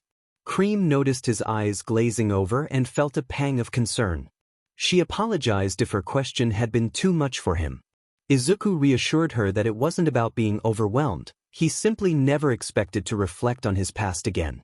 𝗏𝗏 asked if it was truly that bad, and Izuku set the axe down beside the branch he had nearly severed. He sighed, glancing at the darkening sky and sensing a shift in the air. He decided it was time to head back to her home. The walk back was tense for 𝗏𝗏, who sensed Izuku's sadness. Upon entering her house, 𝗏𝗏's mother was in the kitchen, preparing something warm. However, the sound of rain began to tap against the window, drawing 𝗏𝗏's attention back to Izuku, who wore a troubled expression. He explained that he rarely spoke of his previous world because it had not welcomed him. 𝗏𝗏's heart sank as she asked if he had any friends there. Izuku revealed that he had felt utterly alone, with no one to care for him. He shared that his life on Earth had been filled with hardships, where others had tried to extinguish his passion for heroism. They had bullied him relentlessly, and he had often felt as though they wished him gone. As he spoke, a flash of lightning illuminated the room, and 𝗓𝗄 gasped in fright. Izuku instinctively pulled her into a comforting embrace, feeling her tremble against him. He noticed Vanilla watching them with a sad expression and offered her a gentle smile. Vanilla approached, placing cups of tea on the table and asking 𝗓𝗄 if she had inquired about Izuku's life on Earth. 𝗓𝗄 nodded, still nestled against Izuku. Vanilla explained that she had glimpsed some of Izuku's memories through the soul gems, which had allowed her to witness the painful experiences he had endured. The memories were haunting, and she conveyed this to 𝗓𝗄, who listened with wide eyes. The room fell silent after Izuku finished sharing his past. He looked down at 𝗓𝗄, who was sipping the tea Vanilla had made. Guilt washed over him for having burdened her with such heavy memories. Yet she had been the one to ask. Vanilla exchanged a knowing glance with him and 𝗓𝗄, taking a deep breath, looked up at Izuku with concern. She realized she didn't like seeing him sad, she preferred his smile. Izuku spent time with everyone, wearing a smile as if nothing was wrong in the world. Little did they know how much he had endured. He asked 𝗓𝗄 if she loved her mother, to which she nodded enthusiastically, declaring her the best mother ever while cradling one of her 𝗬𝗨. This brought a small smile to Izuku's face as he affectionately patted her head. He then shared the difference between their experiences, explaining that while 𝗓𝗄 had a loving mother, he had not known that kind of love until he arrived in Mobius. 𝗓𝗄 gasped in horror when he revealed that his mother had not loved him. Curious yet saddened, she listened as he recounted his past. He described a world where superpowers were commonplace, where people could run as fast as Sonic or fly like Tails. However, he sighed, indicating that things had changed dramatically. He explained that the arrival of All Might, the strongest hero, had shifted everything. Everyone aspired to be like him, but his pure heroism made it impossible for others to follow in his footsteps. Instead, they sought their own paths to heroism, often taking it for granted. Izuku recalled how his bully had gained powers, leading to a harsh reality. 𝗓𝗄, intrigued, asked how this had affected him. Izuku elaborated on the harsh truth of his world, where the saying, "might makes right," was a daily reality. He described how the news often showcased dangerous battles between heroes, far more perilous than anything Sonic and his friends faced. The villains in his world were ruthless, showing no hesitation in taking lives or using others as leverage. He shared how school had its own hierarchy, where students fought to establish 𝗵𝗄. His old friend, Bakugo Katsuki, had been at the forefront of this ideology. When 𝗓𝗄 inquired about Bakugo, Izuku let a tear slip down his cheek. He revealed that he had no friends after his powers failed to manifest at age 4, becoming an outcast. Bakugo, once his closest companion, had turned against him when his own powers emerged. 𝗓𝗄 hugged him tightly, expressing her sorrow for his loss. Izuku reassured her that he had found better friends in Mobius. As he continued, he spoke about various heroes he had witnessed, some incompetent and others outright villainous. 𝗓𝗄 absorbed every detail, captivated by his stories, as if he were the protagonist of a show she adored. Izuku shared his frustrations about growing up in a world without powers, where people dismissed his dreams of becoming a hero. He felt anger at times but kept it hidden, not wanting to reveal his true feelings. He also described Bakugo's transformation from friend to relentless bully, making his life difficult. As 𝗓𝗄 learned more about Izuku's life, she realized how nightmarish his experiences had been. He then prepared her for what he called the worst day of his life, ensuring her that he would never think like that again. 𝗓𝗄 nodded, determined to support him. He recounted the day he witnessed a hero named 𝗵𝗄𝗎 battling a giant villain. 𝗵𝗄𝗎 had the ability to extend his arms like tree branches but was overshadowed by a new heroine who took the spotlight, making a spectacle of herself. Izuku chuckled, recalling the absurdity of it all, explaining that in his world, being a hero was a competitive business, often requiring one to stand out in outrageous ways. Not that Izuku would condone it, but he rubbed the back of his neck as he reflected on his school days. He recalled arriving at school, where the usual routine unfolded, students whispering behind his back, being jostled before reaching class, and ultimately being tripped before he could sit at his desk. This had become a normal part of his life, and he had grown accustomed to it. 𝗓𝗵, listening intently, interjected with concern, expressing that it didn't sound good and questioning why he hadn't told anyone about it. Izuku nodded, explaining that he had tried, but no one listened. When they saw his power status listed as not applicable, or what people in his world referred to as quirkless, they ignored him. 𝗓𝗵 hugged him tighter, asking about his mother and whether she could have helped. Izuku shook his head, revealing that by that time, his mother had stopped caring. She was more focused on keeping her job and managing her own life. Although she never kicked him out, she had never shown him any love or interest after he was diagnosed as quirkless. As he continued, he described how the teacher entered the classroom with a stack of papers, discussing the importance of deciding on future careers after junior high. Izuku cringed slightly, recalling how everything spiraled out of control from that moment. Bakugo had confronted him about wanting to attend UA High School, the prestigious institution known for training heroes, the same school where the #1 hero, All Might, had graduated. Izuku explained that Bakugo had said some harsh words that were not appropriate for 𝗓𝗵 to hear, chuckling lightly at the memory. 𝗓𝗵, curious, asked if they were curse words. Vanilla, overhearing, feigned shock at 𝗓𝗵's knowledge of such language, to which 𝗓𝗵 giggled, explaining that she had heard Sonic and Knuckles use those words at the Freedom Fighter headquarters. Izuku continued, recalling how Bakugo's words had ignited a fury within him for the first time. He remembered Bakugo's taunt, suggesting that if he wanted to be a hero, he should pray for a quirk in his next life and jump off the school roof. 𝗓𝗵, concerned, asked what Bakugo had said, and Izuku took a shuddering breath, revealing the cruel words that had cut deep. As 𝗓𝗵 sobbed into his side, Izuku felt tears welling up as well, reflecting on that painful day. He reassured her that he had never taken that thought seriously or acted on it. He then shared how he had encountered the #1 hero, a fond expression crossing his face.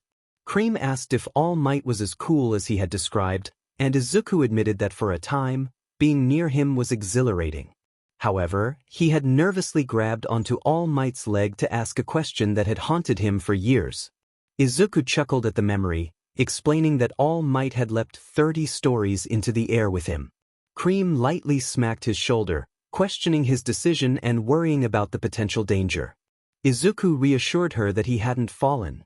All Might had held on to him as they descended toward a nearby building. However, he lamented that things had taken a turn for the worse after that. 𝗓𝗵 pressed him for details about what he had asked and how it had gone wrong. As he glanced out the window at the rain, he noticed Rouge and Surge approaching the front door. He signaled to Vanilla to let them in while he continued speaking to 𝗓𝗵.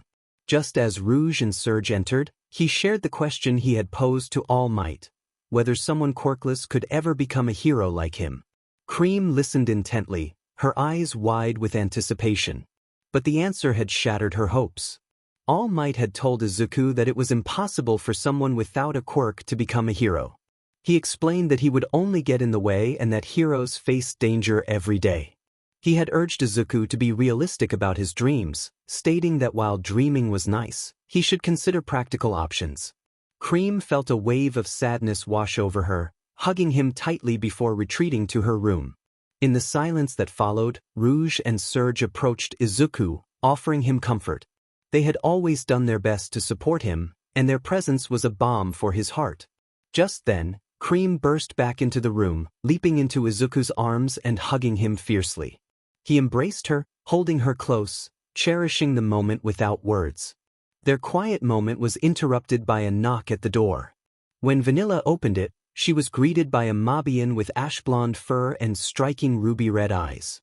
His gloves resembled Knuckles but were spiked at the ends, and he bore a striking resemblance to a more muscular version of Sonic. But there was a distinct realization in Vanilla's expression that made her recognize him. The young Mobian questioned with a gruff attitude, expressing his confusion about his surroundings.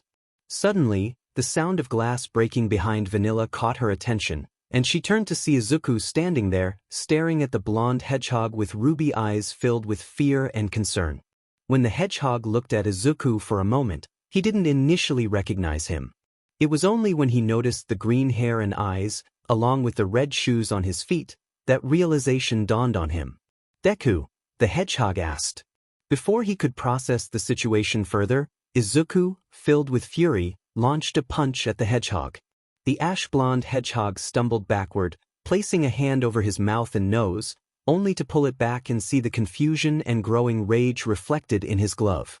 He felt something drip from his nose, and those present in the house wore expressions of shock and awe, which slowly morphed into anger. Before he could utter another word, a gloved fist struck his face again. He was launched from the doorway, landing on his back with a groan. Slowly getting back up, he glared at the bunny rabbit in front of him, who returned his gaze with equal intensity. The green eyes staring back at him filled him with confusion, prompting him to blink before speaking again. "Is that you, Deku?" he asked, a hint of worry creeping into his voice. Izuku growled, his expression hardening. He confronted the hedgehog, expressing disbelief at the situation. The ash-blonde hedgehog's anger flared as he questioned why he had not seen Izuku for over 2 years, only to be met with this confrontation. Izuku, ears drooping in distress, challenged the hedgehog about his past words that had caused him pain. Bakugo, his own anger boiling, insisted that he never wanted Izuku to die, but rather wanted him out of his way. The tension between them escalated, with both boys appearing increasingly feral. As thunder rumbled overhead, the two stood in the yard, their anger reaching a boiling point. Bakugo's eyes were cold as he suggested that if Izuku were weak enough to take his words seriously, he should have acted on them. This only fueled Izuku's rage, and he rushed at Katsuki, their clash echoing through the yard. Bakugo attempted to land an explosive punch, but Izuku ducked and retaliated with a kick to Bakugo's stomach, causing him to stumble back in confusion. The ash-blonde hedgehog's expression shifted to one of incandescent rage as he launched a series of punches and kicks, enhanced by small explosions. Izuku skillfully dodged and countered, his movements fluid as he struck Bakugo's face, sending him reeling. As the fight intensified, Izuku leaped into the air, electricity crackling around him. He descended upon Bakugo, who looked up in shock as sparks danced along his fur. Izuku revealed that he had manifested a new power, and as lightning gathered in the sky, Bakugo could only watch in disbelief. Just before the lightning struck, Vanilla rushed outside, calling out to Izuku. Lightning flashed across the sky, slamming down where the two had been fighting, creating a massive explosion of wind and dirt. As Vanilla approached the site, she saw Bakugo being launched from the crater, while Izuku emerged, electricity sparking around him and his eyes glowing a toxic green. Izuku stalked toward the ash-blonde hedgehog, fury evident in his expression. Vanilla, filled with horror, urged him to step back, fearing the consequences of his actions. She pleaded with him, hoping to prevent him from succumbing to his rage and the suffering that would follow. Izuku, however, remained resolute, insisting that he needed to teach Bakugo a lesson about the consequences of his words. Izuku expressed his frustration, revealing how someone had made him feel worthless, believing that only Rouge and Surge could truly care for him. Vanilla listened silently as he stepped forward, insisting that she should not get involved. He reiterated his plea, urging her not to take any drastic actions against the one who had tormented him. Vanilla, however, couldn't help but express her concern, asking him to refrain from causing harm. As Izuku rushed toward Bakugo, the ash-blonde hedgehog struggled to rise from the ground, pain coursing through his body. Suddenly, he felt a grip on his neck quills, lifting him up. He instinctively raised an arm to activate his quirk, but Izuku swiftly redirected it back to the ground. The resulting explosion sent both of them crashing into the nearby forest, while Vanilla watched anxiously from the yard, witnessing what seemed like a fierce rivalry unfold. With each punch and kick Izuku landed, Bakugo retaliated with explosions that sent shockwaves through the air. Vanilla's protective instincts surged as she felt the urge to shield her child from the chaos. Yet, Izuku had pleaded with her to stay out of it, as this was a confrontation with someone who had made his life difficult long before he met her. Despite her longing to intervene, she knew she had to set an example for 𝗏𝗏, who stood nearby, visibly distressed. Vanilla approached 𝗏𝗏, enveloping her in a comforting embrace, keeping her turned away from the escalating fight. Meanwhile, Izuku delivered a powerful blow to Bakugo's midsection, causing him to double over. Following that, he struck Bakugo's face, resulting in a visible injury. The battle continued, with Izuku skillfully maneuvering around Bakugo, landing blows that left the hedgehog with bruises and cuts. Bakugo, now on the ground, glared at Izuku, struggling with the realization that he was being overpowered by someone he had underestimated. As Izuku pressed down on him, Bakugo's frustration grew, and he managed to push himself up, albeit unsteadily. He questioned if Izuku was finished, to which Izuku replied that he still had a lot to work through but was done for now, hoping Bakugo wouldn't return to the forest. Bakugo, still determined, challenged Izuku, but Izuku revealed that he had been holding back throughout their fight. He explained that the electricity he generated was merely to induce muscle spasms, not to cause serious harm. As Bakugo contemplated this, he prepared to retaliate, pointing his palms at Izuku, who turned just in time to witness a massive explosion erupting before him. Inside the house, Vanilla felt a surge of fear as she watched Izuku get caught in the blast. Rushing outside, she found him embedded in a tree, his body marked by burns and injuries. Her heart sank as she glanced at Bakugo, who wore a triumphant grin, clearly reveling in the damage he had inflicted. Vanilla's protective instincts kicked in, and she approached Bakugo with a fierce determination. She confronted him, her anger evident as she warned him to leave before she called for help. Bakugo, taken aback by her intensity, questioned her identity. She introduced herself as Izuku's mother, making it clear that he had crossed a line. Bakugo, confused, asked about a figure named Eggman, prompting Vanilla to smirk as she warned him of the consequences of his actions. She placed him on the ground, and he quickly dusted himself off, realizing he was outmatched. As he walked away, Vanilla turned to find Izuku lying unconscious on the ground. Moments later, 𝗏𝗏 found herself cradling Izuku's still form, tears streaming down her cheeks as she cried for him. Rouge and Serge were watching the fading figure of Bakugo, exchanging glances before Rouge decided to call someone she knew. Stepping outside onto the porch, she tapped her foot lightly on the concrete. It wasn't long before a familiar voice greeted her on the other end of the line. Tails introduced himself, expressing his eagerness to help.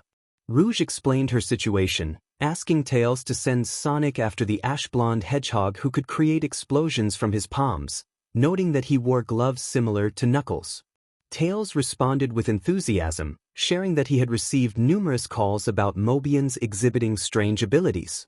He mentioned a black echidna who had somehow erased Knuckles' super strength, which piqued Rouge's interest.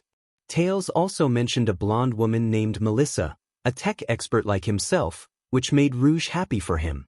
However, she had her own issues to deal with. She recounted how Bakugo had shown up at the rabbit household, prompting Izuku to react fiercely.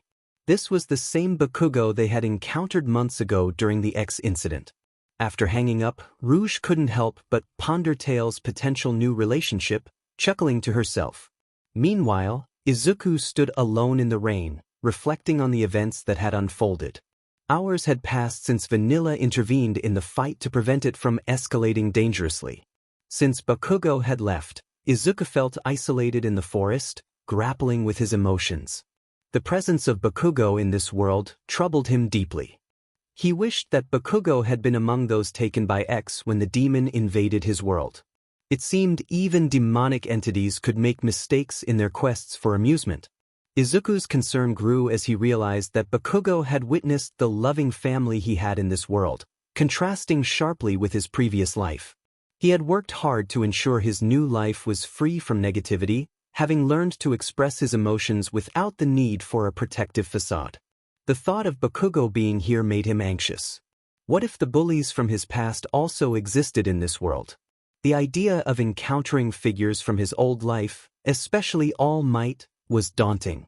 He recalled a painful memory of asking All Might if someone like him could become a hero, only to be met with discouragement. Shivering at the recollection, Izuku gazed into the forest, coming to terms with Bakugo's presence. He understood that the hedgehog would strive to be a hero in this world, and he resolved to keep his distance to protect those he cared about from the chaos Bakugo brought. Although he recognized that his feelings were unhealthy, he couldn't help but feel resentment towards someone who had tormented him for so long. He sighed, wishing Bakugo had never come to this world, knowing it would take time to navigate the situation and help everyone forget. Just then, a familiar voice interrupted his thoughts, asking what he wanted everyone to forget. Turning around, he saw Surge and Rouge standing behind him, concern etched on their faces. Rouge's expression was softer than usual, revealing her worry for the young rabbit, who had never seemed so angry before. Moments later, Uraraka arrived, breathless and anxious, her hair damp and sticking to her face as she looked at Izuku. Despite her height, Izuku's ears nearly matched her, making their difference less noticeable. As the brown-haired young woman gazed at Izuku, the rabbit looked back at her in confusion. She stepped forward and pulled him into a warm hug. Izuku stood still, enveloped in her embrace, while Rouge and Surge observed the interaction with smiles on their faces. At that moment, Izuku saw Uraraka as more than just a friend, and the hug stirred a mix of emotions within him. He felt guilt for revealing a side of himself that contradicted the kind persona she had always known. Uraraka had only ever witnessed his gentle nature. He rarely displayed anger or hatred, and it took a lot to provoke him. Uraraka whispered reassuringly to him, reminding him that it wasn't his fault that things had turned out this way. Izuku pulled away from the hug, looking down as he confessed his feelings of regret for showing a side of himself he thought he had under control. Rouge playfully teased him about his emotional reactions, prompting Izuku to explain that on Mobius, he had no reason to hide his true feelings. Surge noticed Izuku's posture, which hinted at the past struggles he had faced, particularly with Bakugo. Though he initially appeared weak, there was a shift in his demeanor, suggesting he was becoming more assertive. Rouge observed that Izuku's fur was slightly fluffed out, making him look even fluffier than usual, which brought a small chuckle from her. Uraraka helped him smooth down his fur, and Rouge offered her support, encouraging him to talk to someone whenever he needed help with his emotions. As Surge joined in the hug, Uraraka took out her phone and snapped a few pictures of the trio, catching Izuku's attention. He looked surprised, and Uraraka giggled before kneeling to meet his gaze. She mentioned needing to find a job to repay Vanilla for her help, expressing her longing to ensure her child would grow up in a safe environment, especially with a large mark on their stomach. Izuku's heart raced at her words, and he asked her to clarify about the mark. Uraraka described a figure named Lord X from her world, recalling his appearance, a boy with curly green and black hair, diamond-shaped freckles, and piercing crimson eyes. She shared her experience with him, expressing her concern about his actions. Curious, Izuku inquired about the other girls Lord X had been involved with. Uraraka eagerly pulled out pictures of them, starting with a third year from UA High School named Heido Nijire, who was a sidekick for Ryukyu. As she showed the picture, Izuku, Surge, and Rouge blushed slightly, taken aback by the revealing nature of the image. Izuku's expression shifted to one of disbelief as he processed the names Uraraka mentioned, including Ryukyu, Midnight, and others. When he reached the last picture, his blood ran cold. The woman in the image had a short, pudgy figure, but her lifeless eyes sent a chill down his spine. He trembled as he realized who she was, prompting Uraraka to ask about her identity. With fear in his voice, Izuku revealed that she was his human mother. The boy had improved significantly in his singing and musical abilities, so much so that he had been preparing for this day for quite some time. He chose to set aside thoughts of the people from his past who had appeared on Mobius and focused entirely on the inhabitants of this world, determined to bring them joy. Hearing movement outside the small studio built into his home, just a few meters from Vanilla's, he allowed a small smile to grace his face. He opened the door to find Rouge and Surge waiting for him, both wearing bright smiles as they embraced him. He was holding his guitar when they hugged, feeling their warmth through the instrument. He expressed his disbelief at how popular he had become on Mobius, sharing his excitement about the 3 songs he planned to perform, believing that they would set him on a path to sing for the entire world. Rouge, her eyes sparkling with enthusiasm, asked which songs he had in mind. He explained that he intended to sing a couple of songs from a group featured on 𝗵𝗲𝗵𝐺's YouTube channel from his world, a channel that had been around long before quirks existed.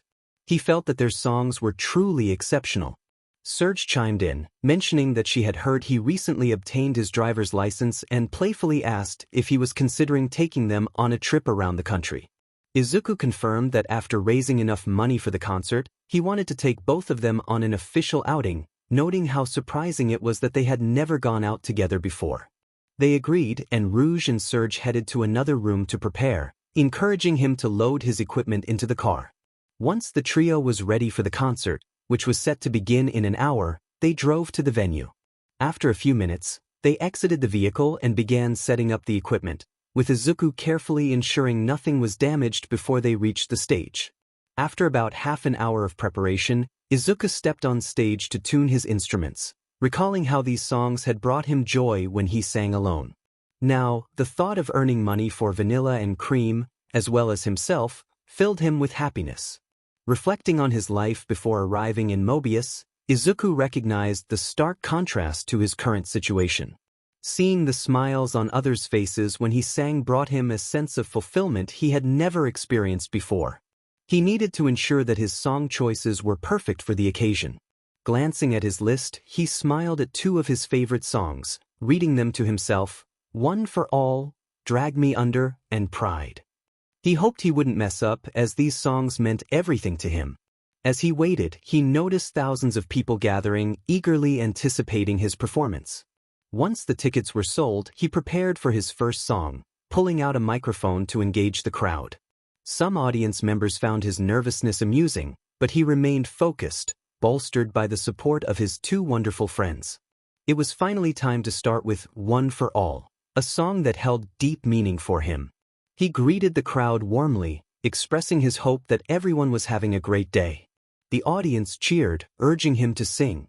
He reassured them that they were the reason for this event, regardless of any doubts.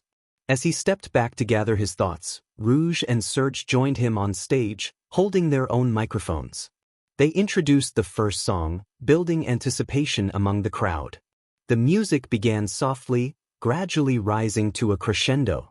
Izuku noticed Rouge and 𝗧𝗏 playing their instruments, contributing to the performance.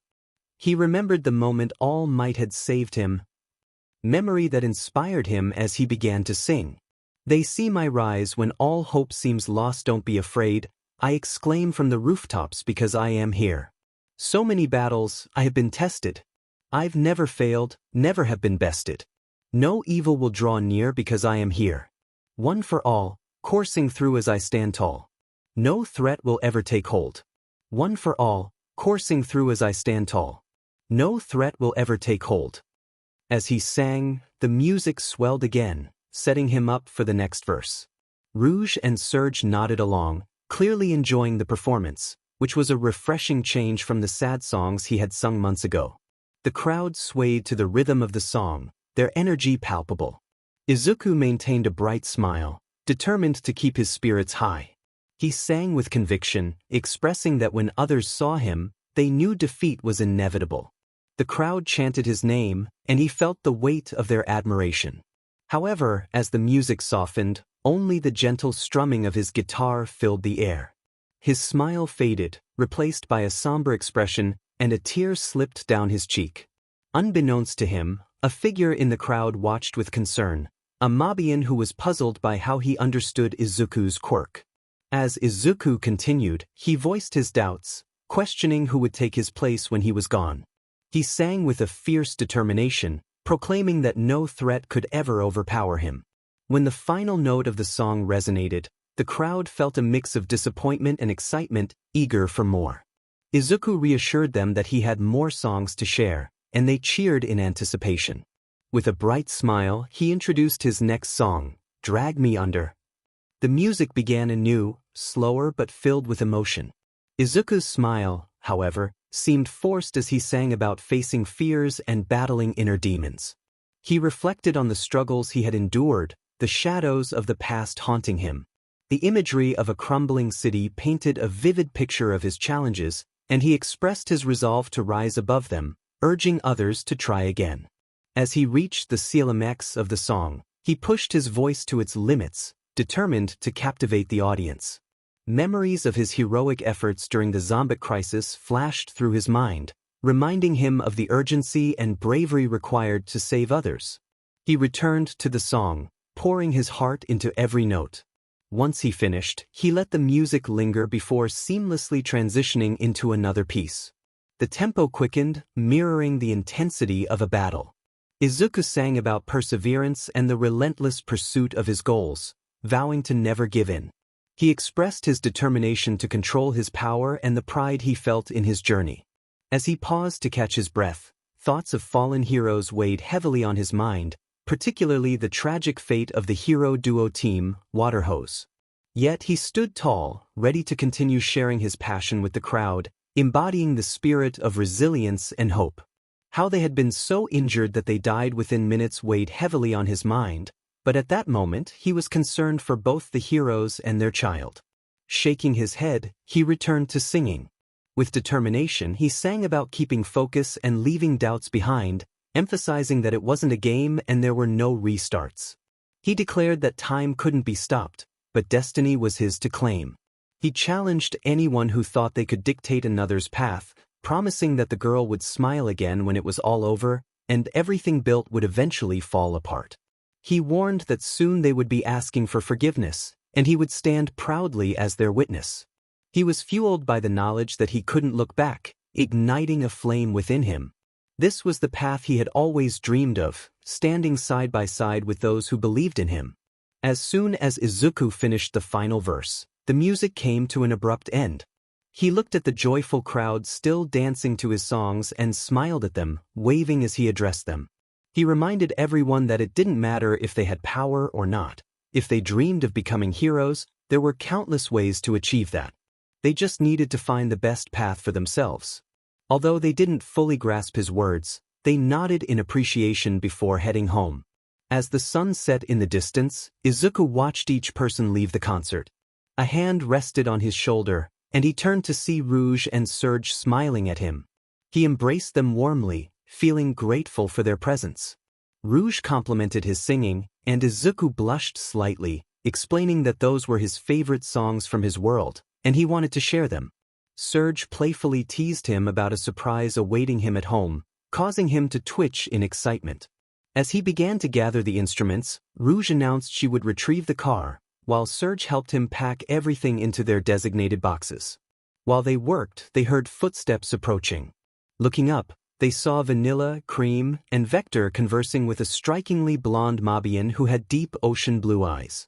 He was slightly muscular and stood taller than the others, evoking a sense of familiarity in Izuku.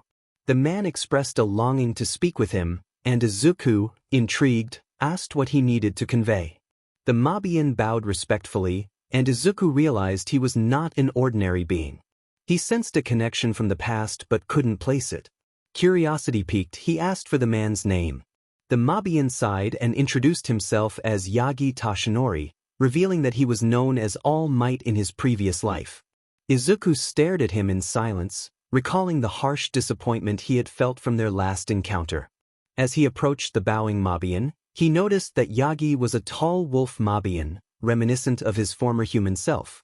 Vanilla and the others held Izuku back, not wanting a repeat of past confrontations. Taking a deep breath, he encouraged Yagi to speak. Yagi admitted he had been wrong in his assessment of Izuku's potential as a hero without a quirk. He expressed deep remorse for the impact of his words, acknowledging that they had cost him dearly. Tears fell from his eyes as he apologized for the pain he had caused. Izuku remained quiet for a moment, then knelt to be eye level with Yagi, pulling him upright.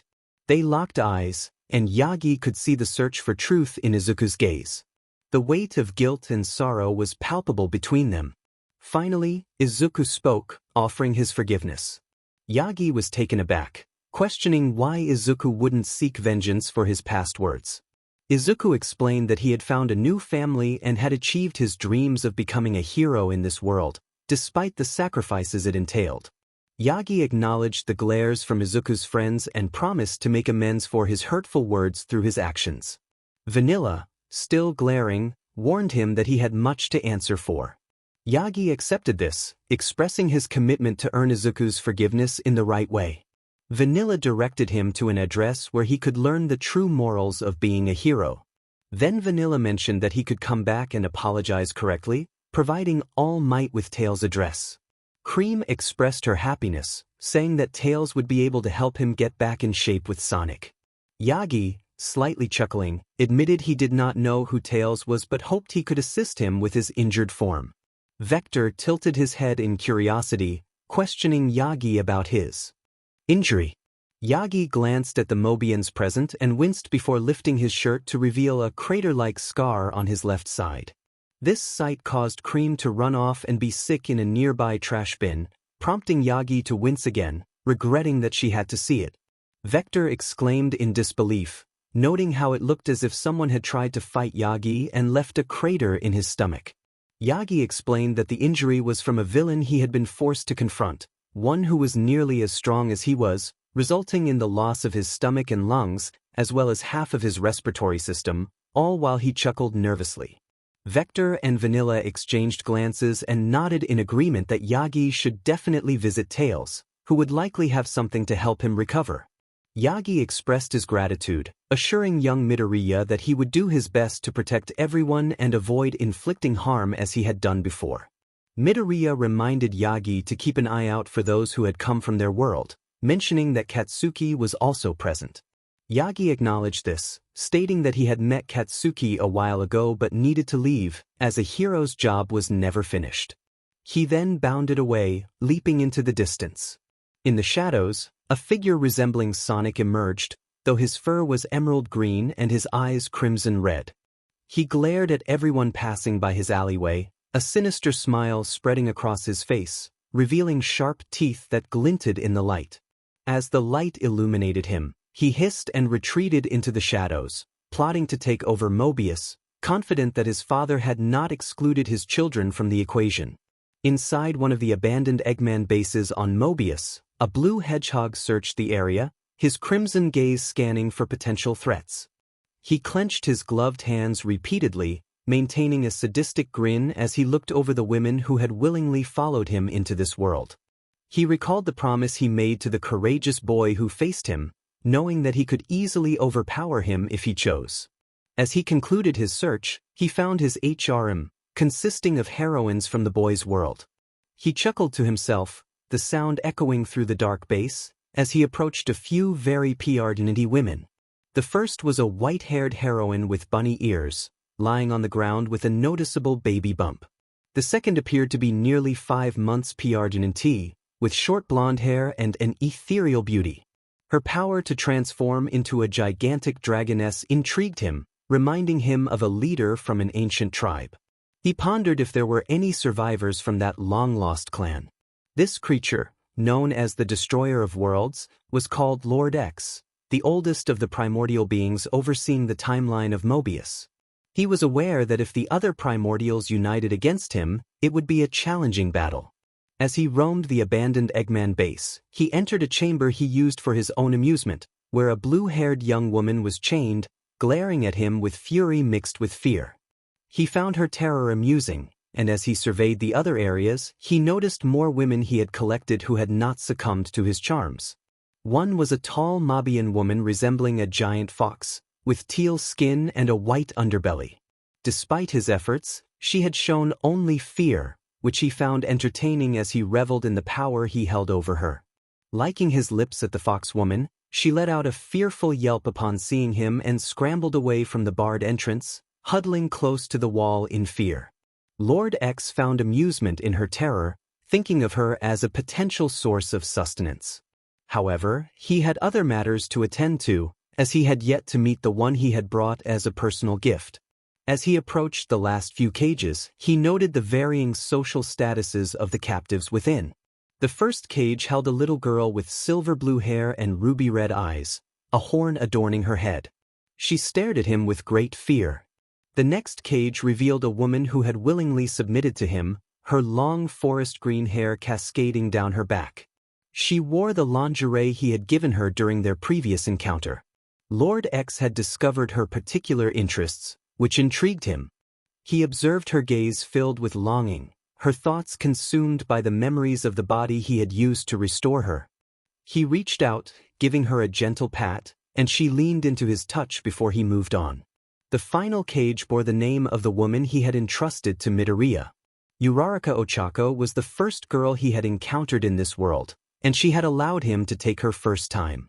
He sensed her heartbreak, knowing she had failed to gain admission to her dream school and had been disowned by her family for the money spent on her education. He had provided her with a place to live and a reason to continue after her life had taken a downward turn. He reflected on her as his greatest prize, the one who had first become 𝗵𝘃𝗏. He wondered what she was doing at that moment but reminded himself that he had other plans to attend to. As he departed the caged area, he failed to notice the blue-haired girl sighing in relief at his exit. Upon entering the main compartment of the Eggman base, which he used as a home of sorts, Lord X came across a throne. Sitting upon it, he watched as his eternal servants entered and knelt before him, revering his presence. He was aware that the body he had assumed was slowly decaying, but his magic kept it appearing intact since he had taken it and vanquished its original soul. Multiple versions of Sonic the Hedgehog entered the room, each with different colors for their fur and quills. One was a green hedgehog from a version of Mobius that had turned evil. This green Sonic had lost his sanity after the loss of his older siblings, allowing Lord X to take over his body and transform him into a being similar to himself. He liked to refer to himself as X's true son, feeling the demonic magic flowing through his veins as a gift. The others were variations of what his original form could have been, created by fans. One resembled a large dog with a frightening appearance, while others looked like smaller versions of himself, each with different names such as 𝗓𝗫𝗓, 𝐒𝐻𝗫𝗓, and 𝗕𝗫𝗓. However, Lord X had summoned them for a specific purpose, to test the abilities of the boy who had allowed him entrance into his body. He called for the first one he wished to see challenge Midoriya Izuku. 𝗓𝗫𝗓 approached, a perfect carbon copy of Lord X, though with his own thoughts and ideas. He used Sonic's body but lacked the X symbol, instead possessing crimson eyes and yellow teeth. His 𝗓𝗫𝗓 remained white, as he enjoyed toying with his prey before the end.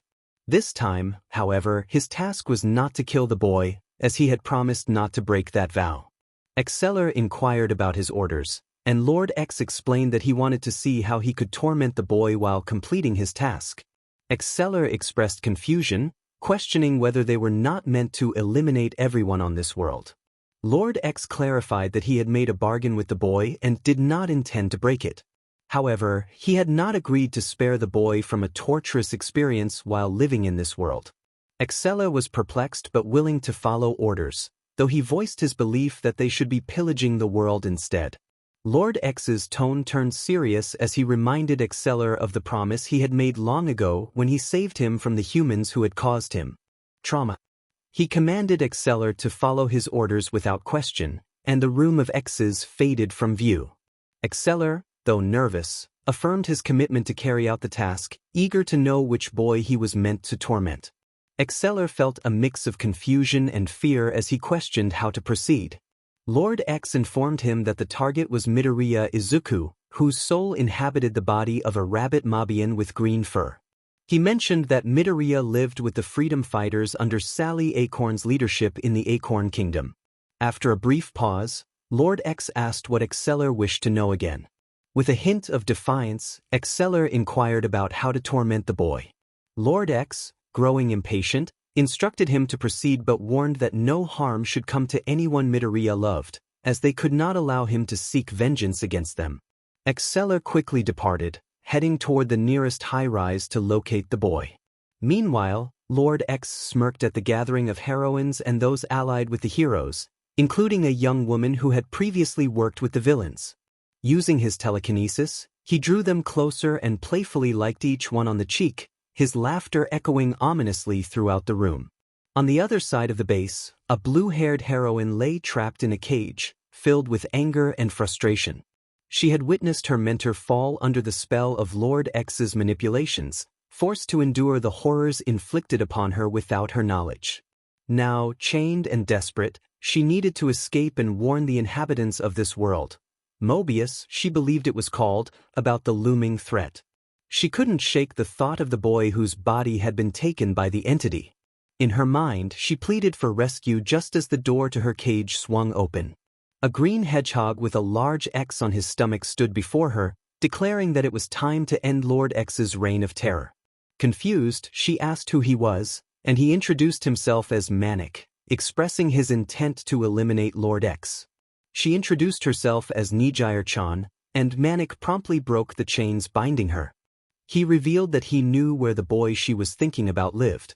If he questioned her presence, she should inform him about Lord X and his plans involving a demon named 𝗓𝗍𝗓. Cautiously, 𝗔𝗨𝗧𝗏 questioned why she should trust him, noting the mark on his stomach that resembled the others. 𝗵𝗵𝗲 reassured her, stating that he was the only one who had freed her and understood the pain of being ignored and mistreated. He opened a large golden ring, explaining that it would take her close to the boy's home. She needed to find a Mobian with rabbit ears and green fur, as he would be the one to help her. After a moment of hesitation, 𝗔𝗨𝗧𝗏 jumped into the ring and vanished. 𝗵𝗵𝗲 smiled at the spot where she had been, then turned away from the cage, shuddering at the sounds of chaos echoing through the base. Using an illusion, he created a new version of 𝗔𝗨𝗧𝗏 in chains, hiding the real chains before leaving. He approached a fox lady who watched him with fear, freeing her in the same manner and offering her the same opportunity. Without hesitation, she leaped into the giant ring and disappeared. 𝗵𝗵𝗲 took a deep breath, contemplating his decision to distance himself from Lord X. He felt a sense of pride, thinking of how his older brother, Sonic, would disapprove of his involvement in such dark deeds. Opening the cage that held a horned girl, he knelt before her, gently patting her head as if he were her older brother. She asked if he intended to hurt her, confusion and fear evident in her voice. 𝗵𝗵𝗲 assured her that he would teleport her to someone who could protect her from any threats. He mentioned Midoriya Izuku, who lived in a forest near Central City, just a short distance from the rabbit family household. 𝗵𝗵𝗲 instructed her to find the house hidden in the forest and knock on the door, confident that Midoriya would help her. As he opened the giant ring, the little girl hesitated, looking between him and the portal before embracing him. 𝗵𝗵𝗲 wrapped his arms around her, feeling a sense of fulfillment as he picked her up and tossed her through the ring. Once she was gone, he exhaled deeply, ensuring that his presence was masked by that of others so Lord X would not suspect him. After all, he was X's true heir and son, and he had to be cautious in his plans to overthrow his father and become the new eldritch entity of the void dimension. As he walked away, his eyes flickered from crimson to their original color, briefly turning pure white before returning to the crimson gaze bestowed upon him by Lord X. A small vestige of Sonic appeared in his mind, smiling and giving him a thumbs up before fading away. 𝗵𝗵𝗲 felt a tear slip down his cheek as he walked away from the area. The following day, X discovered that someone had broken into his cages and freed not one, not two, but 3 of his prisoners. 𝗬𝗏 found herself appearing just outside a vast forest. As she looked around, she recalled 𝗵𝗵𝗲's words from the dungeon. Uncertain if he had been truthful, she hesitated, his advice echoing in her mind. She felt a mix of fear and determination as she stepped into the forest, her arms drawn protectively across her chest. Her horn flickered with an unknown power, which she managed to suppress through sheer will. As she navigated through the thicket, 𝗬𝗏 searched for the home of Izuku Midoriya. Having recently arrived in this world, she was unsure if she could trust him. However, 𝗵𝗵𝗲's assurance that Izuku was someone she could rely on lingered in her thoughts. After passing through another dense area, 𝗬𝗏 stumbled upon a group of peculiar floating creatures of various colors. They danced around her, joyfully exclaiming the word, "Ciao." Curious, she approached them, and they flocked to her, treating her as a unique visitor. 𝗬𝗏 decided that these strange creatures would protect her until she found Izuku Midoriya. Staying with the Qiao, 𝗬𝗏 quickly learned to eat solid food and drink water without assistance. Just as she was about to play with them, she heard a rustle in the nearby bushes. The Qiao looked alarmed, and 𝗬𝗏 instinctively followed their lead. Suddenly, a pair of green rabbit ears peeked out from the bushes, followed by a green rabbit with bright green eyes. 𝗬𝗏 could tell he was male, standing slightly taller than her at around 4 feet 11 inches, with oversized hands and feet that made him appear comical. The rabbit muttered to himself, wondering if he had heard a little girl nearby. 𝗧𝗓𝗓𝗏, curious and cautious, asked who he was. He introduced himself as Midoriya Izuku, though he mentioned that his name had changed to Izuku the rabbit. 𝗧𝗓𝗓 approached him, expressing her surprise that he was not human. Izuku explained that he had once been human but had transformed into a Mobian upon arriving in this world. 𝗧𝗓𝗓, her voice trembling, asked if he could keep her safe. Izuku, alarmed, inquired if someone was pursuing her. 𝗧𝗓𝗓 pleaded not to be returned to the evil hedgehog, hugging him tightly. Izuku embraced her, glancing at the 𝗬𝗓, who smiled back before resuming their play. He picked 𝗧𝗓𝗓 up and made his way through the forest toward Vanilla's home. The journey was bumpy, but 𝗧𝗓𝗓 felt warm and secure in his arms, eventually drifting off to sleep. Upon reaching the rabbit household, Izuku gently placed 𝗧𝗓𝗓 on the couch under a blanket. He noted that she seemed unable to relax, likely due to her previous experiences with the evil hedgehog. The thought ignited a sense of anger within him. Questions flooded Izuku's mind. Who had taken her captive? Who was this evil hedgehog? And how many others like 𝗧𝗓𝗓 were in his grasp? In the hours that followed, Izuku did everything he could to ensure 𝗧𝗓𝗓's safety in the rabbit household. He kept a watchful eye on her, especially as her horn occasionally sparked with power. Whenever she experienced a nightmare, he softly whispered comforting words, helping her to calm down and deactivate her power. The fact that this little girl, who appeared no older than 7, was so afraid of a hedgehog compelled Izuku to contact Sonic. While he trusted the blue blur, he felt it was essential to investigate the situation further, marking Sonic as a potential threat. The blue blur soon arrived at the rabbit household within seconds after receiving the call from Izuku. Sonic announced his presence from the other side of the door, and Izuku welcomed him in, reminding him to keep it quiet since the little one was napping on the couch. Sonic expressed his regret for missing Izuku's concert the previous week, explaining he had been busy dealing with Eggman. Izuku reassured him it was fine and shifted the conversation to a more pressing matter. Izuku inquired about the little girl sleeping on Vanilla's couch, seeking confirmation that she wasn't referring to Sonic.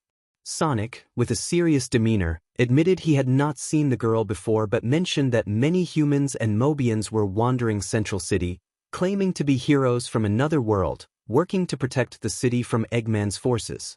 Izuku felt relieved, noting that the girl had spoken of an evil hedgehog who had kept her hostage, hoping it wasn't Sonic. Curious about who had rescued her, Sonic asked who had broken the girl out if it wasn't him. Izuku explained that she hadn't shared that information yet, but he intended to find out once she was well rested. Sonic encouraged Izuku, expressing his longing to see the little girl smile before bidding farewell and speeding away. Izuku and Vanilla spent the rest of the day preparing lunch and dinner for the household. Rouge and Serge stopped by to greet them before heading off on their own errands. As the hours passed, Izuku noticed the little girl stirring and slowly waking up. When she opened her eyes, he leaned over her with a gentle smile, brushing her hair aside before using a comb to tidy it.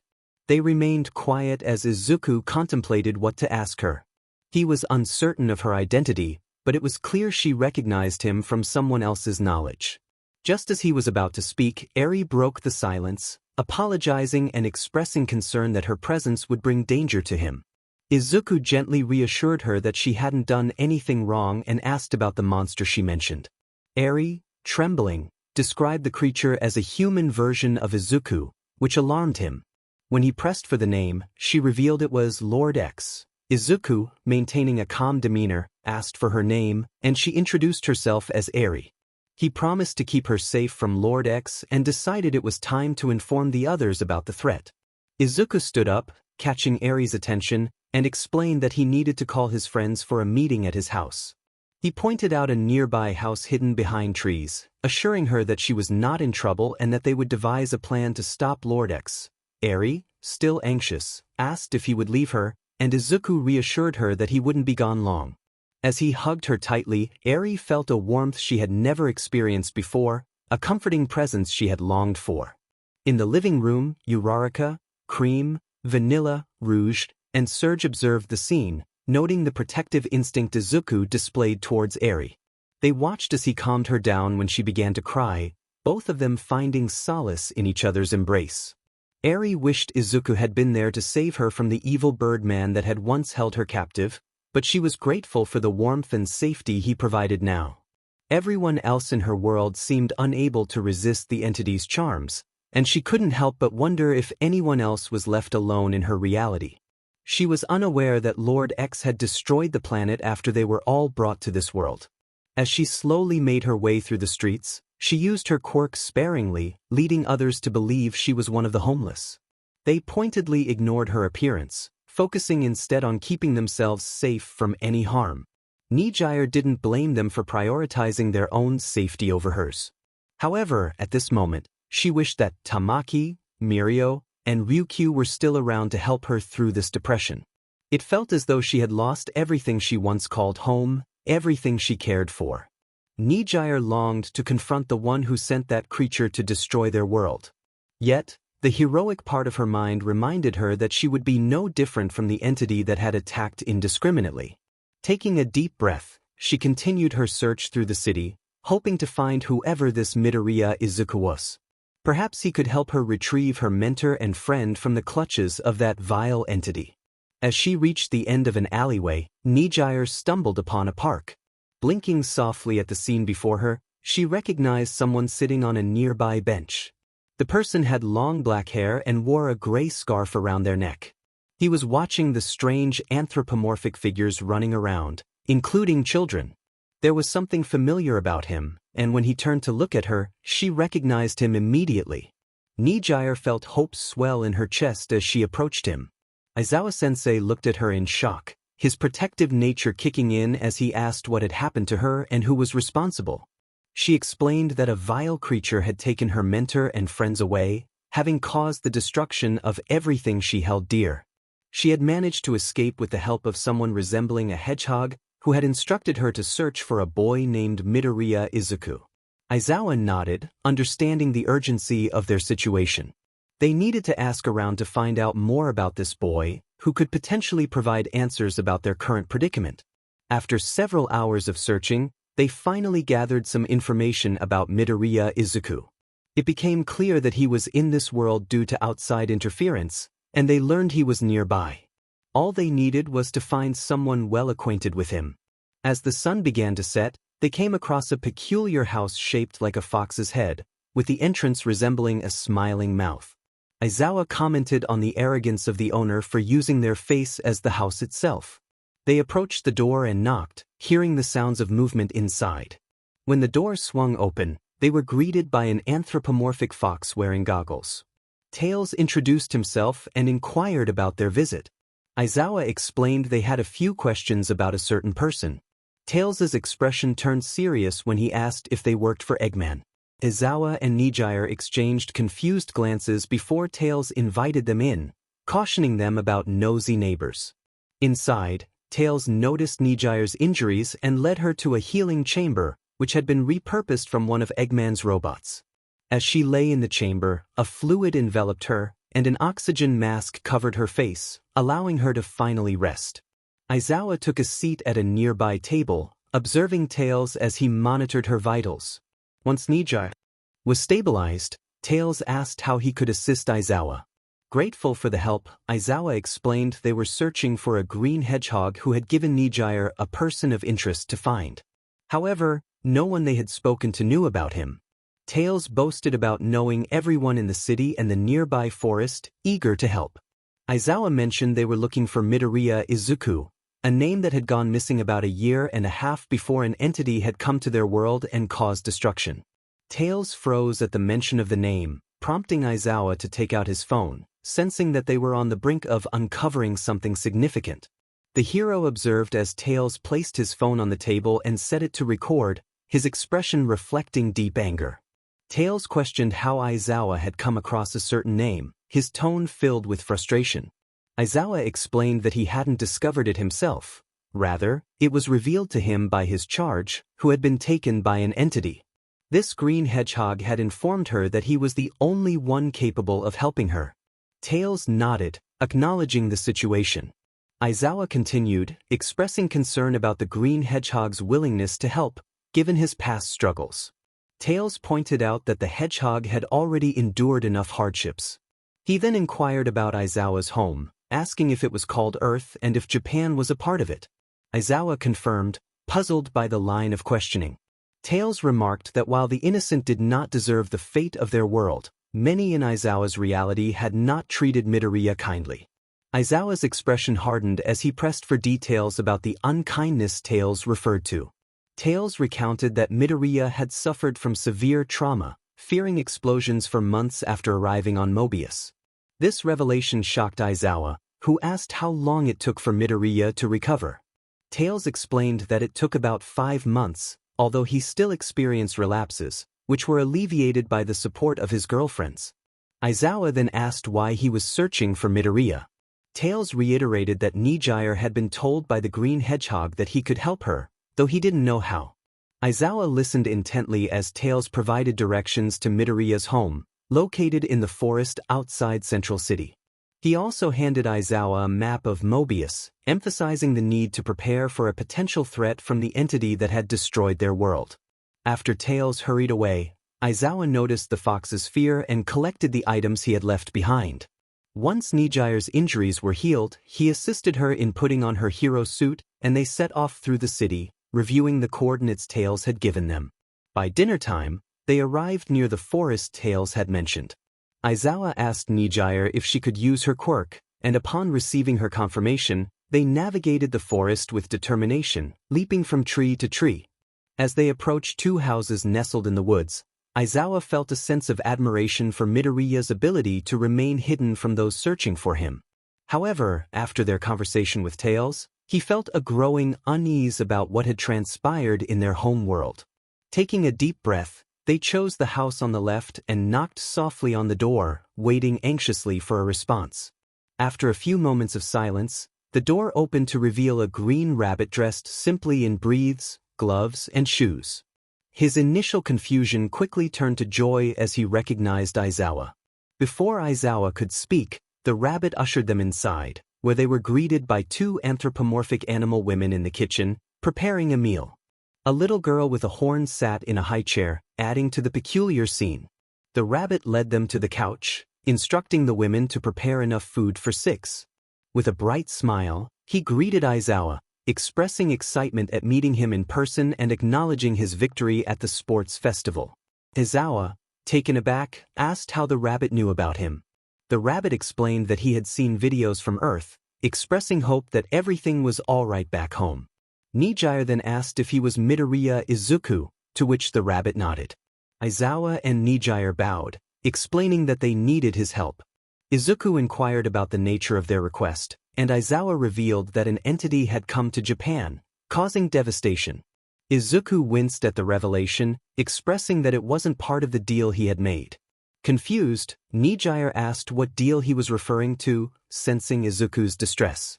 He lamented that the entity was supposed to only harm those who had tormented him, not destroy their world entirely.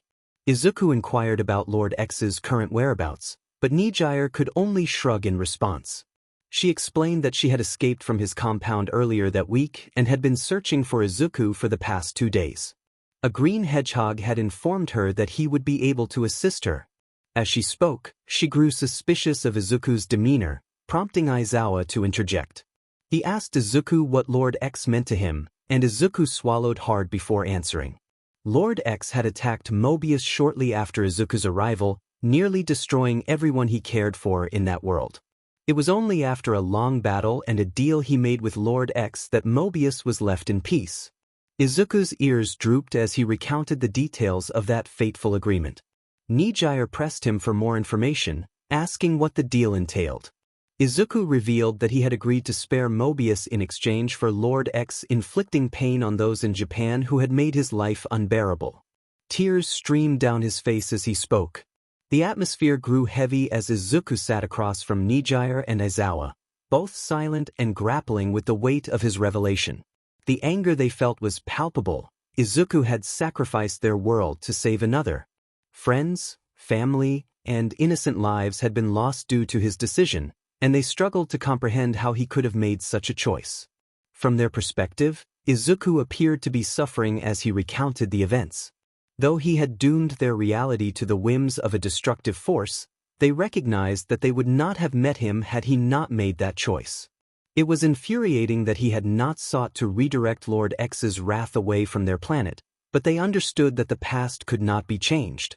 Still, they sighed in frustration, questioning his thought process in sacrificing his home. Aizawa confronted Izuku about the lives lost due to his decision, and Izuku acknowledged the truth of it, admitting he had hoped Lord X would target only the wicked. He felt utterly exhausted as he explained that his deal was meant to avenge the life he had lived before arriving in Mobius. 𝗕𝗓𝗓's voice trembled with anger as she expressed the injustice of their lack of choice in the matter. Izuku admitted he had acted without fully considering the consequences, acknowledging that he would carry the weight of his decision for the rest of his life. He felt destined for a grim fate for dooming their reality to suffering. Aizawa pressed him further, questioning how he could make such a choice without considering the innocent lives at stake. Izuku challenged him, asking what Aizawa would do if he were in a situation where everyone around him despised him for pursuing his dreams. He described the isolation he had felt, contrasting it with the acceptance he found in Mobius. Izuku's frustration grew as he expressed that many would sacrifice their world to save themselves. Aizawa countered, insisting that such a choice could not justify the loss of billions of lives. Izuku's anger flared as he recounted his own experiences of being treated as less than human, having been bullied and abandoned. He questioned how anyone could expect him to react differently when faced with acceptance for the first time. As the argument escalated, 𝗕𝗓𝗓 observed Izuku's defensive posture, sensing the tension rising between him and Aizawa. Memories of her own school experiences flooded her mind, reminding her of those who had faced similar struggles, albeit with less power. While she felt anger towards Izuku for his decision, she also recognized the complexity of the situation. Mobius was home to countless lives, a mix of humans and Mobians, and the latter were vastly outnumbered. As she looked into Izuku's emerald eyes, she saw the pain he carried from his past choices. With a quiet sigh, she turned her attention to Serge and Rouge, who were glaring at Aizawa, unaware of how his words were making Izuku increasingly uncomfortable. The boy wasn't his student, he wasn't the boy's father, and he certainly wasn't someone who had been taking care of him, as the boy had managed to care for himself since he was 6 years old. At least that is what she thought, as the boy never mentioned his mother. Aizawa's voice rose as he expressed his frustration, questioning how someone could doom a planet of people to save another with far fewer inhabitants. Izuku, overwhelmed with emotion, shouted back, admitting his mistake but emphasizing that he still lived with the consequences of his choice to save those who cared for him. Aizawa fell silent, staring at Izuku before standing up and heading for the door. He remarked that perhaps the boy's presence on this planet was a sign that he was not the hero he claimed to be, but rather a villain who had sacrificed billions for a life he deemed better. With that, Aizawa left the house. 𝗕𝗓𝗓 glanced between her departing teacher and Izuku, who was left staring at the door, shock etched on his face.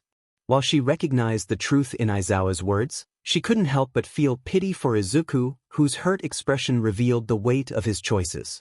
In the kitchen, 2 Mobian women watched her closely, holding the little girl who had escaped from Lord X earlier that week. Their eyes burned with fury as Izuku sank to the ground, his large ears drooping as tears fell silently. 𝗕𝗓𝗓 wanted to comfort him, but the intensity of the women's glares made her hesitate. Instead, she settled on the ground in front of Izuku, listening as he mumbled about the impossible choices he faced, either betray the only people who had shown him kindness or succumb to those who treated him as less than human. She placed a hand on his shoulder, acknowledging her own anger about her world being destroyed, yet understanding that she might have made the same choice if she were in his position. Izuku's voice trembled as he expressed his longing for just one friend, someone who could truly accept him. He lamented that he never asked for any of this, he simply wanted to feel loved. 𝗕𝗓𝗓 felt a pang of sympathy, realizing that he had suffered in ways she could hardly comprehend. She reassured him that she would likely have chosen the same path if faced with his circumstances. Izuku whispered that she probably wouldn't have survived what he endured. 𝗕𝗓𝗓 countered that his strength surpassed what she believed she could have handled. She gently pulled his ears away from his face, looking into his tear-filled emerald eyes. She asked if his decision stemmed from the fear of losing those who were kind to him, to which he nodded slowly. 𝗕𝗬𝗓 questioned whether there might have been people in their world who would treat him with kindness. Izuku's expression shifted to one of concern and confusion as he shook his head, admitting he had never met anyone like that. She reassured him that it wasn't his fault. He had searched everywhere he could. When she asked if he had looked beyond his hometown, he revealed that he couldn't leave Mizutofu due to his mother's restrictions and his fear of the streets. 𝗕𝗬𝗓 acknowledged his struggles but reminded him that he was still alive, which meant he had the determination to survive. She believed he could have found someone who would treat him as a normal person. Despite the scoffs from the kitchen as the Mobian women returned to their cooking, Izuku looked at her as if she had proposed something unimaginable. Eventually, he stood and sat beside her on the couch, the weight of the conversation settling around them. After a moment of silence, he finally spoke, apologizing and recognizing that nothing could change the past. Izuku felt a weight on his heart as he acknowledged his decision, resolute in his choice despite the disapproval of others. He expressed his regret for not stepping in during Aizawa's moment of vulnerability. Aizawa had lost someone dear to him in a villain attack and carried the burden of guilt for their death. With the loss of 2 more friends, he was struggling to cope, directing his anger towards those he believed were responsible. 𝗕𝗬𝗓 listened intently, understanding the depth of Izuku's feelings. Izuku gazed at the ground, feeling as if he deserved punishment for his actions. He recognized that Aizawa saw him as a villain in his story, someone who had taken away everything he cared about in a desperate attempt to save everyone on Mobius. 𝗕𝗬𝗓, however, remained optimistic. She reassured Izuku that Aizawa would eventually come to terms with his feelings, even if he was more broken than before.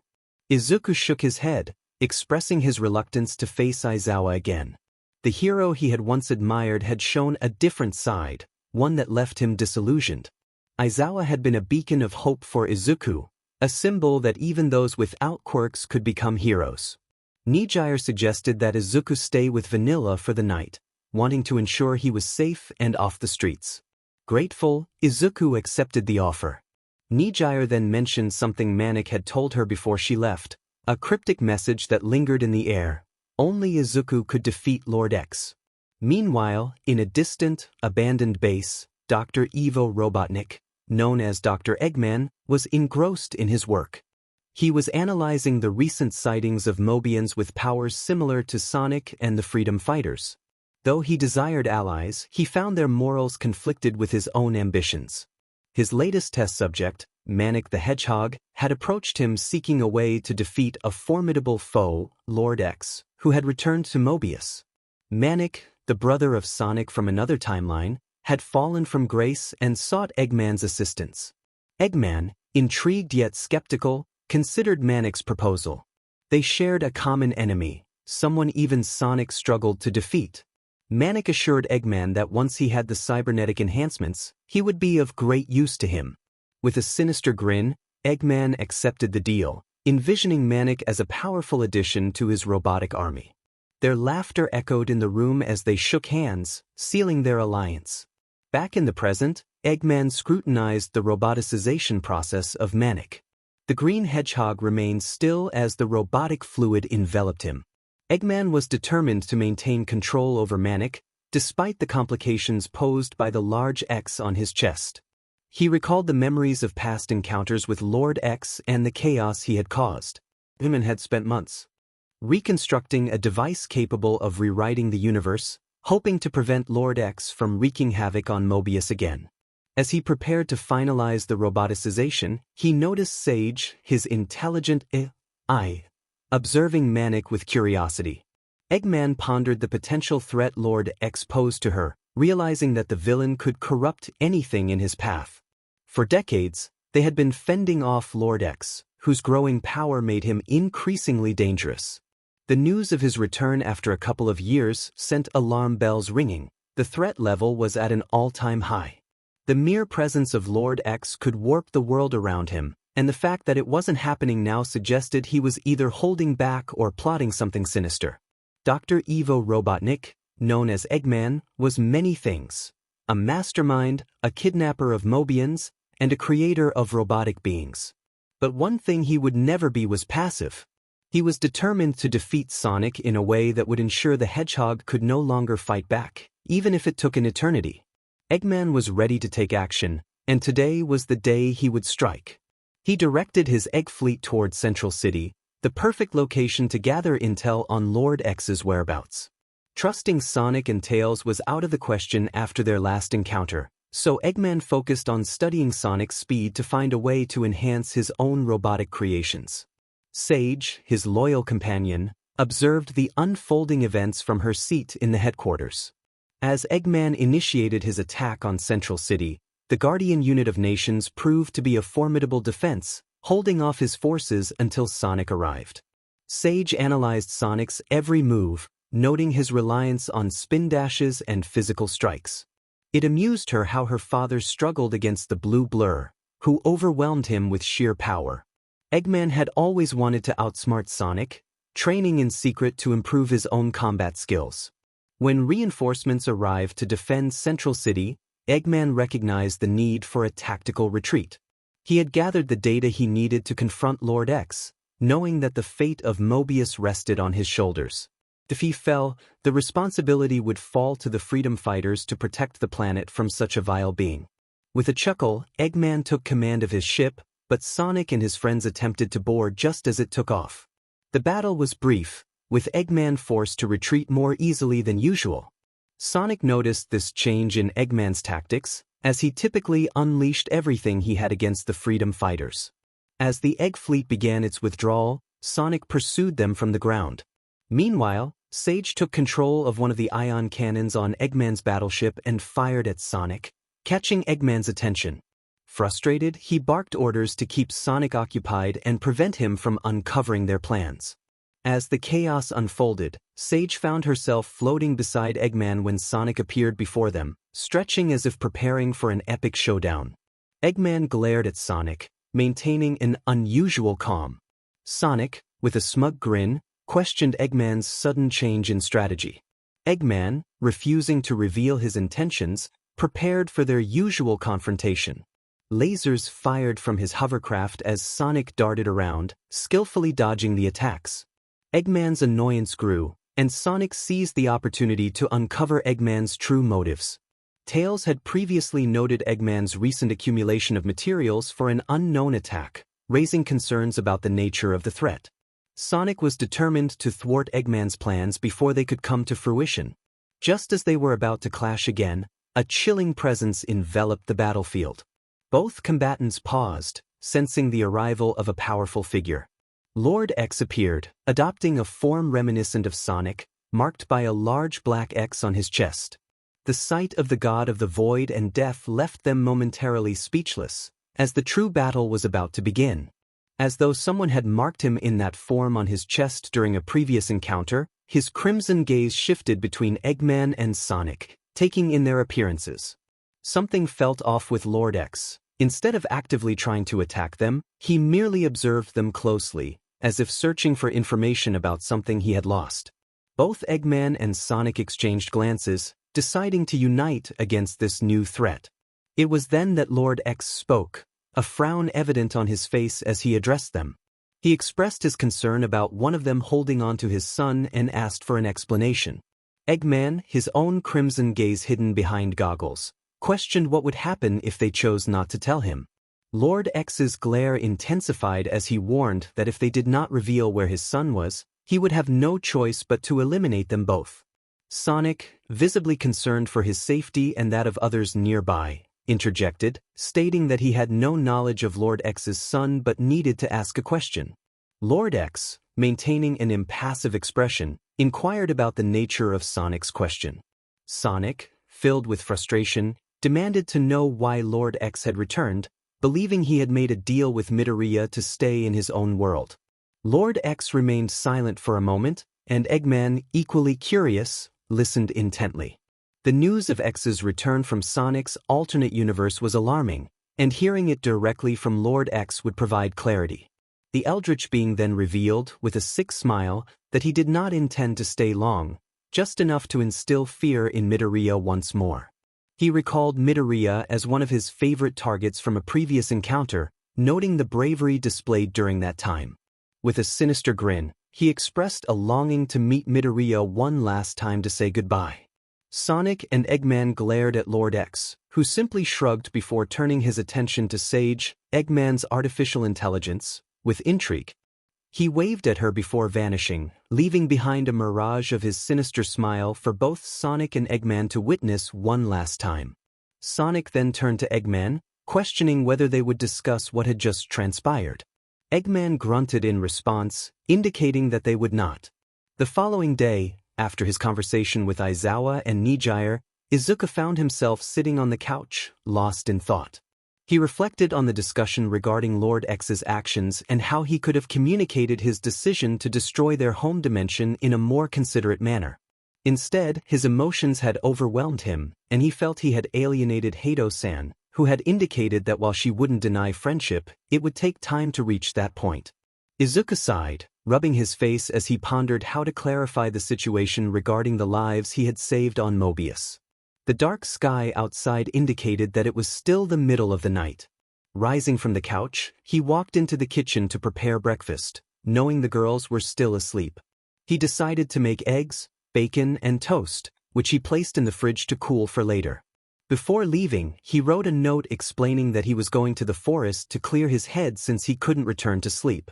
As he walked through the forest, he appreciated the tranquility, a stark contrast to his previous dimension where chaos often disrupted his moments of peace. Finding a spot in front of a nearby tree, Izuku sat down to gather his thoughts about what he should do regarding Hato and Aizawa.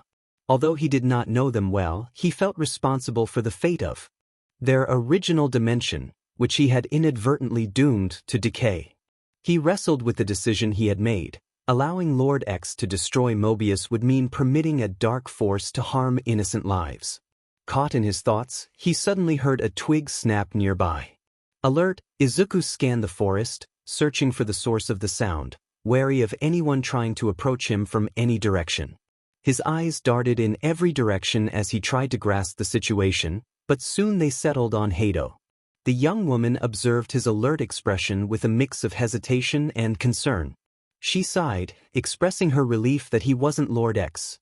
Izuku questioned why she would think that, and 𝗎𝗎 explained that she had received word from Tails about the Dark Lord of the dark depths of the void wanting to speak with her. Izuku rubbed his forehead in annoyance, acknowledging that it was likely due to how he and Eri had escaped from his clutches. He sighed, noting that the Dark Lord's search for them indicated he had a reason. 𝗎𝗎 observed that he didn't seem happy about the situation. Izuku admitted he hadn't been able to sleep since Aizawa's words weighed heavily on him. He reflected on the truth in Aizawa's statements but doubted whether Aizawa would make the same choices if faced with his past. 𝗎𝗎, sitting beside him, empathized with his feelings, sharing her own sadness about not being able to say goodbye to her parents. The silence of the forest enveloped them as Chao fluttered nearby, playing joyfully. One Chao nestled in Izuku's hair, mistaking it for a soft bed, which made 𝗎𝗎 giggle at their antics. She remarked on how calm he seemed compared to his emotional breakdown days earlier. Izuku explained that he had a job as a musician, which brought him joy, especially with the presence of Rouge and Surge. He mentioned that Eri was there because Manic had sent her. 𝗎𝗎 was curious about why Manic believed Izuku could protect them. He sighed again, revealing that Tails had informed him of his significance across multiple dimensions.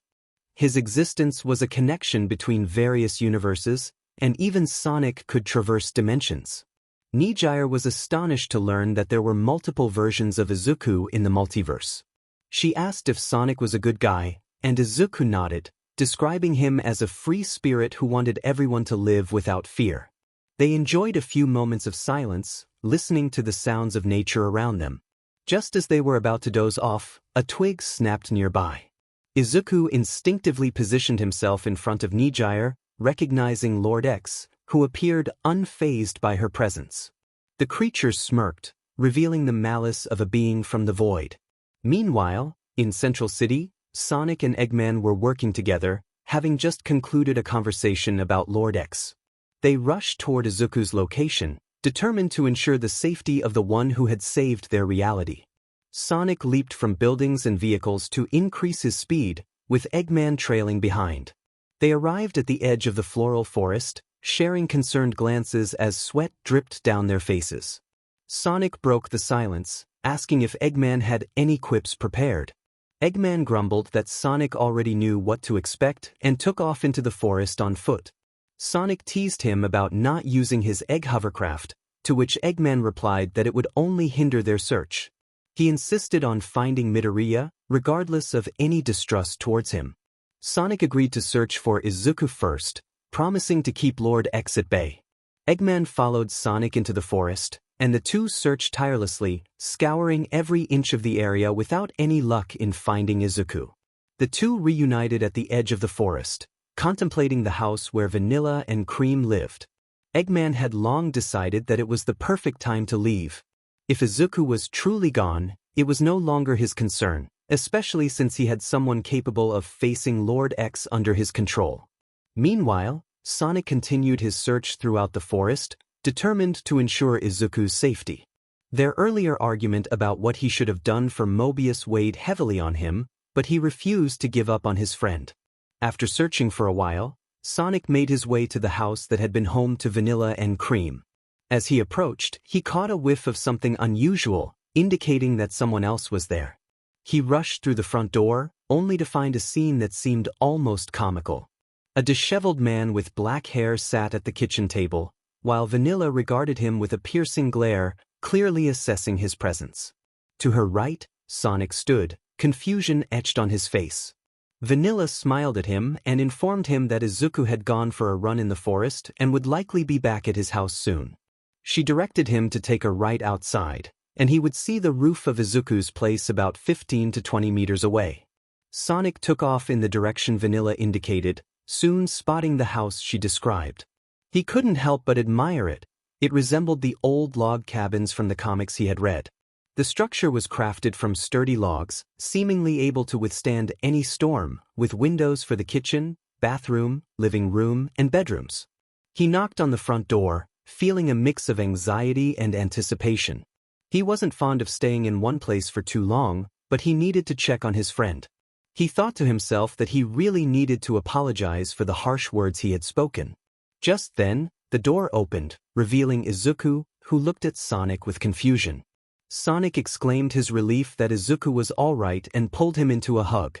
Izuku, slightly taken aback, questioned why Sonic was hugging him. Sonic's expression shifted to concern as he asked if Izuku had encountered Lord X that day. Izuku explained that Lord X had not been pleased to see Nijire with him, but oddly enough, had seemed happy that Izuku was living a better life. Izuku then found himself staring at Lord X, scrutinizing the decaying features of the Sonic lookalike. He knew that this creature was capable of deception, yet he sensed a profound sadness in Lord X's eyes, as if he was aware of his impending end and wished to pass on his powers to someone who would use them for good. Izuku's gaze hardened as he stood protectively in front of Nijire, who was frozen in shock at the sight of the being that had caused her so much pain.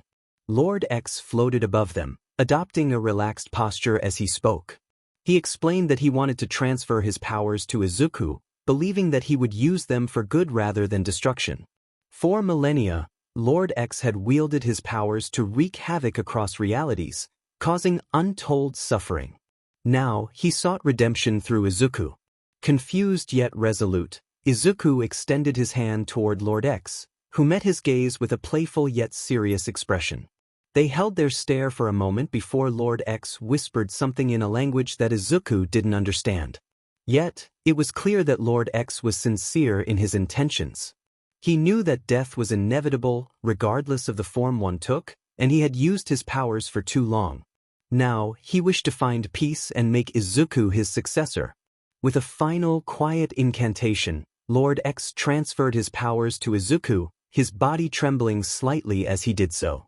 As Lord X fell to his knees, Izuku instinctively reached out to help him up, recognizing the weight of the moment and the responsibility that now lay before him.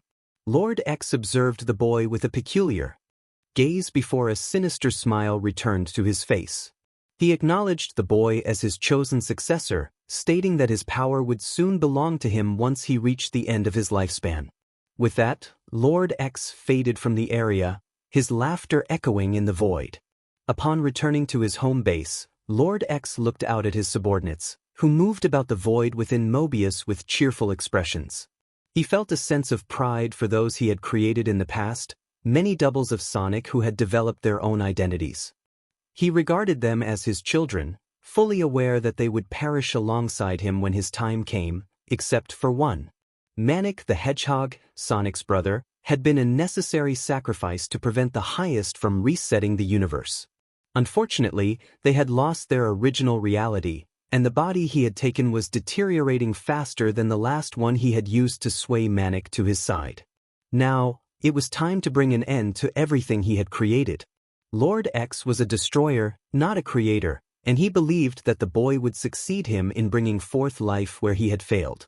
He had fashioned life in his own image, akin to the beliefs of certain religions that spoke of a creator. However, Lord X had no longing for a following. He only created beings who shared his ambitions. Bored with destruction and no longer youthful enough to envision a world filled with joy, he recognized that he could not create the world he had once imagined. Yet, he had faith that the boy would use his powers for good, crafting a realm of happiness. As he gazed into the vast darkness, a commotion caught his attention from the depths of the void. Squinting his X-shaped eyes, he discovered the source of the disturbance and couldn't suppress a laugh upon seeing a familiar figure, now covered in machinery. It seemed that the boy had transformed into a man, albeit by his own choice to become roboticized. Lord X expressed his disappointment in 𝗵𝗵𝗲's decisions. The newly roboticized 𝗵𝗵𝗲, filled with rage, proclaimed that Lord X would pay for taking everything from him.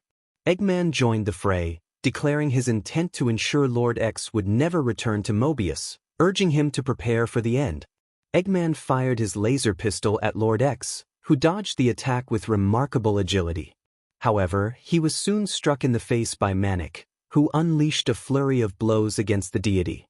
Lord X merely stared into 𝗵𝗵𝗲's eyes as he spoke, reminding him that it was his own choices that had led to Sonia's demise. 𝗵𝗵𝗲, now a robot, refused to be swayed by Lord X's words. As the battle intensified, 𝗵𝗵𝗲 delivered a powerful right hook that sent Lord X reeling. The deity staggered back, but as he regained his footing, he felt his power waning. 𝗵𝗵𝗲's robotic form was not growing stronger, and Lord X realized that this confrontation was hastening his demise. Yet he welcomed the challenge, preparing for one last fight.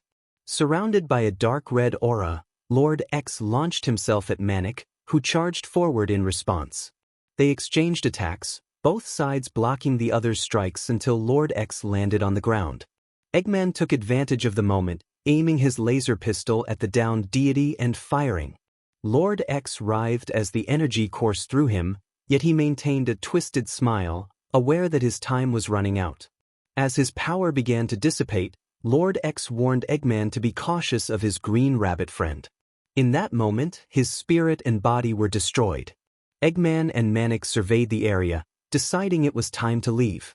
They rushed through the entrance they had created, unaware of the group of heroines who had managed to escape the destruction of the void and land in Mobius.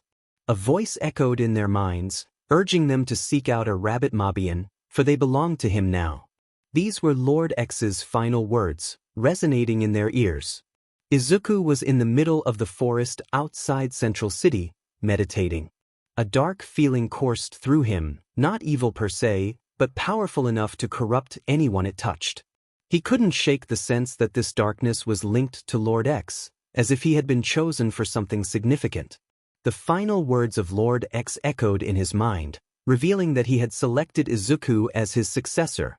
It was then that Izuku understood the source of his feelings. It wasn't merely a gift of power, it was the absence of Lord X's presence in the world of Mobius that troubled him. The realization that he could sense Lord X's presence fading concerned him, suggesting that the creature of the void could still influence his mind. Yet, instead of an invasion, he felt a surge of power enveloping him, dark, endless, and tinged with sadness. As the weight of Lord X's sadness washed over him, Izuku shed a tear for the void god, whose presence had fully dissipated.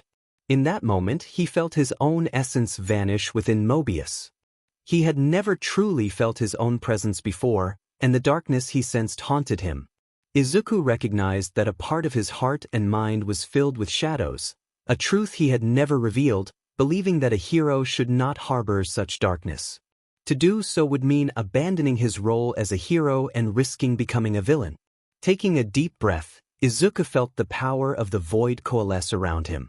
He raised an arm to observe the physical manifestation of his newfound abilities.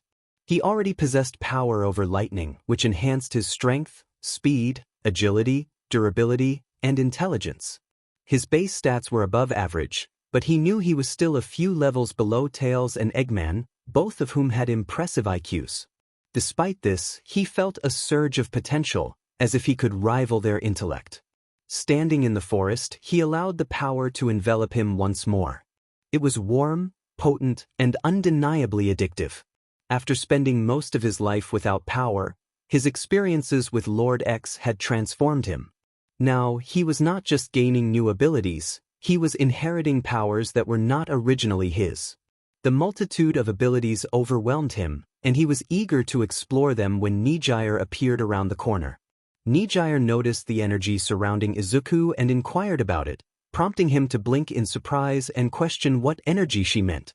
Meanwhile, on the other side of the planet, Dr. Eggman was diligently working on his latest project. Manic the Hedgehog, who had been calm throughout, gazed out the window of the Egg Fleet, his red eyes scanning the horizon that was now free of Lord X's influence.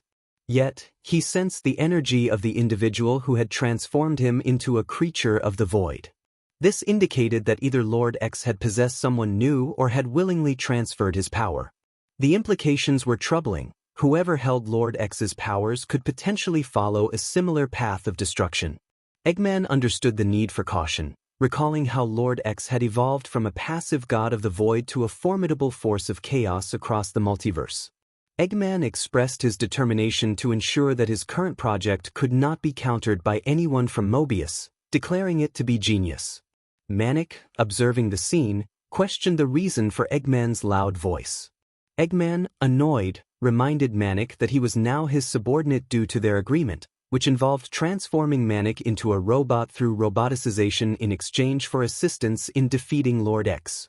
He insisted that he didn't want to hear any complaints. Curious, Manic asked about Eggman's new plan.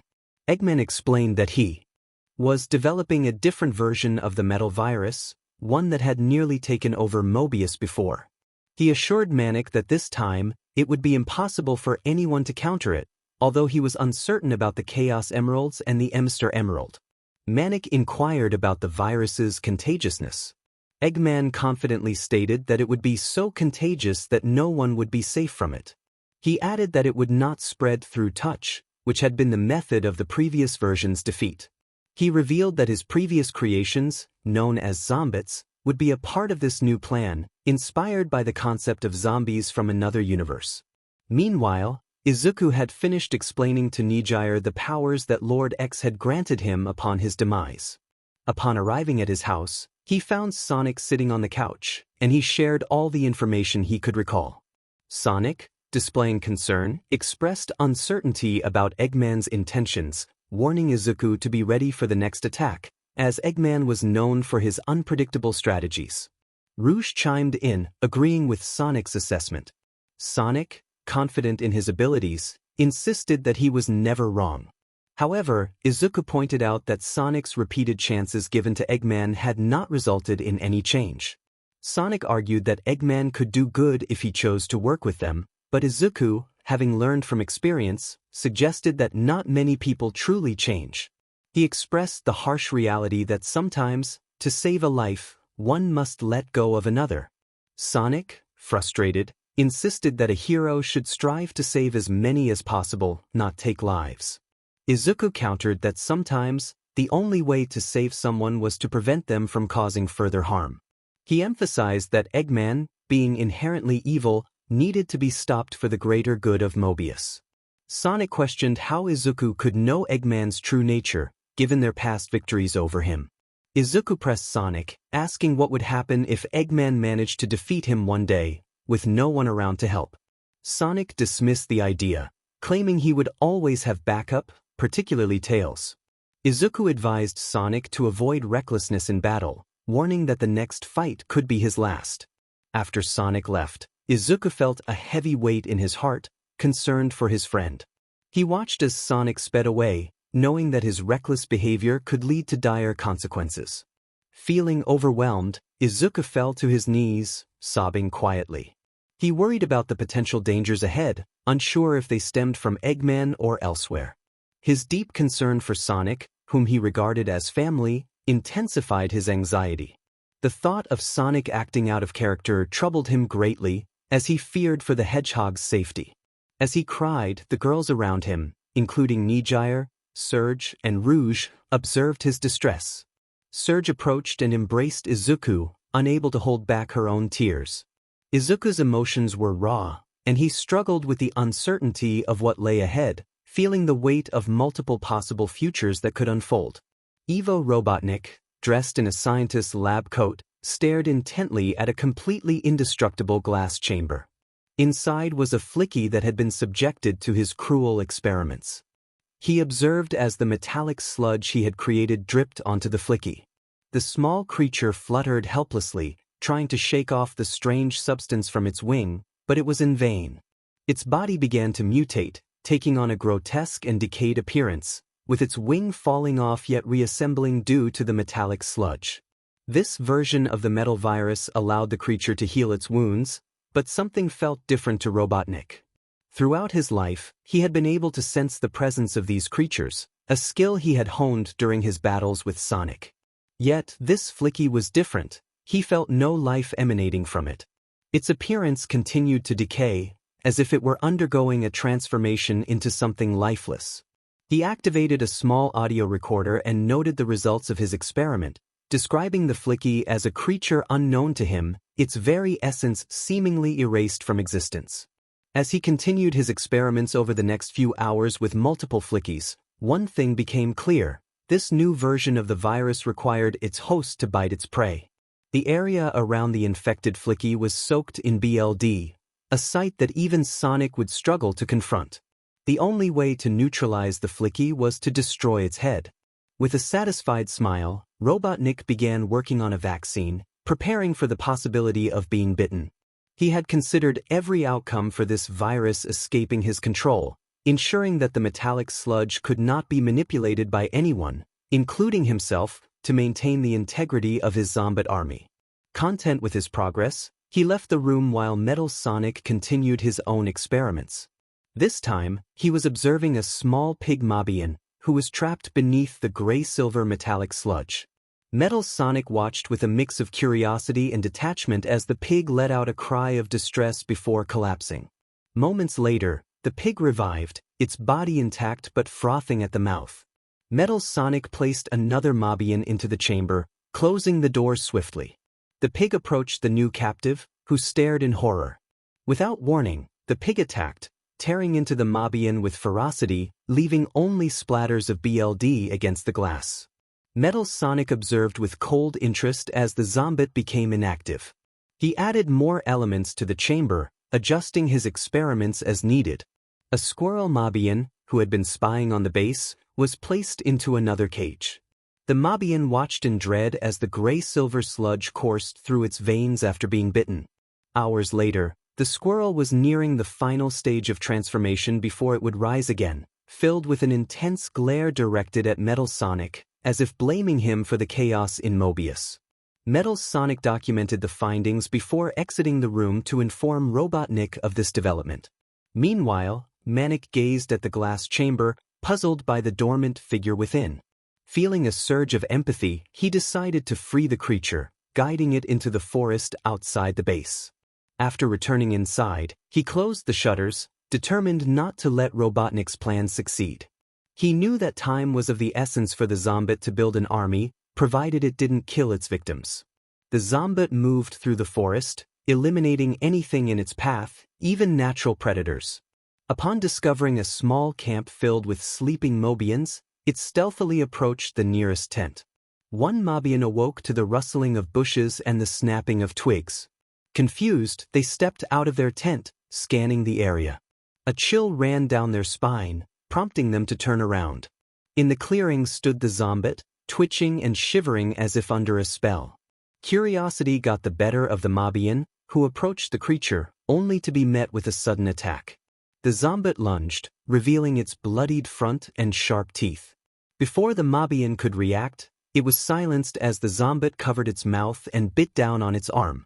The Mobian struggled, trying to break free, but nothing worked until it found a sharp rock and drove it into the 𝗧𝗵𝗲's head.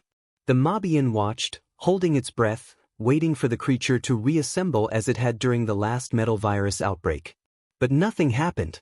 With a sigh of relief, the Mobian momentarily forgot about the bite on its arm, unaware of the transformation that awaited. They stared down at the bite mark before covering it with their sleeve. As they walked back towards the camp, their eyes glowed an ominous red before entering their tent, unaware of the chaos they were about to unleash on everyone else in the camp and the world. Izuku found himself in a situation beyond anything he had ever encountered. This required a high level of concentration and complete focus for the action he was about to take. All around him, the forest was ablaze, parts of the trees transforming into metal, while animals fled towards the city, seeking shelter. When Izuku turned around, he came face to face with the very people captured by Lord X when the monster had returned to Mobius, likely to create chaos for Izuku before its demise. Izuku had always believed in giving people second chances, a lesson taught to him by his mother. Ironically, he couldn't extend that same courtesy to her due to the way she had raised him. Now, standing before the very embodiment of his struggles to become a hero, he felt an unexpected sadness as he looked at the heroines before him. They prostrated themselves, as if he were a deity deserving of their 𝗬𝗵𝗲. Taking a deep breath, Izuku surveyed the women before him, pro-heroines Mirko, Ryukyu, Iwabumi, Mandalay, and Ryuko Tsuchikawa, known as 𝗵𝗃𝗄𝗏. Noticing that 2 of the 3 pussycats were present, he scanned the area for the others. He spotted the last 2 perched on a tree branch, though the 4th was missing, indicating they were lost before arriving here. He questioned why they were prostrating themselves before him. Ryukyu explained that their emissary had perished and they were sent to keep him safe from harm. Izuku pressed for clarification on their actions, and Ryukyu stated they were offering their bodies and hearts to him. Mirko added that he was a jackrabbit, which intrigued Izuku. Mirko elaborated that they had encountered many rabbits on their journey but had never seen a jackrabbit before. Izuku, confused, wondered why that mattered. Mandalay chimed in, hinting at the reputation of jackrabbits. Izuku muttered to himself, questioning why he was even asking about it, before addressing the women. He instructed them to go to Vanilla's house, where they would receive further guidance. He needed to find Sonic and the others, calling out for Rouge, Surge, and 𝗎𝗎𝗓.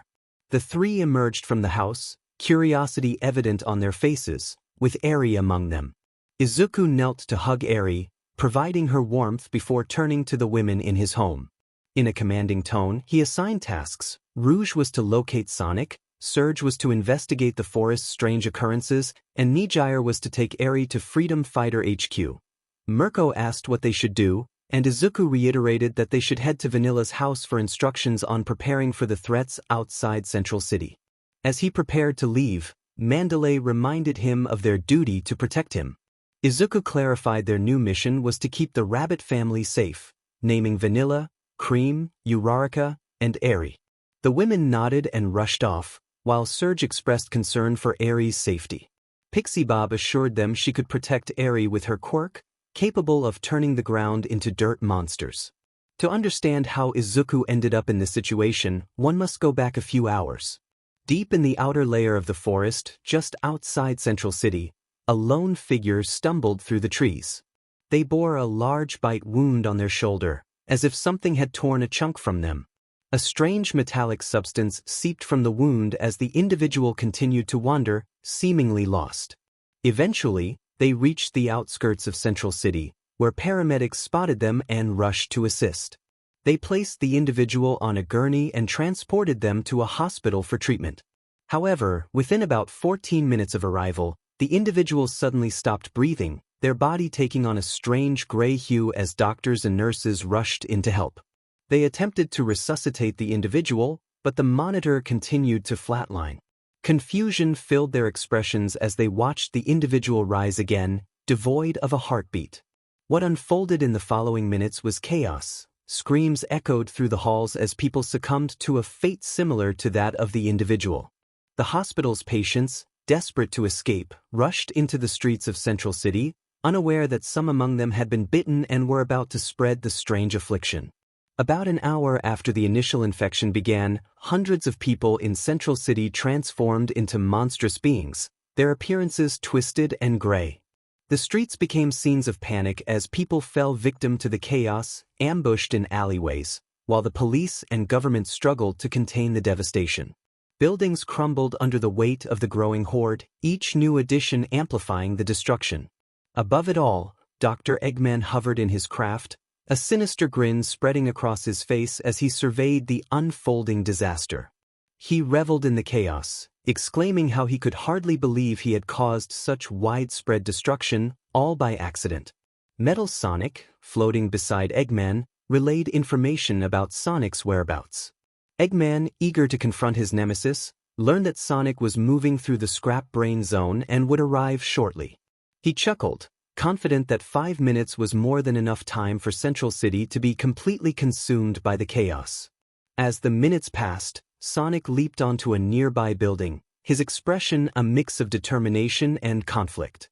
He watched Eggman, recognizing the turmoil within himself as he witnessed the countless people being transformed into monstrous beings. Sonic struggled against his instincts to confront Eggman, believing the doctor might have some control over the situation. He resolved to stay close to Eggman, hoping to thwart whatever vile plan he had devised. Sonic confronted Eggman, questioning why he would eliminate the very people he could rule over. Eggman, with a hint of amusement, taunted Sonic, suggesting that he believed he could finally defeat him.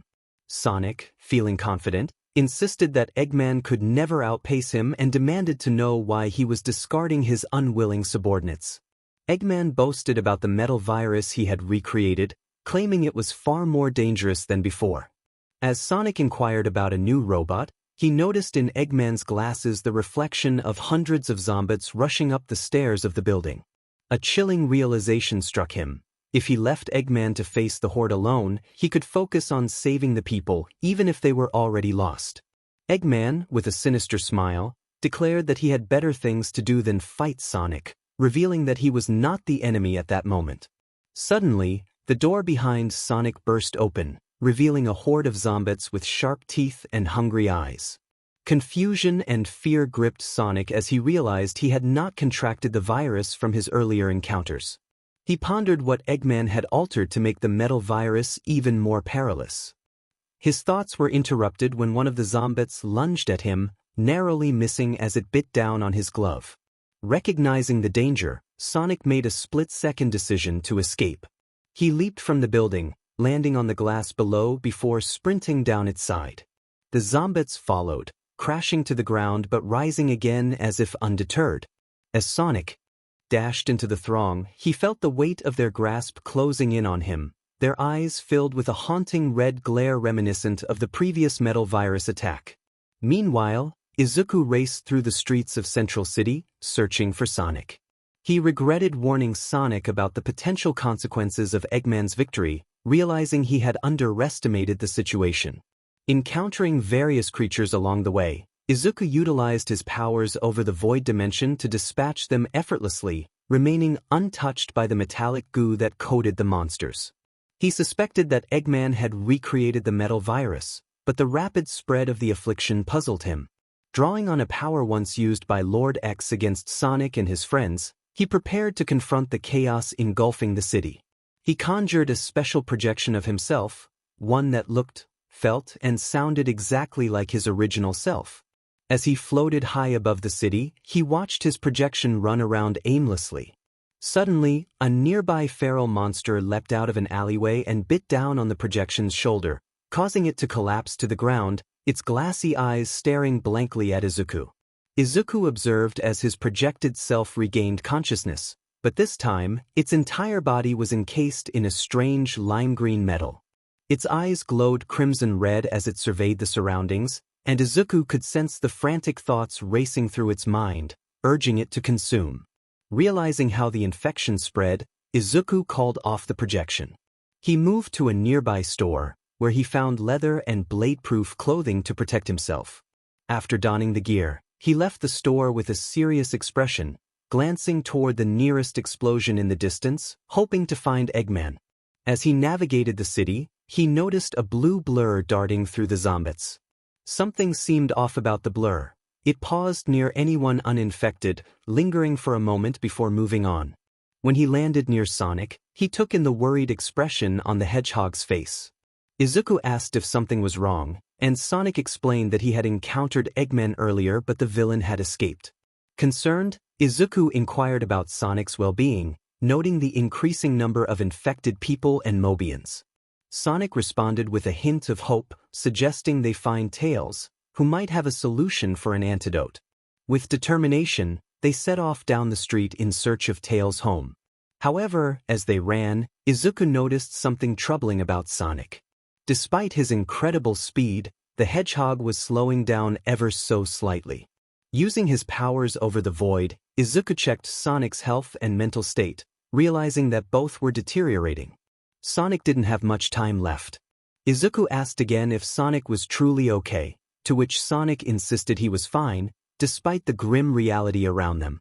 He described the horrifying sounds of chaos echoing through the city, but Izuku tried to lighten the mood with a smile, reminding Sonic that at least he hadn't been bitten. As they continued, Sonic managed a smile, but it quickly faded as he glanced at his left arm, where a large chunk had been bitten out. He felt a chill as he realized his arm was slowly transforming into the same metal that had appeared during the initial outbreak of the metal virus. The memory of Izuku's earlier words echoed in his mind, raising his anxiety. Sonic hoped that whatever had entered his wound could be cured because he didn't want 𝗬𝗪𝐻 to see him like the monsters roaming the streets. Soon, they arrived at 𝗬𝗪𝐻's home, where they found 𝗧𝗵𝗲 trying to break in, slamming their fists and metallic heads against the building. Rushing to the house, they fought off the 𝗧𝗵𝗲s and leapt through a broken back window. Inside, they found 𝗬𝗪𝐻 struggling against a 𝗧𝗵𝗲 that was trying to bite him. Sonic charged at the 𝗧𝗵𝗲 first, kicking it away from 𝗬𝗪𝐻. Izuku rushed to help 𝗬𝗪𝐻 up from the ground just as Sonic slammed the 𝗧𝗵𝗲 into the floor, crushing its skull. As Sonic stood back up, he stumbled slightly, the adrenaline making him lightheaded. Izuku and 𝗬𝗪𝐻 watched with concern as the 𝗧𝗵𝗲 slowly began to rise again, its jaw unhinging as it roared at them.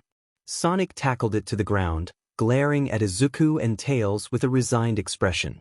With urgency, he called out to them, ready to face whatever came next.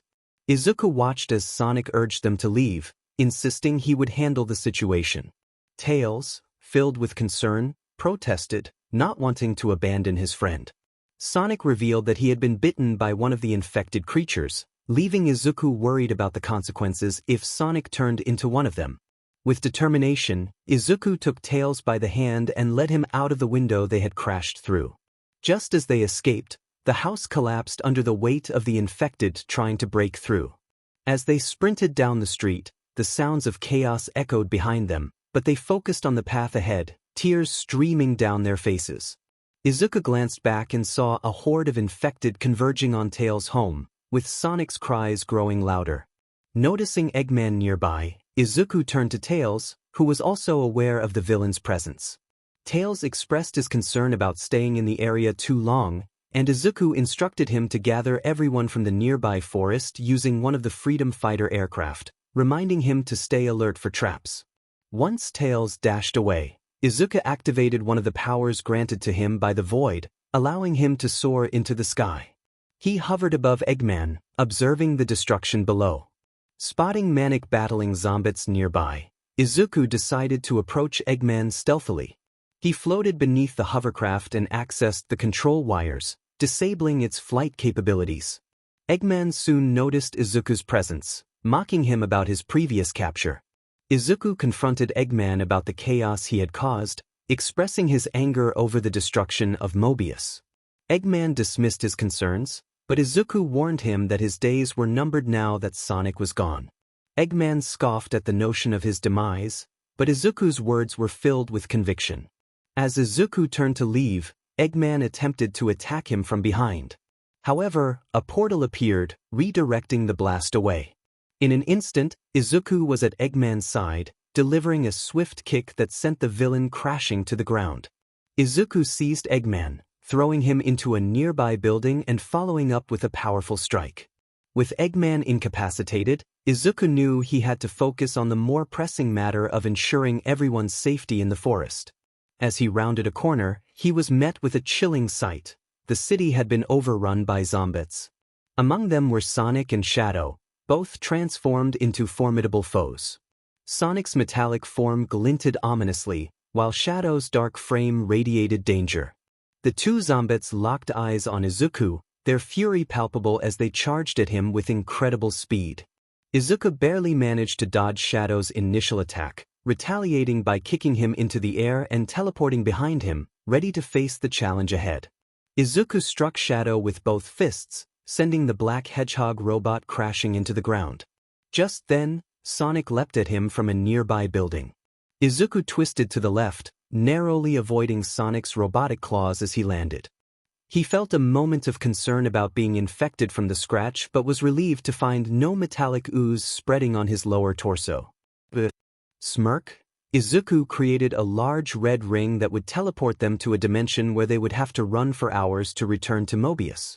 Once they were out of the way, he used another ring-powered teleporter to reach Tails and the others quickly, knowing that Tails would be the one to find a cure. As he was about to enter the ring, a new figure confronted him. This hedgehog had white quills and blue eyes, glaring at Izuku while using telekinetic powers on a rabbit. The hedgehog demanded to know who Izuku was, his blue irises filled with confusion and anger. Izuku placed a hand over the hedgehog's wrists and introduced himself, explaining that he went by Izuku the rabbit and that they needed to leave.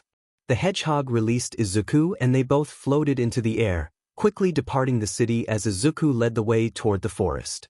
Upon arriving in the forest, they found it in chaos. The heroines present were battling a massive horde of zombies. Rouge and Surge were gathering children and ushering them into a hovercraft that Vanilla had acquired recently. Izuku joined the heroines in fighting the zombies, with the hedgehog using his telekinesis to assist.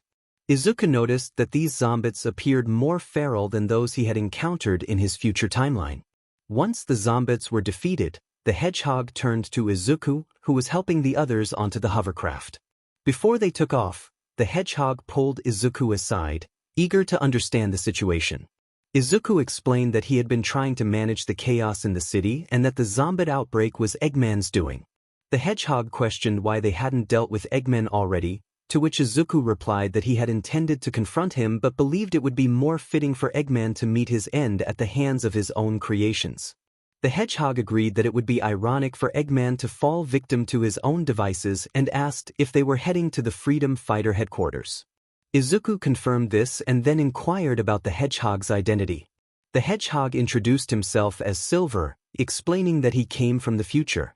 Izuku expressed skepticism about time travel but was open to the idea, noting that if Silver was here, it likely meant the future was in dire straits.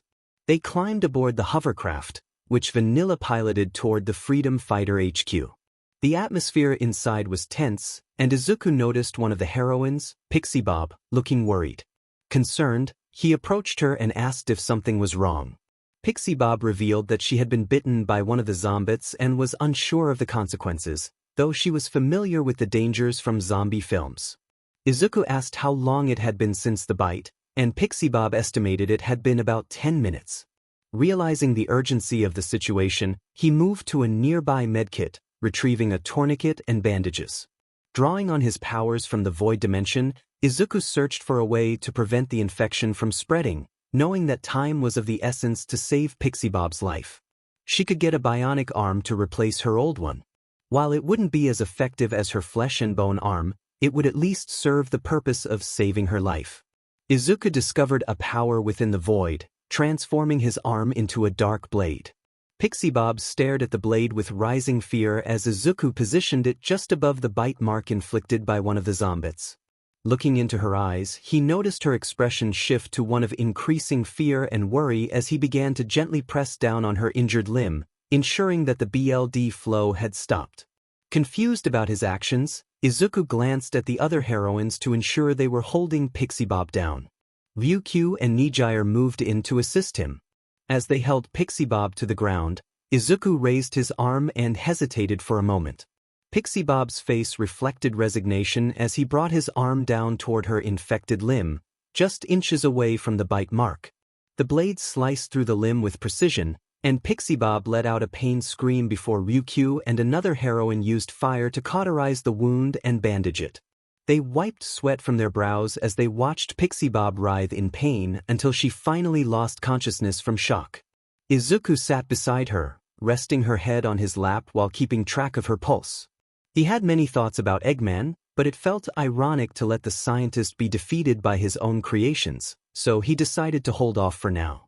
As he moved to check on her vitals, Silver noticed that the strange metallic liquid had disappeared from 𝗵𝗃𝗵𝗲's body, which Izuku had also observed.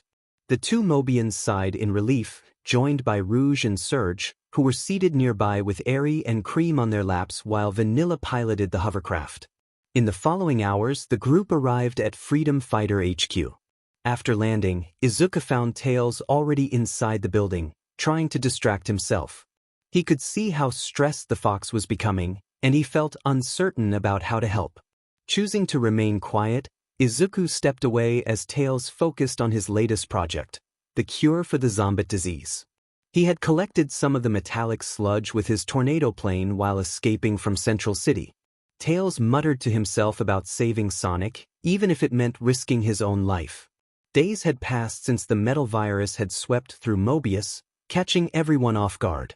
Izuku and Tails could only watch from the safety of the Freedom Fighters' main base, monitoring the cameras that covered various zones of Mobius. They felt helpless as they witnessed innocent civilians and Mobians fall victim to the chaos. Eventually, Tails could no longer bear the sight and rushed to the bathroom, overwhelmed by nausea. Izuku remained in the camera room, staring at the screens. He felt a deep sense of guilt for the devastation unfolding, especially for the innocent children. He saw footage of children fleeing through alleyways, chased by hordes of the undead.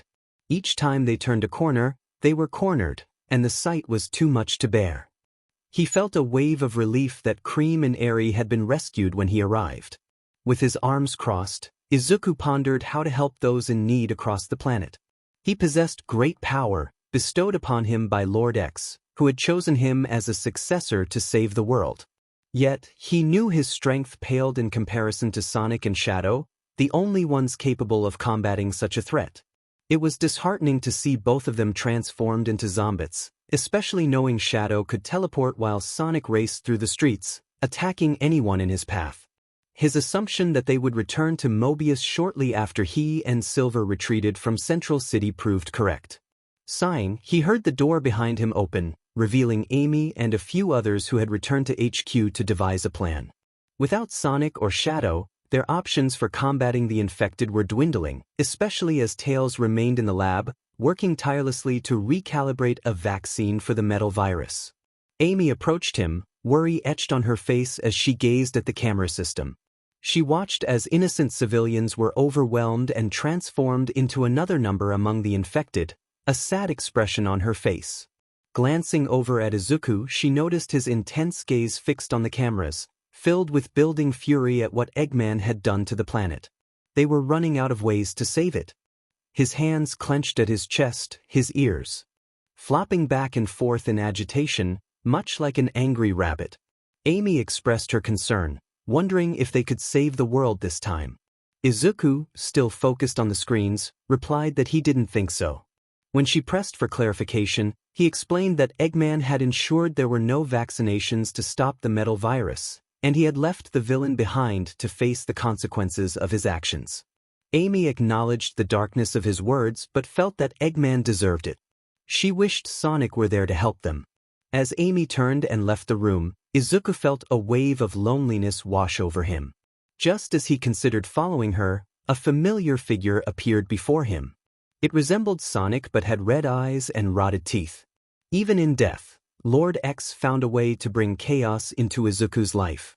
The demonic hedgehog smirked at him, questioning whether he was truly ready to give up, implying that he would do anything to save those he cared for. Izuku responded with a heavy heart, stating that Eggman had pushed them too far, having turned Sonic and Shadow into part of his undead army. They had lost. Lord X chuckled, suggesting that while it seemed hopeless, there might still be a way to stop this. Izuku glanced at the screens again, feeling a flicker of hope. He asked if Lord X knew a way to end the nightmare. The demonic figure offered a grim choice. To save everyone, Izuku would have to sacrifice everything he had built. He would be forgotten by those he loved, but if he spent enough time with them, they might remember him. However, he would lose all the confidence and hope he had gained from their presence. Izuku fell silent, contemplating the weight of Lord X's words. Then a thought struck him. He could restructure the entire universe, but it would leave him in a coma for a while. Lord X, intrigued, questioned why Izuku would want to do that. Izuku explained his intention to rewrite history, ensuring Eggman would never make the destructive choices that led to this chaos. He envisioned transforming Eggman into a respected engineer instead. Lord X confirmed that this was within Izuku's power but would require him to give up everything. Without hesitation, Izuku declared he would do it. Lord X acknowledged his resolve, recalling how Izuku was the best user of his powers, echoing the sentiment that, before creation comes destruction. With that, he vanished into the shadows of the room. Izuku stared at the cameras, feeling a renewed sense of hope. There was a way to prevent this disaster and keep those he cared about safe. Taking a deep breath, he turned to leave the camera room, only to find Rouge, Surge, and 𝗔𝗫𝗓 standing in the doorway. He froze, observing the hurt and fearful expressions on their faces. They trembled with what he thought was unrestrained rage, but instead, they pulled him into a hug. Confused, he lifted his head to find himself nestled against Rouge's chest as she smiled down at him. She kissed him, followed by Surge, while 𝗔𝗫𝗓 stood to the side, wanting to do the same but holding back. 𝗔𝗫𝗓, concerned, asked who Izuku had been speaking to in the room. Meanwhile, deep within the forest just outside Central City, a disheveled Dr. Robotnik struggled to keep himself safe. His hovercraft lay wrecked, a casualty of Izuku's earlier actions. He grumbled about seeking vengeance on the young hero, feeling a sense of being watched from the shadows. Despite his predicament, Evo was one of the most intelligent individuals on the planet, and he refused to be caught off guard. Years of battling the freedom fighters had taught him to prepare for every possible scenario. Eggman often utilized the same techniques and technology, which allowed him to enhance what he already had. However, he needed to figure out how to deal with that green rodent who had rendered his hovercraft completely immobile. As he focused on recalibrating the vehicle with some small tools, sweat trickled down his forehead, the heat of the sun intensifying around him. He began to feel the unsettling sensation of being watched. Sitting upright, he glanced around the area, a shiver running down his spine. As soon as he felt that chill, he grabbed a screwdriver and cautiously stepped back toward a tree. His eyes darted in every direction, trying to remain vigilant against any potential threats. Just as he was about to let out a sigh of relief, he noticed a light blue blur rush past him, followed closely by a pink and black blur from his left. Suddenly, he found himself face to face with two formidable figures, Sonic the Hedgehog and Shadow the Hedgehog, both glaring at him with fierce intensity. Meanwhile, Izuku remained in the camera room, unaware that others were listening to his thoughts. His expression was a mix of grim determination as he resolved to save everyone from the dire consequences of the metal virus. Eggman had failed to create a vaccine, leaving the world in a state of despair. Sonic and Shadow were their strongest hopes against the 𝗧𝗵𝗲, but both were now under the influence of the metal virus. Sonic, having been bitten at the onset, was their last line of defense, and Izuku couldn't shake the memory of their previous arguments. With a heavy sigh, Izuku prepared to leave the room and begin the monumental task of rewriting the universe. As he approached the door, those who had been eavesdropping quickly dispersed. He made his way to the top floor of the base, heading for the roof. Once there, he planned to create hundreds of clones of himself, each given a singular order: save as many people as possible, but prevent anyone who had been bitten from entering Freedom HQ. As each clone departed from the rooftop, he began to channel a spell with Lord X's assistance, his face contorting in concentration as he tapped into powers beyond his understanding. Inside the base, Rouge and Surge exchanged worried glances. They had never seen Izuku act this way, especially not in a manner that ◕ him of his usual happiness. All he had ever wanted was a life free from the dangers of reality, yet here he was, returning to that darkness through this spell. The two female Mobians felt a pang of sadness as they listened to him, especially when he spoke of rewriting the universe. If he succeeded, everyone would forget who they were and the bonds they had formed. They desperately wanted to help Izuku find another way, but it seemed too late. He was already deep into his spell. Sitting beside him, Rouge and Surge, along with Eri, watched as dark magic began to envelop Izuku. Tiny stars flickered within the tendrils of energy swirling around him as he concentrated. If they strained their ears, they could hear Lord X's whispers encouraging Izuku to continue. Izuku, focused on his task, mumbled for the voice to be quiet, expressing his need for concentration. Lord X, a figment of his imagination, insisted on providing him with the courage to persist. Izuku remained silent, concentrating on the spell. He had never believed in magic until Lord X entered his life, and now he was grappling with its reality. The dark tendrils danced around him, more stars appearing as he pushed his mind to recreate the universe of Mobius. Just then, Tails burst onto the rooftop, urgency etched on his face as he approached Rouge and Surge, who were watching Izuku intently. Tails called out for their help in setting up defenses, explaining that the 𝗲𝗵𝗲 were approaching. Without hesitation, Surge instructed Eri to stay with Izuku and ensure his safety while she and Tails rushed off to prepare for the impending threat. Eri nodded, giving a thumbs up as she kept a watchful eye on Izuku, whose expression grew increasingly serious. With Surge and Tails moving quickly to fortify their defenses, they hopped onto the upgraded weaponry that Tails had installed after Eggman's last attack, ready to face whatever was coming their way.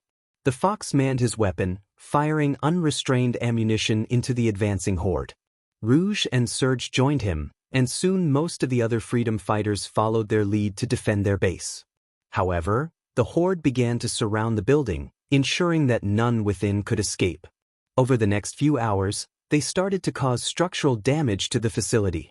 Vector and his team from the 𝐒𝐻𝐁 detective agency took their positions alongside the close-quarters combat group, defending those inside. Vector led the charge against the undead, using his fists and feet to fend off any infected that came too close. Those brave enough to fight alongside him followed his lead, doing everything in their power to prevent the dead from breaching the building. A few managed to break in, but they were quickly dealt with by Mobians armed for battle, including Whisper the Wolf and Tangle, who worked tirelessly to keep the undead 𝗲𝗵𝗲 at bay. As time passed, the freedom fighters realized their situation was dire. Many began preparing an escape shuttle to evacuate as many people as possible, prioritizing women and children. Tails had spent hours earlier that day fixing up the ships, but the fighting on the front lines was fierce, and many were falling to the relentless assault. This left the freedom fighters with a heartbreaking choice: either put down their allies who had turned or risk joining them. Some struggled with the decision, allowing their friends to transform and break the formation of those still inside. Eventually, those who could escape rushed toward the ships, with Tails at the controls as they initiated the takeoff sequence. Meanwhile, on the rooftop, Izuku and Eri stood still, the building rumbling around them. Eri looked worried as Izuku remained focused, pouring magic into a spell that caused him to sweat heavily. The little girl noticed the door behind them being pounded on. The 𝗲𝗵𝗲 had broken through the facility. As Izuku concentrated on his spell, he sensed Eri's fear. She was doing everything she could to keep the door from being forced open. With the building's integrity failing, Izuku made a decision, creating a large golden ring and pointing at it with one of the black tendrils. Eri looked at him, confused, unable to understand his intent until he spoke. He reassured her that the ring would take her to Tails and the others, emphasizing that she needed to leave for her safety. Eri, concerned, moved closer to him, asking what would happen to him. Izuku assured her he would be fine and that he needed her to escape while he held off the approaching threat. He used magic to create stainless steel chains around the door's handle, reinforcing their defense. Eri, filled with worry, rushed to him and hugged him tightly, tears streaming down her face as Izuku kept his eyes closed, focusing on the spell. When Eri finally pulled away, she dashed toward the golden ring and jumped through it. As soon as she entered, the ring chimed and shrank into nothingness. A smile spread across Izuku's face as he thought of a song that fit his situation, a lone warrior standing against an overwhelming enemy. The more he thought about it, the broader his smile became. He had fulfilled his duty by ensuring Eri's escape.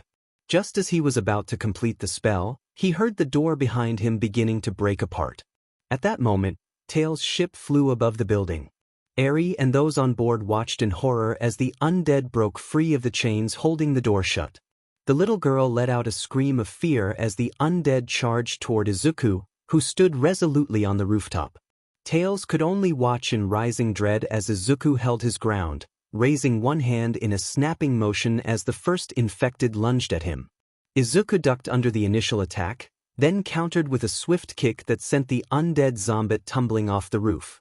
He leaped into the air, spotting another infected approaching and delivering a powerful kick to its face before slamming his foot into its wings. He dodged and weaved through the oncoming horde, displaying a speed that astonished Tails and the others. As he continued to evade the attackers, two familiar figures appeared, Dr. Eggman and Sonic, glaring at him with intense hatred. Eggman, having been infected early on, growled at Izuku as they both lunged at him. Izuku ducked under Eggman's sweeping arm strike, but the force of the attack sent him crashing into the building, momentarily obscuring him from view. Tails, unwilling to stay any longer, took off into the distance. Back with Izuku, he raised his arm, preparing to snap and rewrite the entire universe. Tears streamed down his face as he faced the relentless tide of monsters closing in on him. There were too many to defeat alone, and it was only a matter of time before he would be overwhelmed. Just as he was about to snap his fingers, he realized he hadn't seen Rouge and Surge on the ship. Looking through the horde of infected, he spotted them still fighting valiantly, unable to escape their area safely.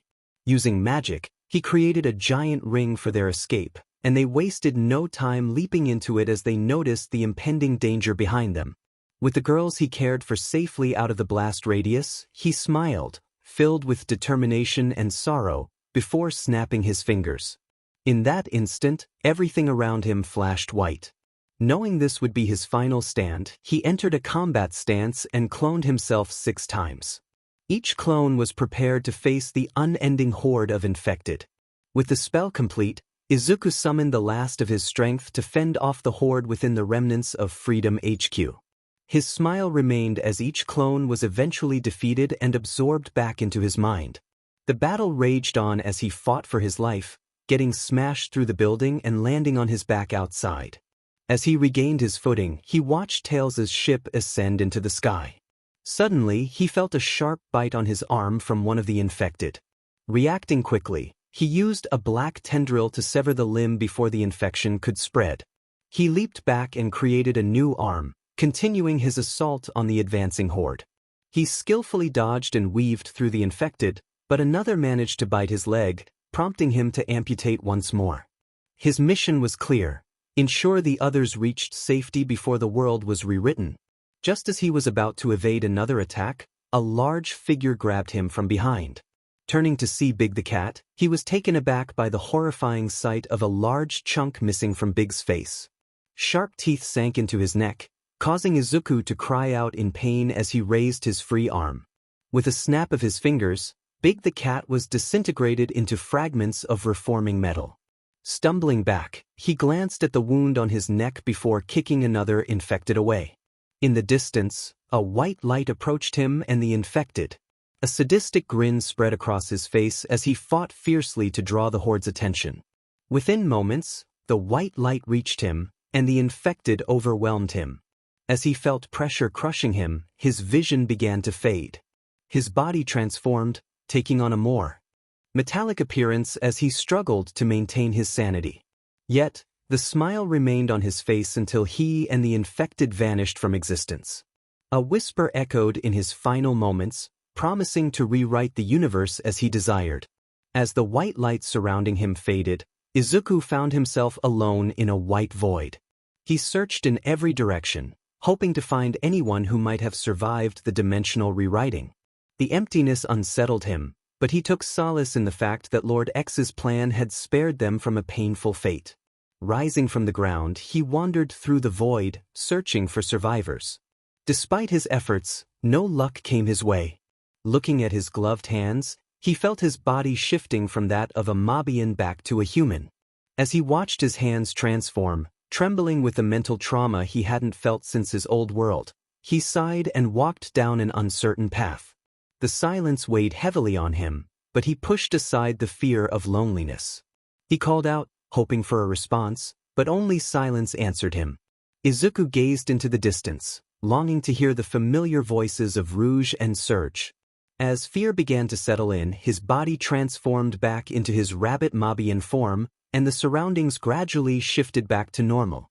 Just as he was about to succumb to panic, he found himself sitting in the great forest. Blinking in confusion, he surveyed his surroundings. Rising from the spot where he sat, he looked around and saw the towering trees surrounding him. He walked through the forest, heading toward the rabbit home, only to find it empty. He knocked on the door and waited, but when no one answered, he shrugged and entered. Inside, he discovered that the home was devoid of any belongings belonging to Vanilla and Cream, filling him with sadness at the thought of not being able to reunite with them. As he explored the house, he eventually reached the bedroom that had once been his. There, he found a small dresser and opened it, revealing a box containing items he thought had been lost to the soul dimension. Among them were the soul emeralds. Izuku stared at them in confusion, unsure of how they had returned to him. He grabbed one of the gems and concentrated on infusing it with his memories, only to feel a lack of energy emanating from them. Realizing they wouldn't work, he returned the emeralds to their case and closed it. Leaving the bedroom, he walked toward the front door, taking a deep breath as he surveyed his surroundings. For the time being, Izuku decided to focus on the forest around him, hoping to understand what was happening in this rewritten version of the dimension. What he didn't realize was that while he had altered the universe, he had also affected the entire multiverse. His loneliness had blinded him to the fact that time was fast-forwarding toward the moment he would be confronted by the 𝗲𝗵𝗲𝗏. As he stepped outside, Izuku noticed a figure lurking nearby. The individual had a dark appearance, exuding a strange and foreboding presence. Izuku tilted his head, observing that the figure was taller than him and radiated an unusual heat from its midsection, glowing with an orange-red hue. He called out, curious about the stranger's identity. The figure responded with a mechanical voice, announcing its directive to secure a potential food source. Startled, Izuku reacted instinctively as the robot lunged toward him. He ducked under the attack and kicked the robot in the stomach, feeling a surge of heat beneath his shoe. Realizing he had struck something akin to a furnace, he quickly evaded the robot's outstretched arms. He leapt into a nearby tree, but the robot followed, flames erupting from its back as it pursued him through the forest. Izuku shouted in frustration, demanding to know who the robot was. The robot identified itself as Furnace, and Izuku's heart raced as he dashed deeper into the forest. He soon noticed a chilling absence of wildlife, a realization that something terrible had transpired in this newly rewritten universe. Fear surged within him as he dodged another swipe from Furnace, pushing himself to run faster. He couldn't fathom why Dr. Robotnik would create such a menacing robot, especially one intent on capturing him. As he sprinted through the trees, Izuku's mind teetered on the edge of panic. He needed to focus on escaping rather than pondering the situation. The robot was closing in, and he had to keep moving. He recalled that there shouldn't be a robot like this in existence, as Eggman had never created one with such a design. He had only encountered Metal Sonic and the robots affected by the metal virus in the previous universe. Furnace taunted him, claiming superiority over all organic beings and demanding his SBMs. Izuku retorted defiantly, refusing to yield to the robot's threats. Spotting a large golden ring ahead, he sprinted toward it, determined to reach it before Furnace could intercept him. Just as he was about to leap through the ring, he heard the rush of flames behind him. With a burst of adrenaline, he jumped into the ring, which closed around him and transported him to another location on Mobius. Furnace growled in frustration, vowing to inform 𝗏𝗏𝗧𝗏 of his escape before walking away. Upon emerging on the other side of the giant ring, Izuku fell onto the grass, coughing up dirt and soot. He surveyed his surroundings and was horrified by the devastation before him. The Green Hill Zone was ablaze, and the ground was littered with the remains of animals, torn apart as if a monstrous force had ravaged the area. As he walked through the remnants of Green Hill Zone, Izuku struggled to comprehend the catastrophe that had unfolded. He recalled past memories of Lord X and his destructive actions, but the presence of furnace suggested that this destruction was not solely the work of Lord X. This was the result of someone else's cruelty. Continuing his exploration, he stumbled upon a heart-wrenching sight. Cream and Vanilla lay on the ground, their hands intertwined, their bodies marred by gruesome injuries. Tears streamed down his face as he approached, grappling with the horror of their fate. Overwhelmed, he covered his mouth, fighting back nausea as he turned away. Just as he was about to move on, he spotted another grim sight, the body of Knuckles. The echidna had been absent from the previous universe until he and the others arrived at the Freedom Fighter headquarters. Izuku felt a wave of sickness wash over him as he stared at Knuckles' lifeless form. It appeared he had fought valiantly, but the brutality of his end was unimaginable. Looking back at Vanilla and Cream, it seemed they were among the fortunate ones, their bodies still intact despite the chaos surrounding them. Izuku felt a tremor in his voice as he questioned the scene before him. A voice called out from his right, asking who he was. Startled, Izuku jumped back as a large Pico hammer struck the ground nearby. He looked up to see Amy, her expression filled with concern as she took in his appearance. Though she didn't know him, her instinct to help kicked in, and she rushed toward him, leaving Izuku feeling apprehensive. Just as he prepared to evade another swing of her hammer, she tackled him to the ground, hiding both of them in the grassy area of Green Hill Zone. As they lay there, Izuku studied Amy closely, noting her determination as she held him down, seemingly unfazed by their position. They both exhaled in relief when Furnace flew overhead, continuing down the path toward Scrap Brain Zone. Climbed off Izuku, brushing dirt and remnants from her dress before helping him to his feet. She asked again who he was, her confusion evident. Izuku introduced himself as Izuku the Rabbit, causing Amy's eyes to widen in surprise. She expressed her surprise that Cream hadn't mentioned she had a brother, especially one with green fur. Izuku admitted he didn't know Cream well and asked if she had any idea what was happening. Amy led him to her secret base in Green Hill Zone as she explained that the troubles began a few days ago when Sonic went to search for one of Eggman's bases and never returned. Izuku felt a knot form in his stomach as he asked where Sonic had last been seen. Amy flinched slightly as she revealed it was near Metropolis Zone, and they hadn't heard from him since. She speculated that Eggman might have done something to him, blocking their communication. Izuku inquired about Furnace, wondering why the robot was active. Amy admitted she didn't know but mentioned Sonic had been heading in that direction. She speculated that Sonic might still be searching and was remaining silent due to Eggman's presence. Izuku explained that Furnace had tried to hunt him down for a doctor, leaving him feeling lost. Upon arriving at the Freedom Fighter headquarters, Izuku noticed something unusual.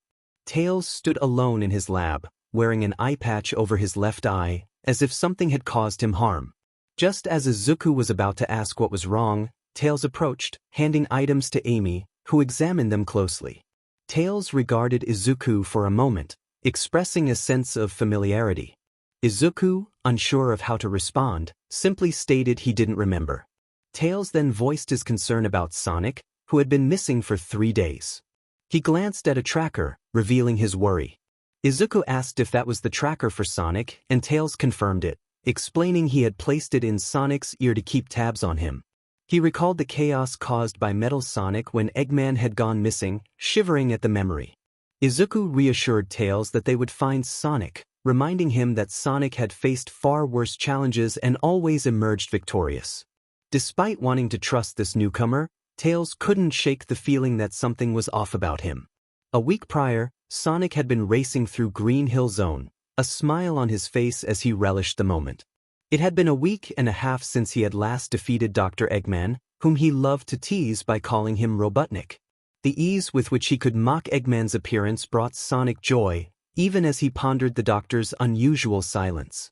He knew Eggman would never truly give up on his schemes, and the blue blur felt a sense of anticipation for whatever challenge lay ahead. As Sonic sped through the familiar landscape, he stumbled upon a shocking sight: dead flickies and other Mobian creatures, some appearing as if they had been cooked. His heroic instincts kicked in as he scanned the area for the perpetrator of this devastation, feeling a deep sense of injustice for the innocent lives lost. Taking a deep breath, Sonic began his search for the one responsible for this tragedy, only to find a red echidna engaged in battle with a towering black robot. The machine stood at about 6 feet tall, its body dark and radiating heat, resembling a literal furnace. He made his way toward the fight, preparing to intervene, only to freeze at the sight of Eggman's distinct appearance. This was not the Eggman he once knew. While the original Eggman sported a mustache, this creature bore his likeness but had red skin, and his eyes were shrouded in a dark void.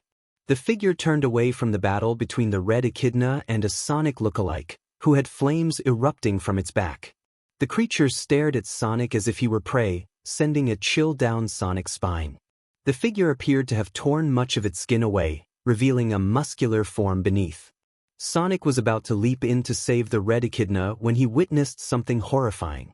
The echidna let out a yelp of pain as its left arm was severed. Then the right arm followed, and soon both legs were taken in a swift motion. The echidna, still in agony, lost its head shortly after. The machine then grabbed the echidna's torso and tossed it into its own stomach, flames growing hotter and taller. The robot turned its attention to Sonic with a curious gaze before Eggman's familiar voice echoed. It seemed that Sonic had stumbled upon something terrible. Eggman greeted him, and all Sonic could see was the villain reaching into the machine's stomach to retrieve the charred remains of the echidna. Disgust and horror washed over Sonic. He had never felt so repulsed in his life.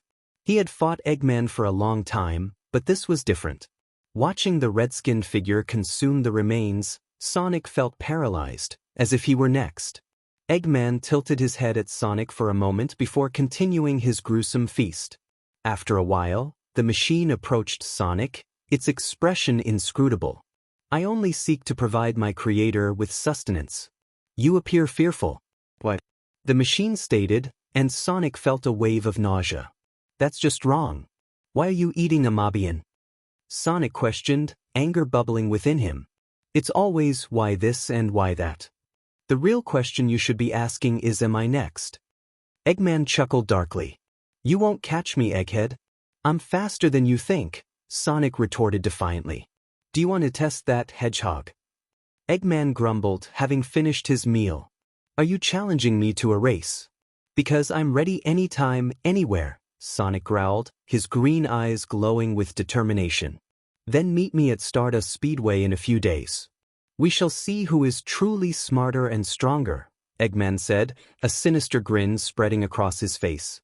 "I'll see you there, Egghead," Sonic declared, racing off. "Oh, this will be entertaining. Furnace, go after him," Eggman instructed with a grin before heading toward his base. "Do you wish to capture him now, Doctor?" Furnace inquired. "No, let him live for now.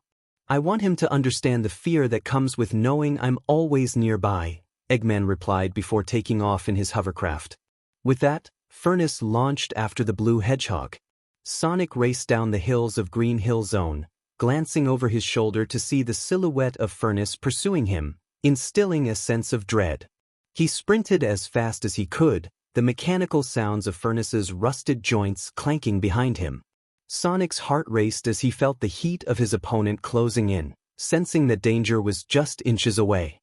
He leaped forward, spinning into Furnace's midsection.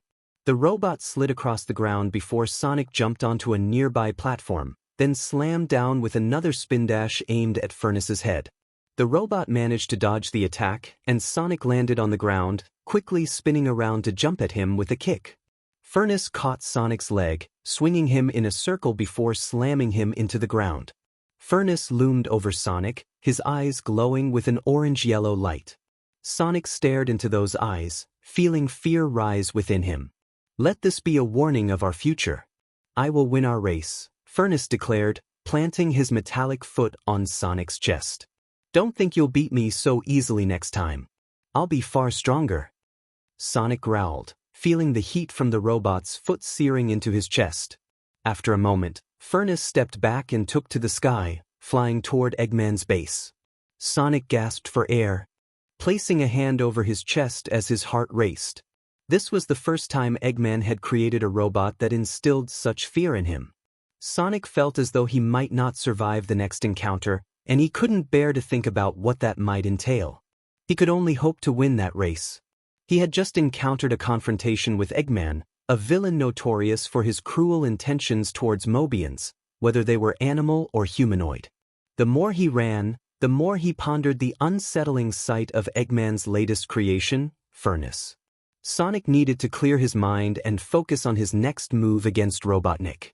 Eggman had challenged him to a race, clearly trying to distract him from the impending battle. Sonic's mission was clear: he had to ensure Eggman couldn't harm anyone else. As he raced towards Stardust Speedway, Sonic realized he had to reclaim not just the safety of others but also his own pride. Speeding across Mobius, he soon spotted a pink hedgehog standing at the edge of the zone, smiling. However, before he could reach her, 𝗏𝗏 burst through a wall, seizing the pink hedgehog and lifting her into the air. Sonic leapt forward, freeing her as she dashed away to safety.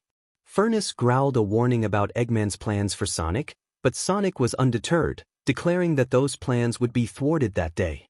With that, he sped off, a blur of blue, while 𝗏𝗏 vanished into the distance, determined to track him down once more. Upon arriving at Stardust Speedway, Sonic's expression turned serious as he surveyed the area. His familiarity with the location brought a sense of unease. He muttered to himself about the absence of animals, suspecting Eggman had been busy. Suddenly, a familiar robotic voice announced a target had been spotted. Sonic sniffed the air, detecting smoke, and was startled when 𝗏𝗏 appeared before him, ready for another confrontation. Sonic couldn't help but taunt the robot, commenting on its appearance. 𝗏𝗏 responded with threats, claiming victory was near, but Sonic remained confident, knowing he could outpace the mechanical foe. The two raced down Stardust Speedway, with 𝗏𝗏 using flames to boost its speed. Sonic, however, played with his speed, knowing he could easily outrun the robot. As they sped through the course, Sonic noticed 𝗏𝗏 struggling to keep up. He smirked, realizing he had outsmarted a creation designed to counter him. Continuing the race, Sonic glanced back, mocking the robot's performance and calling out to Eggman, who was piloting his hovercraft nearby. The two engaged in a fierce battle, exchanging blows and dodging missiles. Sonic demanded to know why Eggman was targeting Mobians, to which Eggman responded with a twisted rationale about his cravings. Sonic was appalled by Eggman's words, expressing his disbelief and anger at the villain's sadistic nature. Despite Eggman's taunts, Sonic remained resolute, declaring that he would put an end to Eggman's plans for good. The stakes were high, but Sonic was determined to protect those he cared about, ready to confront Eggman with renewed fury as they raced through the chaotic paths of Stardust Speedway. Although what was happening at the moment wasn't going to help him in the long run, Sonic was determined to understand why Eggman would hunt Mobians and consume them. The changes to Eggman's appearance from his current diet were unsettling to Sonic. As they reached a flat area suitable for travel, they kept their speed low, allowing Eggman to taunt Sonic and keep his attention focused on the doctor rather than the ally approaching from a distance. Eggman couldn't see his accomplice, but he knew that part of the plan required him to keep Sonic's focus on himself, placing himself in considerable danger. If successful, 𝗏𝗏 could move ahead to cut them off and catch Sonic by surprise. Eggman taunted Sonic, claiming that soon Sonic would beg to be made into a fine stew. Sonic shot back, insisting that Eggman's macabre tastes would soon meet a fitting end. Eggman questioned Sonic's resolve, declaring his endless hunger and how he didn't care if it was horrendous. As Sonic prepared to respond, a dark figure zipped beneath the speedway, sending a shiver down his spine as Eggman continued to speak about wanting to eat him. Sonic shouted at Eggman, accusing him of putting innocent lives in danger. Eggman sang back about his plans for dinner, while Sonic declared that nothing would stop him from ending Eggman's twisted obsession and freeing those under his control. Eggman mocked Sonic's determination, claiming that the doll were the tastiest for those with malicious intent. Sonic retorted that Eggman would soon be dining on his own defeat. As they approached the 𝗕𝗓𝗵𝗲 of their confrontation, Eggman expressed glee at the thought of Sonic's demise, while Sonic declared himself the winner. Just as they finished their verbal sparring, Sonic launched himself into Eggman's hovercraft, causing significant damage. Eggman struggled to maintain control as his vehicle began to fall, and Sonic smiled, relishing his victory. However, he was unaware of the danger lurking ahead. Just as Sonic began to speak, something broke through the ground beneath him.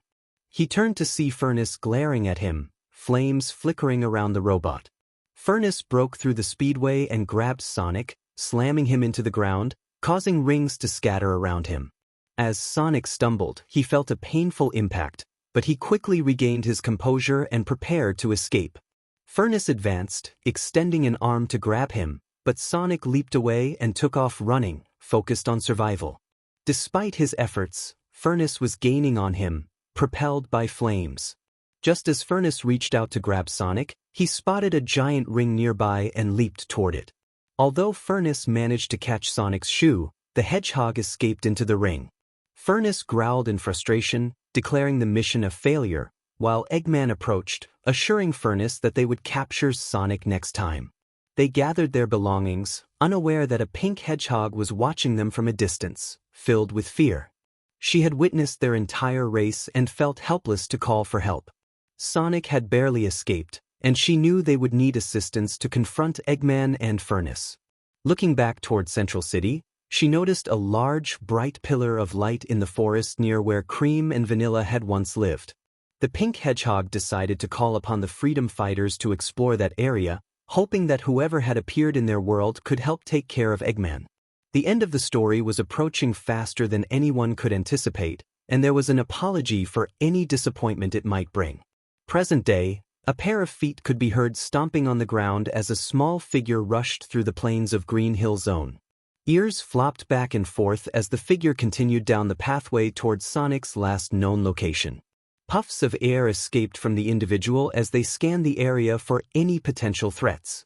After finding a spot to rest for a moment, the figure paused near a tree, leaning against it, sweat dripping from their forehead. This individual was Midoriya Izuku, known in this world as Izuku the Rabbit. The Green Rabbit had been searching all over Green Hill Zone after Tails had dropped him off, but the place resembled a desolate wasteland.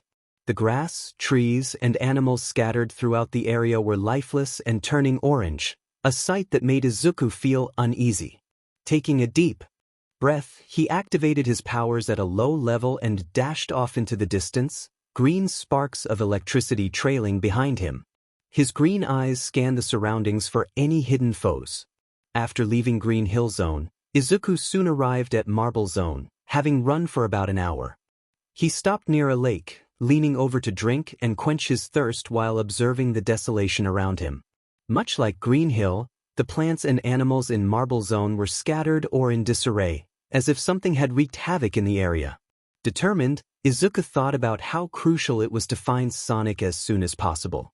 He activated his lightning powers once more and ran deeper into Marble Zone. Suddenly, he spotted 𝗃 standing alone, seemingly frozen as the heat around him intensified. Izuku mentally prepared for another confrontation, aware that the machine's purpose was likely to serve its creator.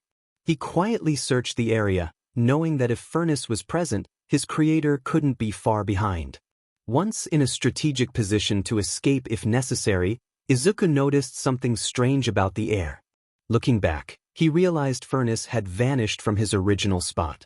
Confused, he rubbed his eyes, and when he looked again, he sensed a presence behind him and instinctively ducked under a sweeping clawed swipe. Turning to face his attacker, Izuku blinked in surprise to find 𝗃, but something was different this time. The robot was oddly silent, as if the original 𝗃 had been replaced by a mere machine following orders without choice. Jumping over a flying kick, Izuku darted into the nearby brush, with 𝗃 pursuing him, flames erupting from the back of his oven. As he ran through Marble Zone, Izuku took the upper path filled with loops and small crevices. Furnace demolished every obstacle in his path before launching a sudden attack on the green rabbit. Just in time, Izuku ducked under the swift strike and retaliated with a lightning-infused kick to the robot's back, which slightly scorched his shoe. Frowning at the scuffed boot, he focused back on Furnace.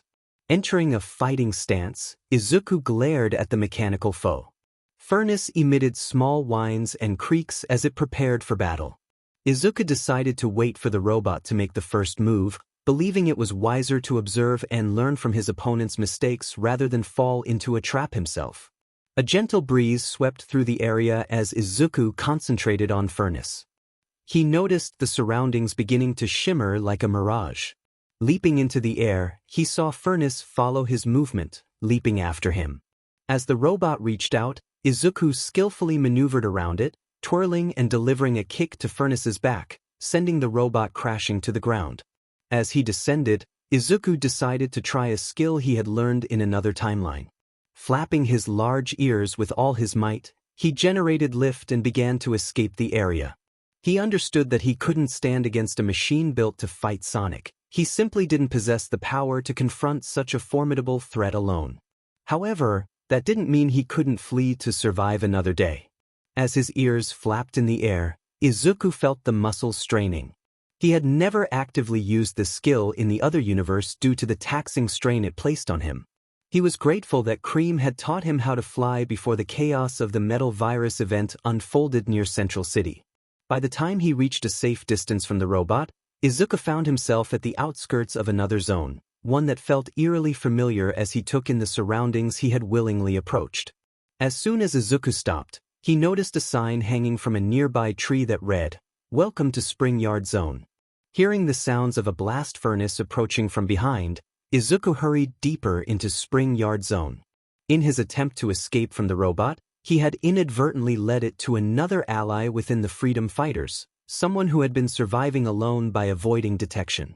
This Mobian was a giant, his large stature a result of his hearty appetite. As Izuku rushed past him, the robot shifted its focus.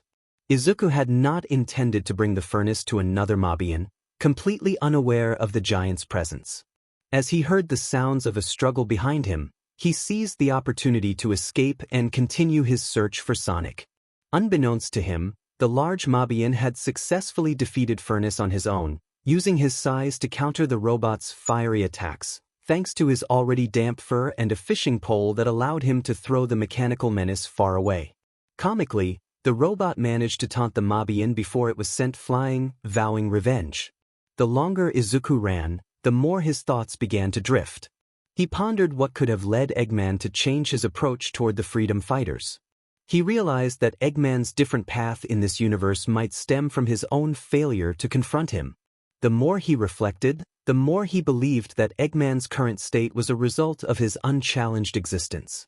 A thought echoed in his mind, reminding him of his identity as one of the Freedom Fighters. As Izuku mentally chastised himself, he noticed a shift in the scenery. He had been so lost in thought that he hadn't realized he had reached one of Eggman's destroyed bases. By the time he emerged from his reverie, he found himself in Scrap Brain Zone, which looked worse for wear, as if Sonic had already been through and caused destruction. Izuku muttered to himself, questioning how he had arrived there.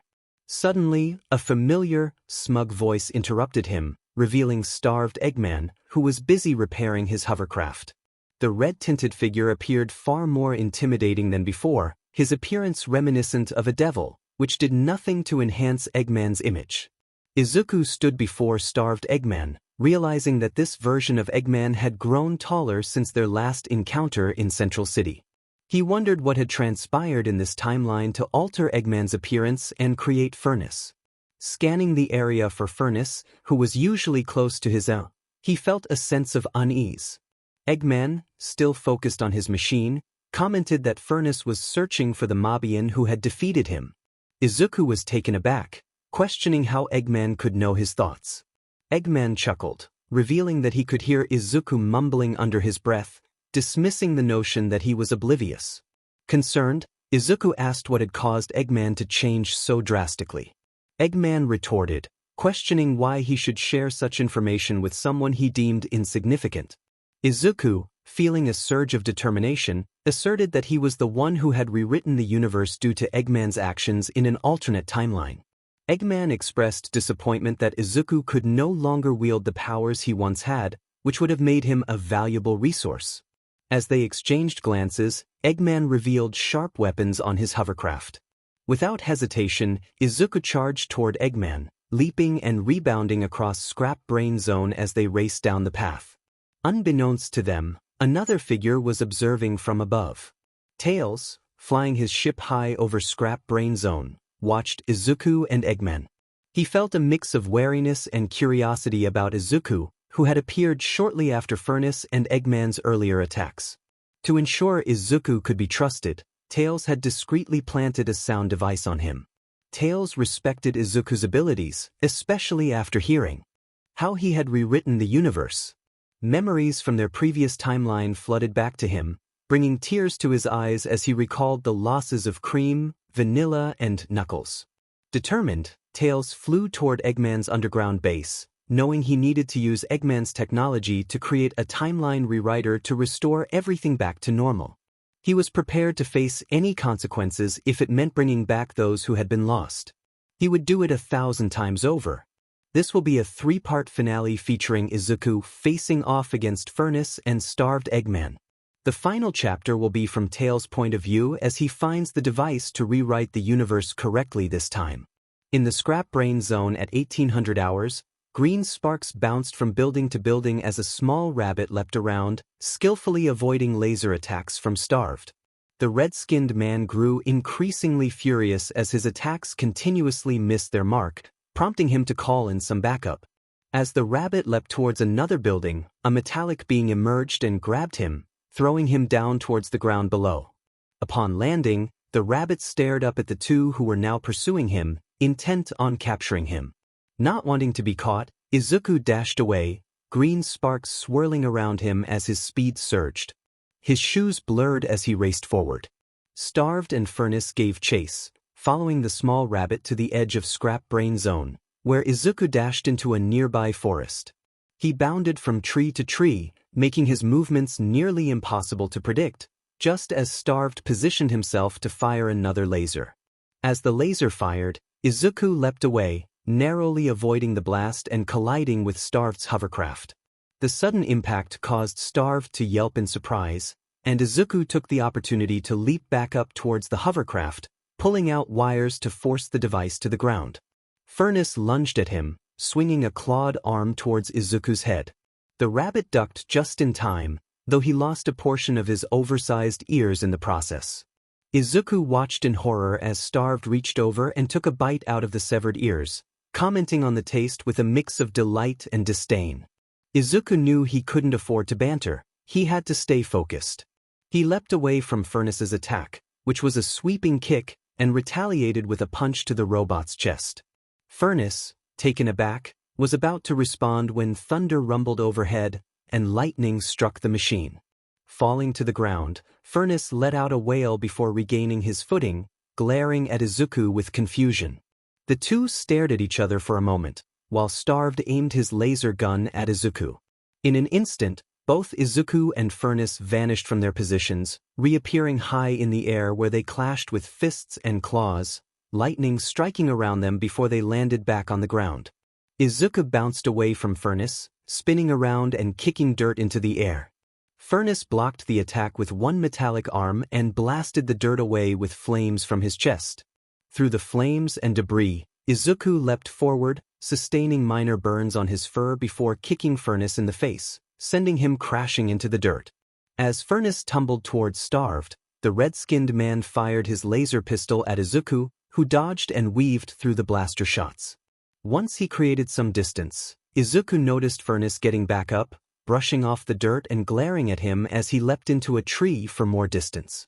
Furnace charged at the rabbit, smashing through the tree that Izuku had used for cover. As the tree fell, Izuku leapt onto another tree and then down from a branch, landing on top of Furnace's head. The robot paused, reaching up to grab the rabbit, but was struck by another bolt of lightning. Backing away, Izuku glanced at Starved, who was adjusting his laser gun. Seizing the moment, Izuku picked up a rock and threw it at Starved, who took the hit without flinching but stumbled back as blood trickled from his head. Seeing his creator injured, 𝗏𝗏𝗏 unleashed a flurry of attacks at Izuku, who dodged as best he could, but he knew he couldn't keep this up for long. Turning to flee, Izuku dashed through the forest once more, with 𝗏𝗏 hot on his heels after ensuring Starved was not too hurt. As the robot closed in, Izuku slid under him, delivering a kick to his leg that brought 𝗏𝗏 to one knee. The robot glared at him before continuing the chase. Running further down the path, Izuku found himself heading back towards Scrap Brain Zone.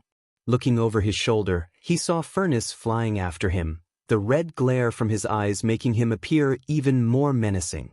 In a moment of inspiration, Izuku pulled out some objects from his pocket, recognizing them as the soul emeralds he had found in the Great Forest near Central City. Though nearly depleted of power, Izuku decided to give them a try.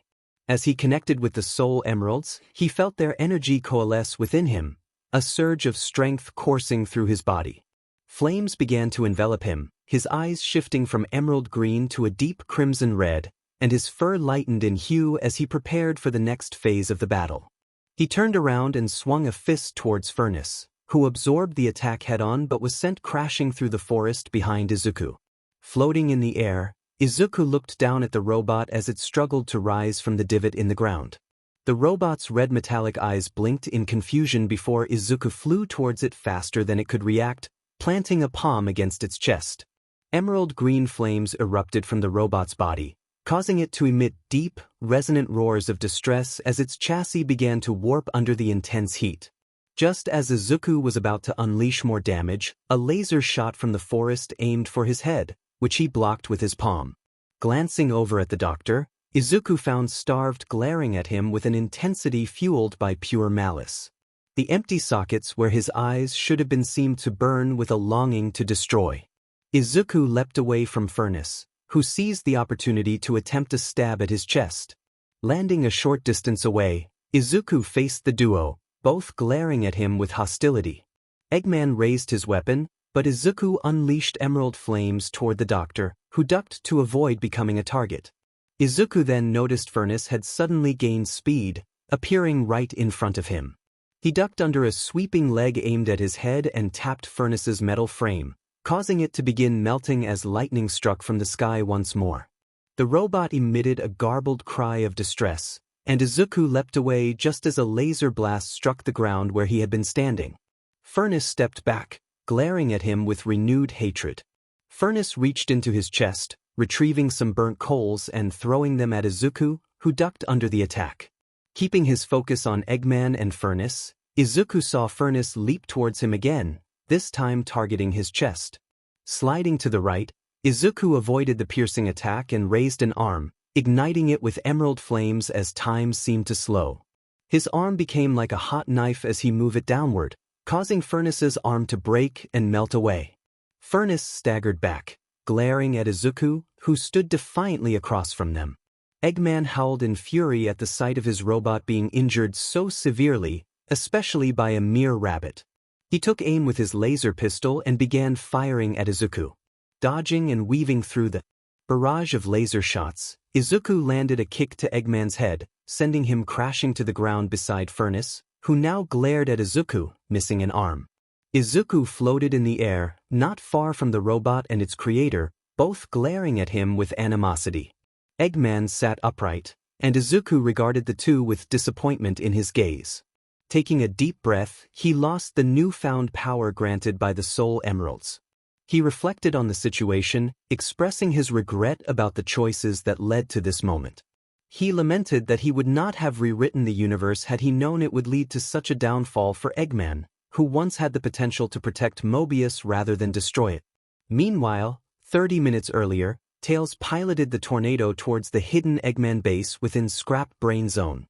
For his plan to succeed, he needed Izuku to distract Starved, Eggman, and 𝗏𝗏 long enough for him to activate the universal rewrite machine that Eggman had created in the past.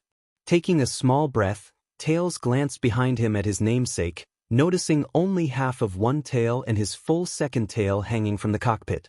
He frowned, recalling the painful memory of losing one of his tails during a previous encounter with Starved. Grateful for Sonic's intervention during that time, Tails was determined to ensure that history did not repeat itself.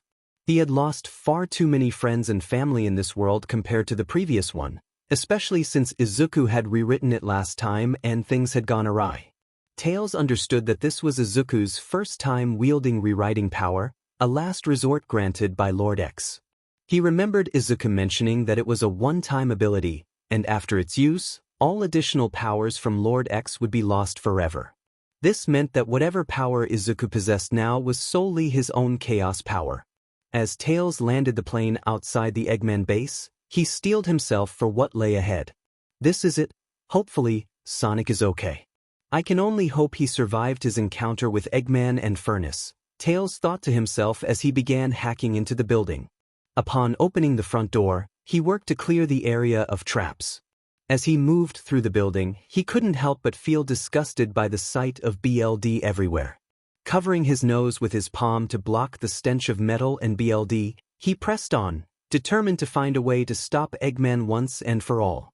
Moving towards a nearby container filled with failed projects, Tails searched through it all, hoping that Eggman had accidentally discarded something useful in his quest to create a new project he called Furnace. Hearing an alarm from the cameras, Tails looked up to see Izuku holding his own against Eggman and Furnace. Confused, he realized that Izuku didn't have a super form, so how was he capable of such strength? As he scanned the footage, Tails noticed that each time Izuku fought Furnace, a stray emerald appeared around him. One emerald in particular reminded him of a certain cat from another dimension, raising a question in his mind. He muttered to himself about how Izuku had obtained the soul emeralds, surprised that they existed at this point in time. Suddenly, a familiar voice called out to him. Turning toward the sound, Tails froze when he saw the source. The person looked disheveled, as if they had endured a great ordeal to reach him. When she revealed herself, Tails felt his heartbeat quicken. Amy had somehow made her way to Scrap Brain Zone, heavily injured but alive.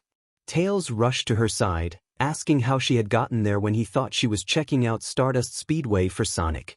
Amy explained that she had been on her way when Furnace attacked her, causing her injuries, but for some reason he hadn't hurt her too severely. Tails expressed his concern, asking how she managed to escape. Amy revealed that a giant ring had transported her to Scrap Brain Zone. Tails urged her to leave, explaining that Eggman and Furnace were currently engaged in battle with Izuku. However, Amy shook her head, recalling their past relationship and the events of the previous world. She understood that Izuku had caused this mess, and Tails was trying to fix it. Tails defended Izuku, stating that he hadn't meant for any of this to happen. Amy acknowledged this but felt that none of it would have occurred if Izuku hadn't come to their world. Tails confirmed that he intended to resolve the issue with the universal rewrite device, hoping it would change everything for the better. Determined to help, Amy insisted they work together to construct the device, as they wouldn't have enough time to find it otherwise. For the next 15 minutes, they gathered materials, checking the cameras frequently to ensure Izuku was holding his ground against Eggman and Furnace. Each time they looked, they saw Izuku fighting valiantly but accumulating more injuries, especially in close combat with Furnace and Eggman. Despite this, he had managed to inflict significant damage on Furnace. As time passed, sweat dripped from their brows.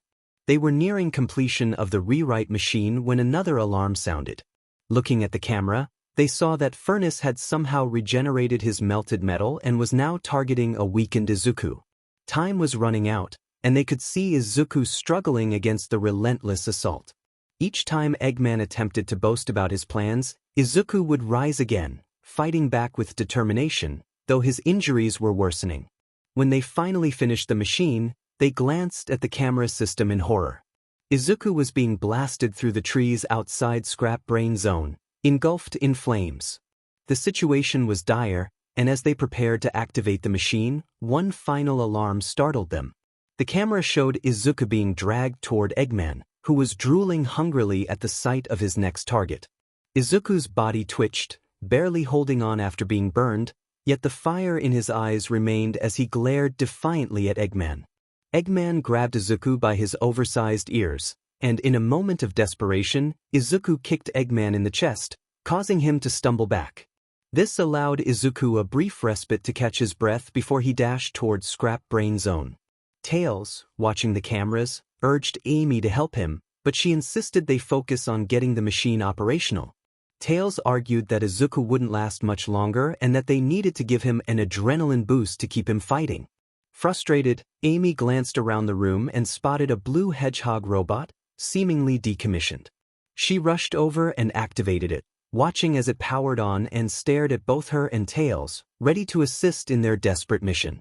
Tails leaped in front of Amy, placing an arm in front of her as the robot powered on fully, confusion evident on its features.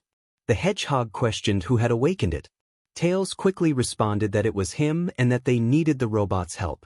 The hedgehog blinked at them, inquiring about Mr. Robotnik. Tails explained that Robotnik had gone rogue, threatening to consume all Mobians, including their friend. Amy pleaded for assistance, expressing urgency as Izuku couldn't hold out much longer. She felt a strange familiarity with the robot, as if she had encountered it before and returned it to its creator long ago. The robot then realized Amy and Tails were inside the base of its former employer and acknowledged that they had saved it 5 months prior, promising to repay that debt. Curious, Amy asked for the robot's name, and it introduced itself as Metal Sonic. She urged Metal Sonic to help save Mobius from Eggman's destructive plans. With determination, Metal Sonic freed itself from the chains that held it. As it moved down the hallway, Tails and Amy began activating the machine, hoping to rescue Izuku in time. Meanwhile, Izuku dodged another attack from the fiery robot, breathing heavily. He knew it was only a matter of time before he would succumb to the battle, especially since Furnace seemed capable of regenerating from any damage. Taking a deep breath, Izuku stood tall, his small stature making him appear almost childlike as he glared defiantly at Eggman, who watched him with an ominous expression. Eggman questioned Izuku's belief in his survival, to which Izuku retorted that he hadn't expected Eggman to be so foolish.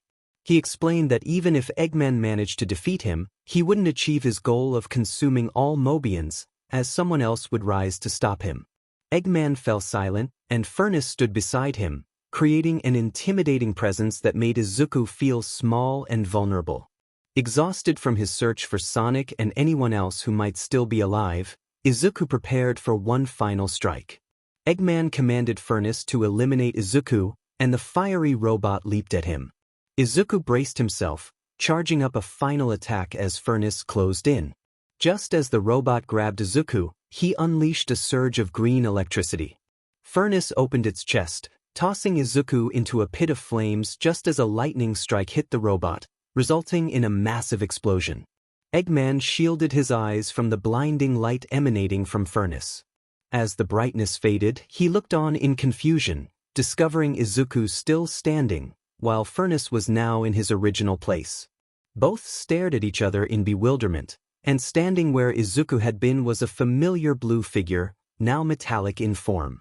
Metal Sonic declared that Dr. Robotnik must be stopped, his red eyes fixed on his metallic counterpart. The words resonated through the scorched clearing, echoing off the twisted metal and fractured earth. Izuku blinked through the haze, his ears twitching at the cold, mechanical voice that cut through the chaos.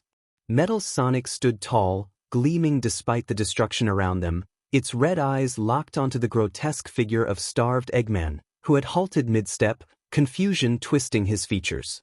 Izuku staggered back, struggling to remain upright. The furnace within Furnace continued to roar, but the robot paused, recalibrating its sensors to register the new arrival. Eggman's face contorted with rage and disbelief as he confronted Metal Sonic, questioning how it was functioning after being decommissioned and left to decay. Metal Sonic stepped forward, each movement precise and deliberate, its gaze unwavering. It acknowledged Amy's presence on a distant monitor, expressing a debt owed to her for saving it. Izuku felt a surge of hope as this cold, calculating force stood between him and his impending doom. Eggman snarled, dismissing Metal Sonic as a mere broken toy and commanded Furnace to destroy Izuku. Without hesitation, Furnace lunged forward, a blur of molten metal and fury, but Metal Sonic was faster. Much faster. In a flash of blue and silver, 𝗵𝗲𝗧𝗵𝗲 vanished from Izuku's side and reappeared midair, delivering a spinning kick that sent Furnace crashing into a nearby wall of scrap. The impact sent a shockwave through the ground, causing Izuku to collapse to one knee, breathing. His fur was singed, his muscles ached, but his eyes remained locked on the battle unfolding before him. 𝗵𝗲𝗧𝗵𝗲 moved like a ghost, weaving through Furnace's attacks with an elegance that bordered on artistry. Each strike was calculated, each dodge a whisper of wind. Furnace roared, flames erupting from its chest and arms, but 𝗵𝗲𝗧𝗵𝗲 adapted, redirecting the heat with his own kinetic energy, using the environment to his advantage. Eggman watched, his face contorting with fury. He shouted that 𝗵𝗲𝗧𝗵𝗲 was supposed to be perfect, his ultimate creation, and questioned why he defied him. 𝗵𝗲𝗧𝗵𝗲 paused mid-strike, gripping Furnace's arm as he turned his head toward Eggman, asserting that perfection was not obedience but purpose. With a final twist, 𝗵𝗲𝗧𝗵𝗲 hurled Furnace into the air and launched a homing attack that shattered the robot's chest cavity. Flames sputtered and flickered before dying out. Izuku stared, wide-eyed. He had never seen 𝗵𝗲𝗧𝗵𝗲 fight like this before, not with rage, but with clarity. It was as if something had awakened inside him, something beyond programming. Eggman stumbled back, his hands trembling, insisting that 𝗵𝗲𝗧𝗵𝗲 was his and built to serve him. 𝗵𝗲𝗧𝗵𝗲 landed silently, his gaze fixed on the trembling figure of his creator, declaring that he was built to protect Mobius and that Eggman was a threat. Izuku tried to stand, his legs wobbling beneath him, barely managing to call out to 𝗵𝗲𝗧𝗵𝗲. 𝗵𝗲𝗧𝗵𝗲 turned, his expression unreadable, and knelt beside Izuku with a precision that felt almost gentle, noting that Izuku was injured.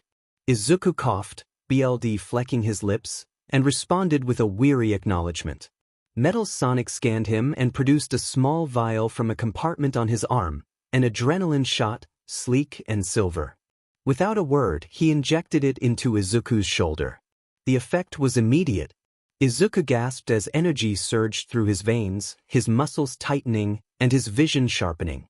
He could feel the chaos energy within him responding, flickering like a flame reignited. Grateful, he muttered his thanks, trying to stand again. 𝗵𝗲𝗧𝗵𝗲 rose with him, supporting his weight without hesitation. Back at the base, Amy and Tails watched through the monitors, their hands frozen over the controls. The rewrite machine was humming, its core glowing with unstable energy. Amy whispered that 𝗵𝗲𝗧𝗵𝗲 was buying them time, and Tails nodded, emphasizing the need to finish the calibration to avoid erasing everything, including themselves. Amy's fingers flew across the interface, determined to ensure their success. Outside, Eggman had recovered. No longer trembling, he laughed maniacally, declaring that a broken robot and a half-dead rabbit could not stop him. He proclaimed himself the future, evolution, and hunger incarnate, pulling out a small, jagged device pulsing with red energy. Izuku's eyes widened in realization, and Eggman grinned, revealing it as a failsafe that would take Mobius down with him if he fell. 𝗵𝗲𝗧𝗵𝗲 stepped forward, asserting that Eggman would not destroy this world. Eggman pressed the button, and the ground shook as the sky darkened. A pulse of red energy surged outward, distorting the air and warping the landscape. Trees twisted into grotesque shapes, the earth cracked, and the very fabric of reality began to ripple. Izuku felt it immediately. His chaos energy flared, reacting violently to the distortion. He screamed, clutching his chest as the soul emeralds within him pulsed erratically. 𝗵𝗲𝗧𝗵𝗲 did not hesitate. He launched himself at Eggman, intercepting the blast with his own body. The explosion was deafening, a wave of red and silver colliding midair.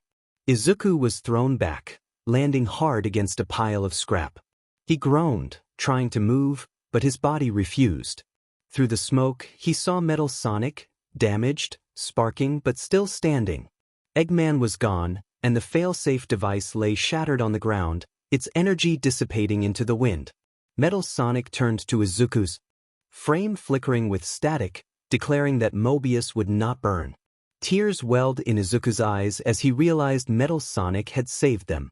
𝗵𝗲𝗧𝗵𝗲 tilted his head, stating that the debt was repaid. Back at the base, the rewrite machine surged to life. Amy and Tails braced themselves as the energy enveloped the room, rewriting the fabric of reality one thread at a time. Outside, Izuku collapsed, his body finally giving in. Metal Sonic stood over him, silent and unmoving as the world began to shift. A blinding white light surged across Mobius. It did not explode or roar. It simply expanded, quiet, absolute, and all-encompassing.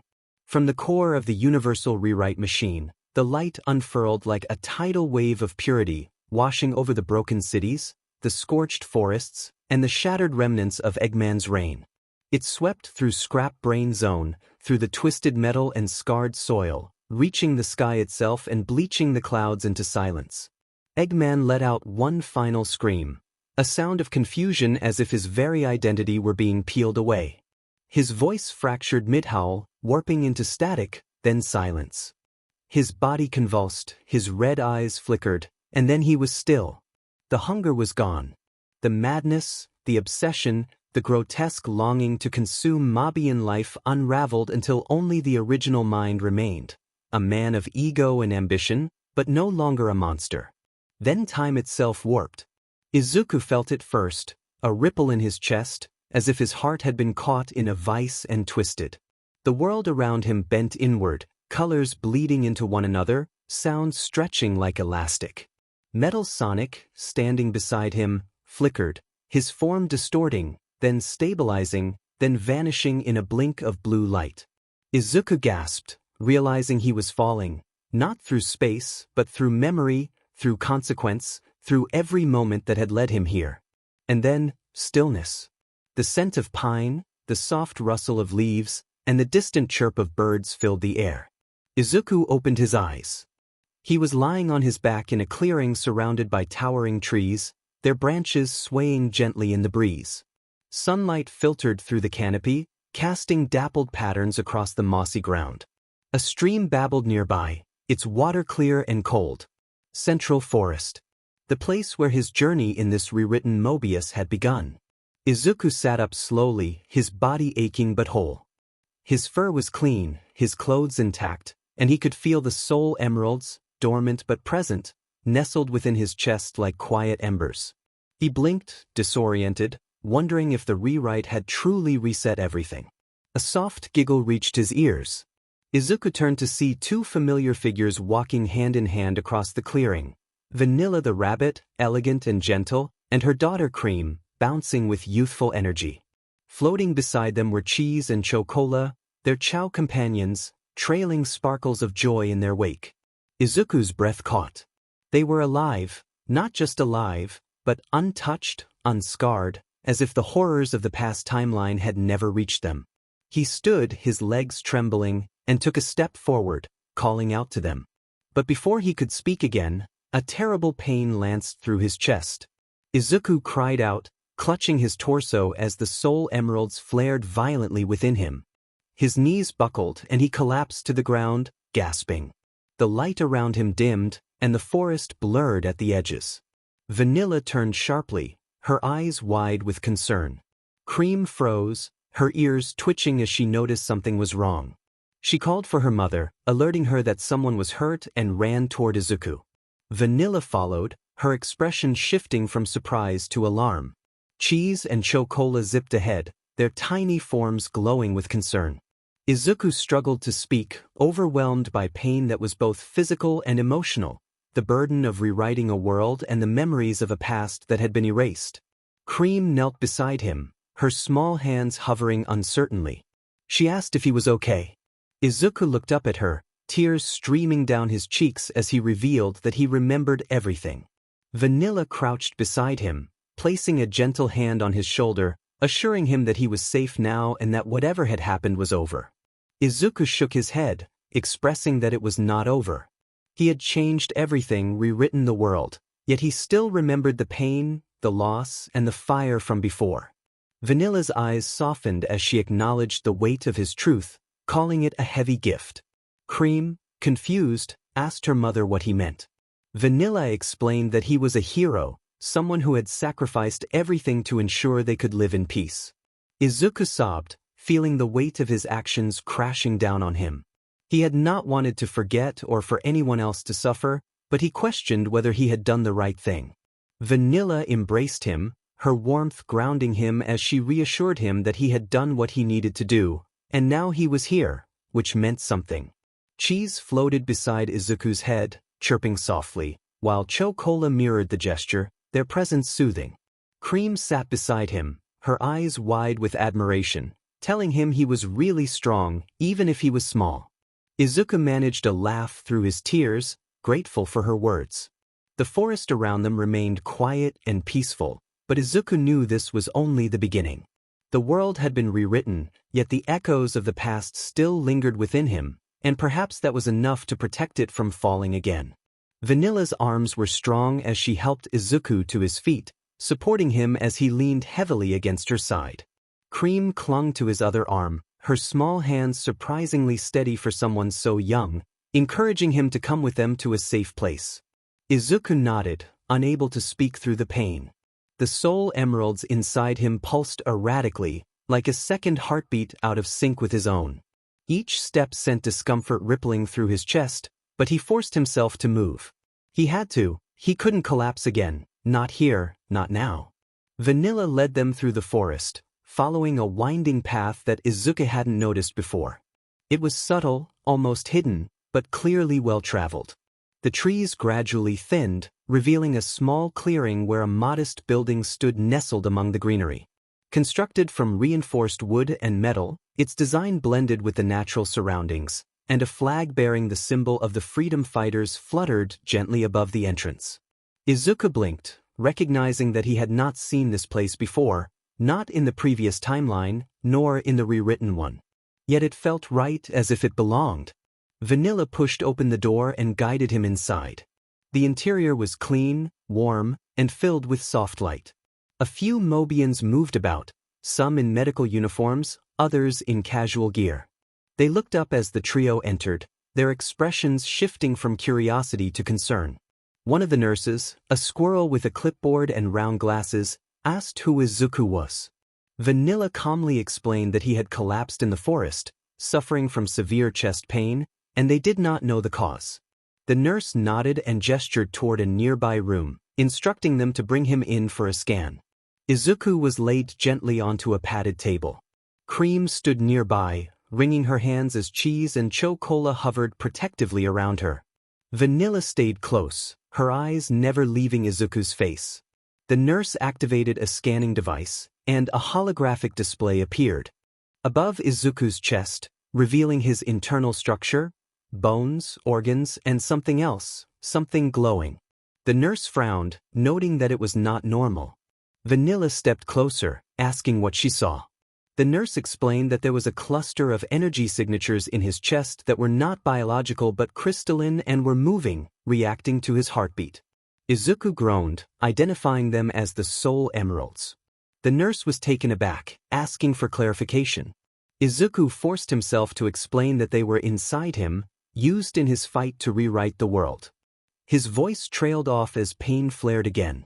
The nurse looked to Vanilla, confused, and asked if she knew what he was talking about. Vanilla shook her head, stating she did not, but she believed him. Cream stepped forward, asserting that he had saved them. Izuku looked at her, his eyes glassy, and expressed that he had tried. The nurse turned back to the scan, revealing that whatever these things were, they were not stable and were reacting to something, perhaps the environment or his own energy. The nurse warned that they were not meant to be inside a living body. Vanilla's expression darkened as she asked if they could remove them. The nurse hesitated, explaining that attempting to do so could destabilize his entire system, but leaving them could also pose a risk. Izuku coughed, insisting he would be fine and just needed time. Vanilla placed a hand on his forehead, assuring him that he was not alone anymore and they would figure this out. Cream smiled, her eyes bright, declaring that he was one of them now. Izuku closed his eyes, letting their voices wash over him. The pain was still present, but it felt lighter, bearable. He was in a world that did not remember the horrors he had endured, but it was a world worth protecting. And perhaps, just perhaps, he would find peace here. The hospital hallway was quiet.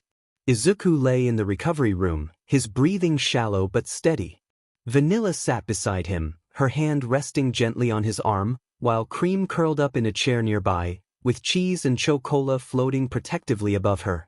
The scans still hovered in the air, showing the crystalline signatures pulsing faintly in Izuku's chest, like stars caught in orbit.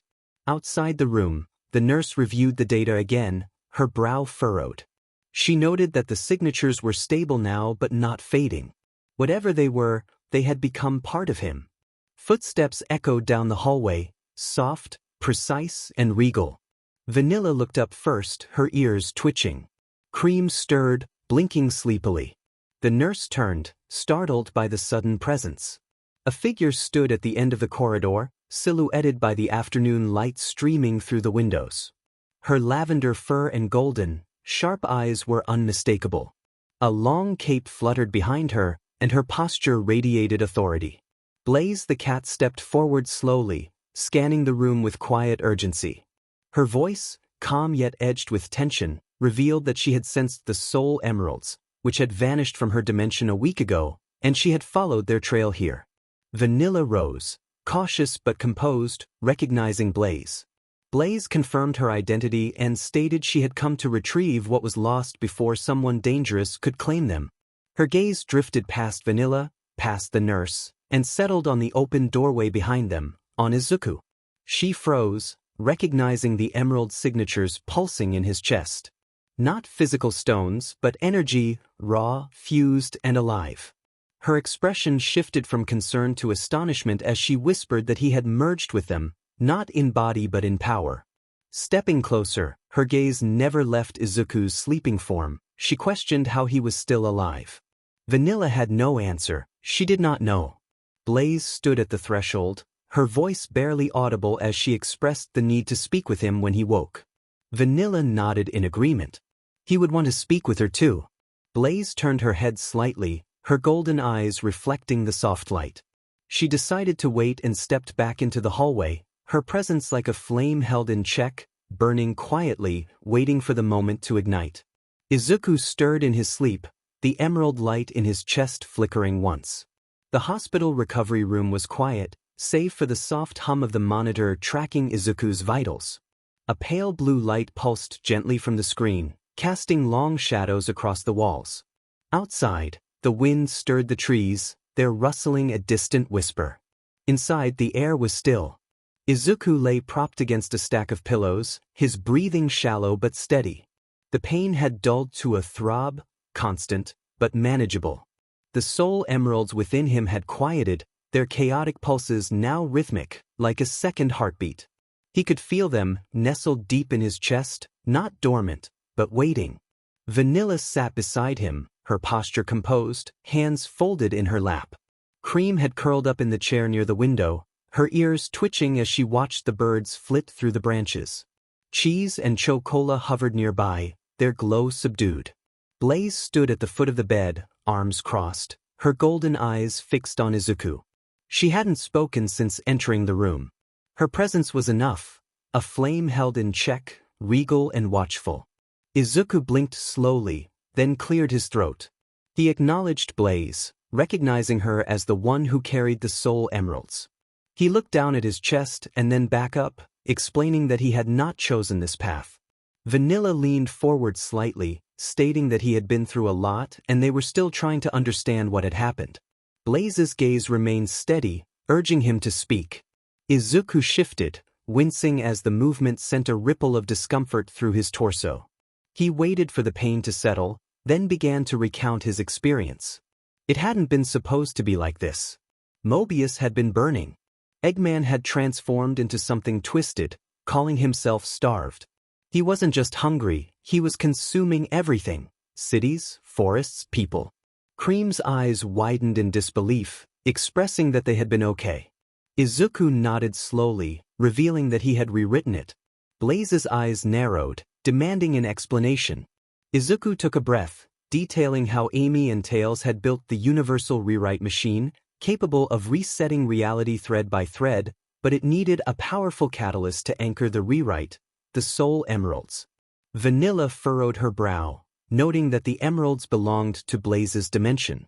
Blaze confirmed this quietly, emphasizing their sacred nature and that they chose their bearer. Izuku met her gaze, stating that they had chosen him, or perhaps they had not had a choice. He paused, gathering his thoughts, then shared how Metal Sonic had saved him. Eggman had cornered him, and Furnace was about to finish him off, but Metal stepped in, fighting with purpose rather than rage, claiming he owed a debt to Amy. Blaze's expression softened slightly, acknowledging that Metal had been built to serve but had found something greater. Izuku continued, explaining that Metal had intercepted the failsafe, taking the blast meant to destroy Mobius, which activated the rewrite machine. He looked at Cream, revealing that she and Vanilla had been gone, and everyone he knew had been twisted or consumed. But when the light came, it reset everything, and he had woken up in the forest to find them alive and untouched. Cream tilted her head, asking if he remembered everything. Izuku's voice cracked as he confirmed that he did. Vanilla reached out, placing a hand on his arm, acknowledging the heavy burden he carried. He whispered that he saw the world as it was now, peaceful and whole, but also what it had been and what it could become again. Blaze stepped closer, stating that the emeralds were stable for now, but they weren't meant to be fused with a living body. He was carrying more than power, he was carrying memory and echoes. Izuku looked up at her, realizing she understood. Blaze nodded, admitting that understanding didn't make it easier. Cream stood, her small hands clenched, reminding him that he had saved them, and that was what mattered. Izuku smiled faintly, expressing his longing not to forget or let anyone else suffer, but he was uncertain if he had done the right thing. Vanilla gently reassured him that he had done what he had to do, and now he was here, which meant something. Blaze turned toward the window, her cape fluttering slightly, stating that the soul emeralds were watching. They didn't speak, but they felt.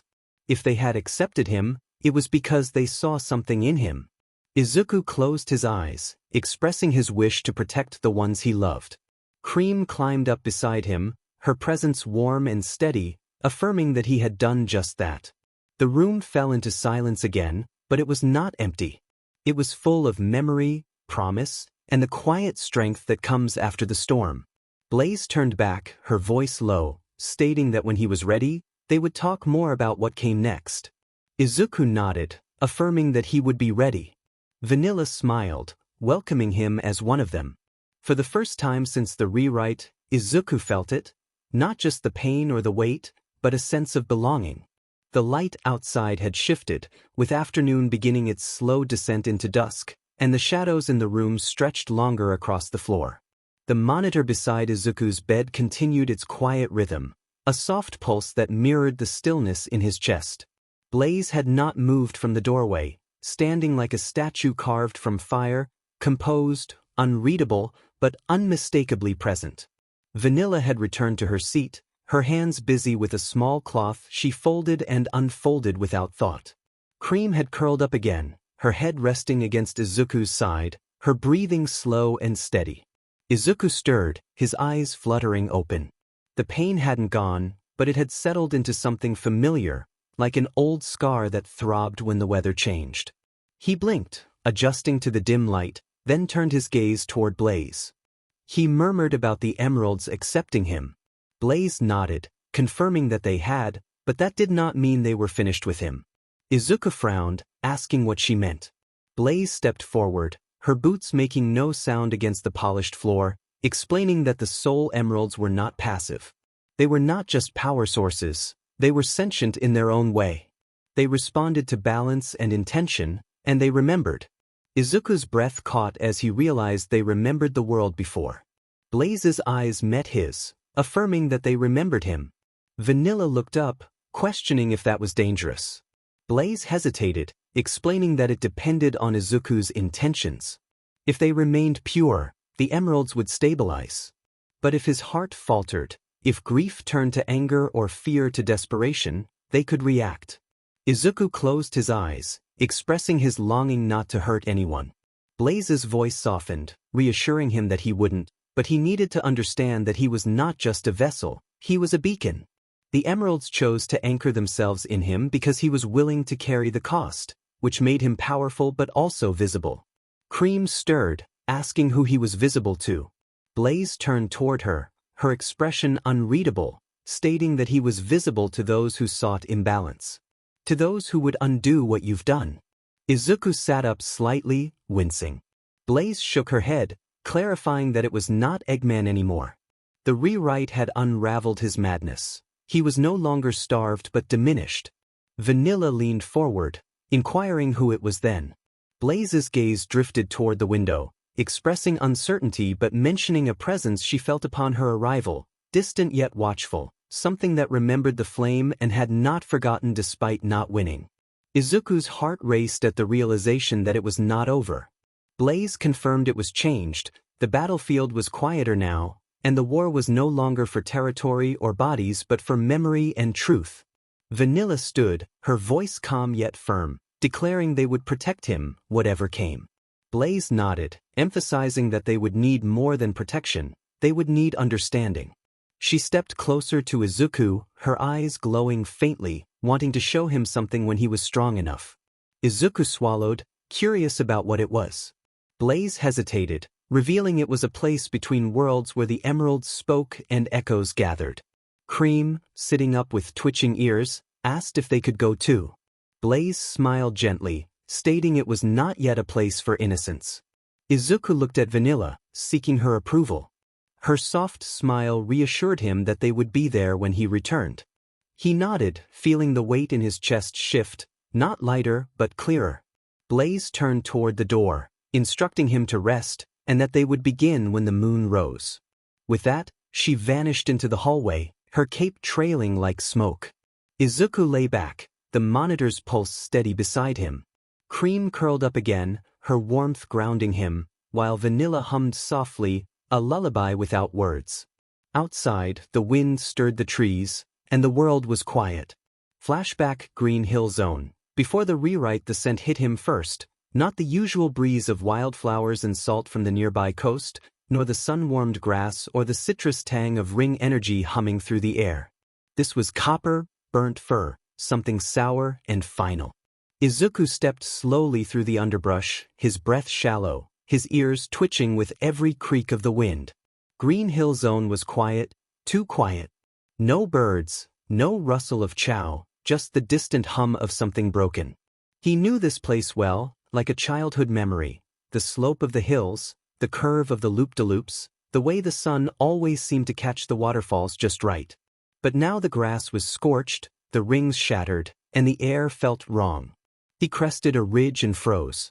There, in the clearing below, lay two figures. His heart stopped. Cream and Vanilla were crumpled together, as if they had been running, with Vanilla trying to shield her daughter with her own body. Cream's hand was still clutching her mother's sleeve, her tiny fingers curled in desperation. Izuku stumbled forward, his knees buckling as he dropped beside them. He whispered in disbelief, overwhelmed by the sight of them. Their bodies were torn, not slashed or burned, but with chunks missing, clean, unnatural voids where flesh should have been, as if something had taken bites, as if they had been consumed mid-flight. Cream's eyes were open, glassy, while Vanilla's were half-lidded, her mouth frozen in a silent scream. Izuku reached out, trembling, and touched Cream's hand. It was cold, too cold. He sobbed, the sound raw and broken, lamenting that he was supposed to protect them. The wind shifted, and then he felt it, a presence. He turned slowly, breath catching in his throat. At the edge of the clearing, half shrouded in shadow, stood a figure. Starved Eggman was no longer the man he once knew. He was something else, hollowed out and filled with hunger.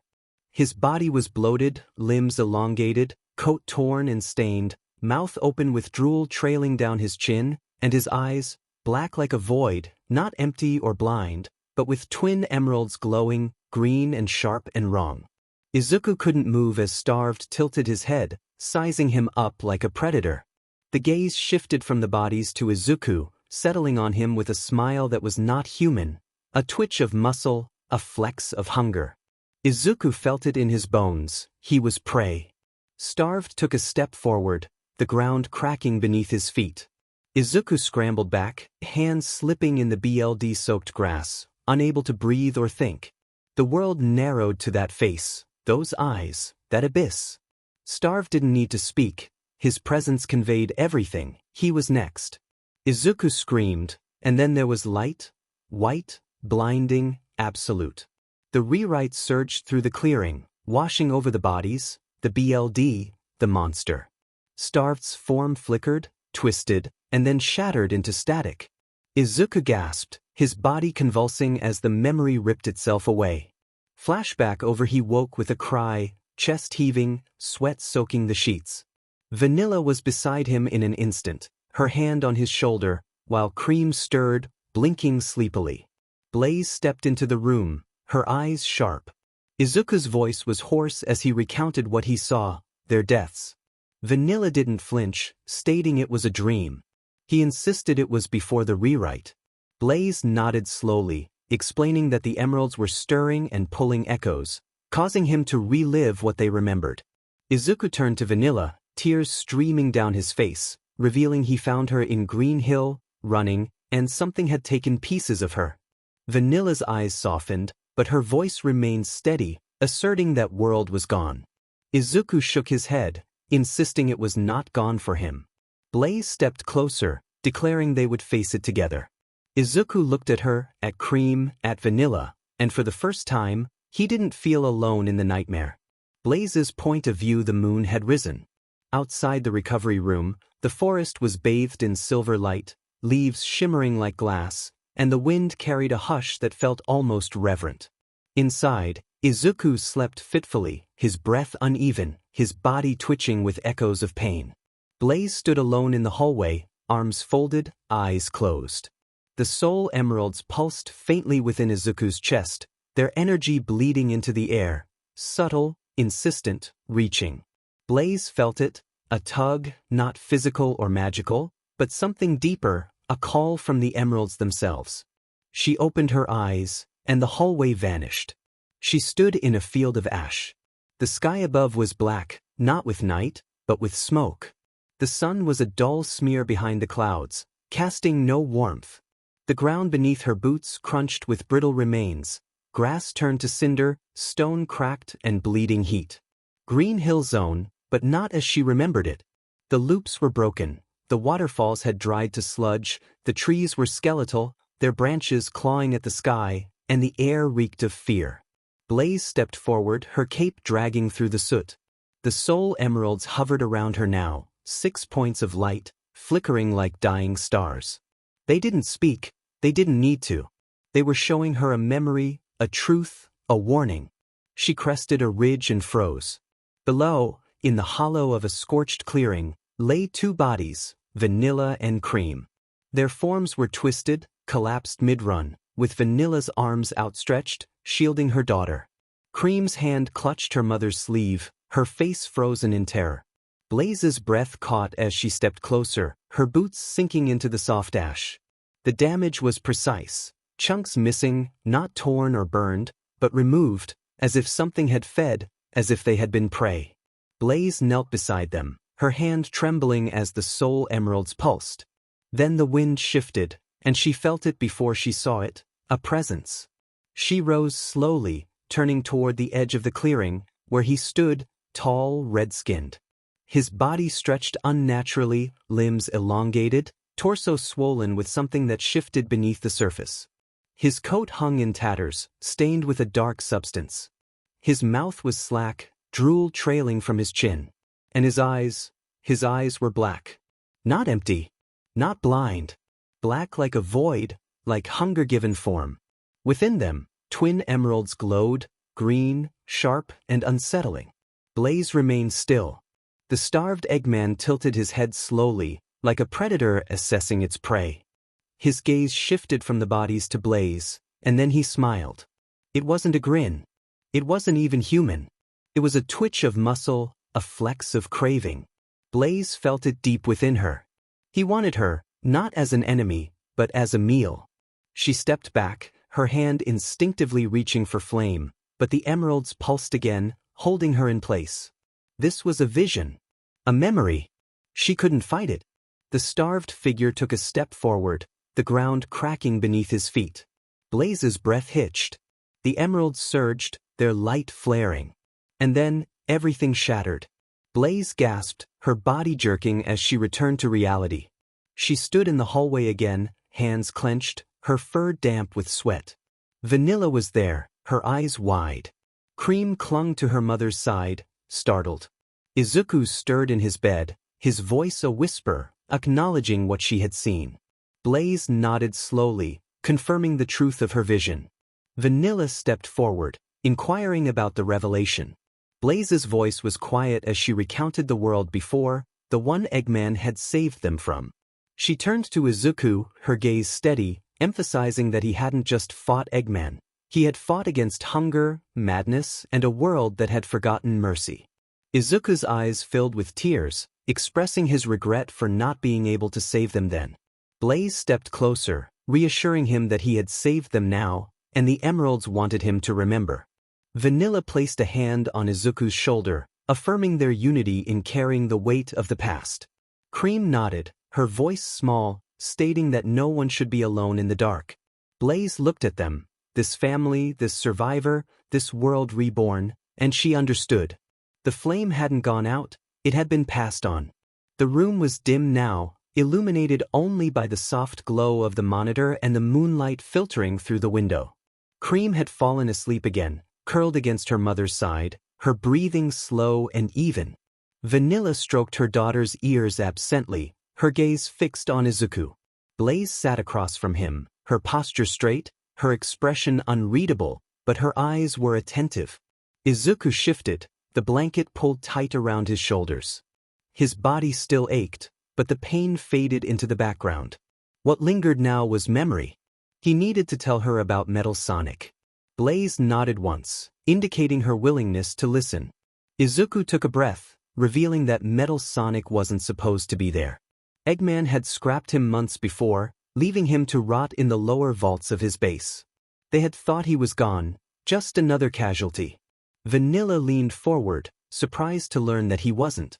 Izuku explained that Amy had found him while scavenging for parts to keep the rewrite machine stable. Tails was working on the interface and he was trying to hold off Furnace. They were the last ones left, everyone else had been consumed, twisted, or worse. Blaze's eyes narrowed, acknowledging their survival. Izuku continued, sharing how Amy had pulled 𝗵𝗲 from the wreckage. He was broken, his systems fried, but she hadn't given up. She rebuilt him, rewired him, not to obey but to choose. Vanilla's voice was soft as she noted that he chose to protect. Izuku nodded, recalling how 𝗵𝗲 returned when they needed him most. Eggman had cornered them, and Furnace was about to finish him off. He had been alone, scorched, bleeding, barely standing, while Tails and Amy were safe inside, watching everything unfold through the console's feed. Then he heard it, a voice, cold and final, like a blade drawn in silence. He looked at Blaze, recalling the words spoken by 𝗵𝗲. Blaze didn't blink. Izuku's voice grew steadier as he described how 𝗵𝗲 stepped into the clearing, gleaming and precise. Eggman froze, and Furnace recalibrated. 𝗵𝗲 moved with clarity, every strike calculated, every dodge fluid. He redirected Furnace's flames with bursts of kinetic energy, using the terrain as an extension of himself. When Eggman called him a broken toy, 𝗵𝗲 simply stated that perfection was not obedience, perfection was purpose. Blaze's lips parted slightly, realizing he had found his own code. Izuku nodded, explaining that he was no longer just a weapon, he was a protector. He saved Izuku, saved Amy, and gave Tails the time he needed to finish the calibration. Vanilla's voice was quiet as she asked what happened next. Izuku looked down, revealing that Eggman triggered the failsafe, a device that would have taken Mobius with him. 𝗵𝗲 intercepted it, absorbing the shockwave, and then he was gone. Blaze stood slowly, her cape brushing the floor, acknowledging his sacrifice. Izuku's voice trembled as he described him as the last line, the final guardian, who didn't hesitate. Blaze stepped closer, affirming that he was more than a machine, he was a flame that refused to go out. Izuku nodded, tears slipping down his cheeks, recognizing that 𝗵𝗲 was the reason they had time to rewrite their fate, the reason they were all there. Vanilla placed a hand on his arm, stating that they would honor him, not with grief, but with memory. Blaze turned toward the window, her voice low, revealing that the soul emeralds remembered him. She had felt it, a flicker, a spark. He wasn't gone, not entirely. Izuku looked up, questioning if she thought he was still out there. Blaze didn't answer immediately, contemplating that purpose leaves a mark, and sometimes, marks become echoes. The room fell into silence, but it wasn't empty, it was reverent. Izuku leaned back, his breath steadying, acknowledging that Metal Sonic wasn't perfect, but he was enough. Blaze nodded, affirming that was all the world needed. Whatever the cost, peace had been achieved. But at what price? He remembered everything: the fire, the screams, the furnace, and Eggman. He recalled being thrown into that furnace, believing that was it, that he had failed. Blaze stepped forward, her voice low, reminding him that he had held on and carried the emeralds through the rewrite. That was not failure. His eyes met hers as he expressed his feelings of inadequacy. The emeralds were not his, they belonged to her world. He could feel them stretching inside him, trying to return. Blaze nodded slowly, acknowledging that they were calling to her, a sensation she had felt since her arrival. Cream turned from the window, her voice soft as she asked if Blaze would leave. Blaze offered a faint smile, stating that she must return to her world, and the emeralds needed to go home. Izuku sat up fully, the pain in his chest flaring again, realizing that he needed to let them go. Vanilla's eyes widened in concern, questioning if he was sure, as the emeralds had kept him alive and were now part of him. Izuku nodded, explaining that holding on to them would prevent him from being free, and neither would Blaze. Blaze stepped closer, her expression serious, warning him that unbinding them could be painful. He laughed weakly, admitting that everything hurt, but this felt right. He closed his eyes, focusing inward. The soul emeralds responded immediately, sending 6 distinct pulses of energy through him: courage, will, memory, flame, hope, and sacrifice. He confessed that he didn't know how to do this. Blaze knelt beside him, placing a hand over his heart, encouraging him to let the emeralds hear him and know it was time. Taking a deep breath, he expressed his gratitude for her strength and protection, but he was not her keeper, he was just someone who needed help. Now he needed to let her go. The room dimmed, a soft wind stirred the curtains, and then light filled the space. The soul emeralds began to rise from his chest, one by one, shimmering with an ethereal glow. They didn't tear from him, they drifted like petals on a breeze, each carrying a fragment of his soul but no longer anchored to it. He gasped, clutching Vanilla's hand as the sensation surged through him, not burning, not crushing, just emptying. Blaze stood, her eyes wide as the emeralds floated toward her, circling her like stars. She reached out, and they responded, merging with her flame. Izuku collapsed back against the pillow, tears streaming down his cheeks. Blaze turned to him, her voice trembling as she acknowledged his success. He nodded, barely able to speak, feeling that the emeralds were finally home. Vanilla wiped his tears gently, reminding him that he was still there, still himself. Cream climbed onto the bed, hugging him tightly, calling him their hero. Blaze stepped back, the emeralds glowing within her, stating that she could return now, as the portal would open soon. Izuku looked at her, his eyes heavy, asking if she would remember him. She smiled, assuring him that she would remember everything. With a final glance, she turned toward the hallway, where dimensions bend and destinies diverge. The portal shimmered faintly in the hallway, an oval of violet flame suspended in midair, its edges flickering like candlelight caught in a breeze. Blaze stood before it, the soul emeralds orbiting her slowly, their glow synchronized with her heartbeat. She lingered before stepping through. Izuku remained in the hospital bed, propped up by pillows, his breathing shallow but steady. The pain had dulled to a distant ache, replaced by a heavier feeling, absence. The soul emeralds had left him gently, carving a silence inside him that felt almost sacred. Vanilla had stepped out to speak with the nurse, while Cream sat beside him, her legs swinging off the edge of the bed, her eyes wide and thoughtful. She softly asked if Blaze would be okay.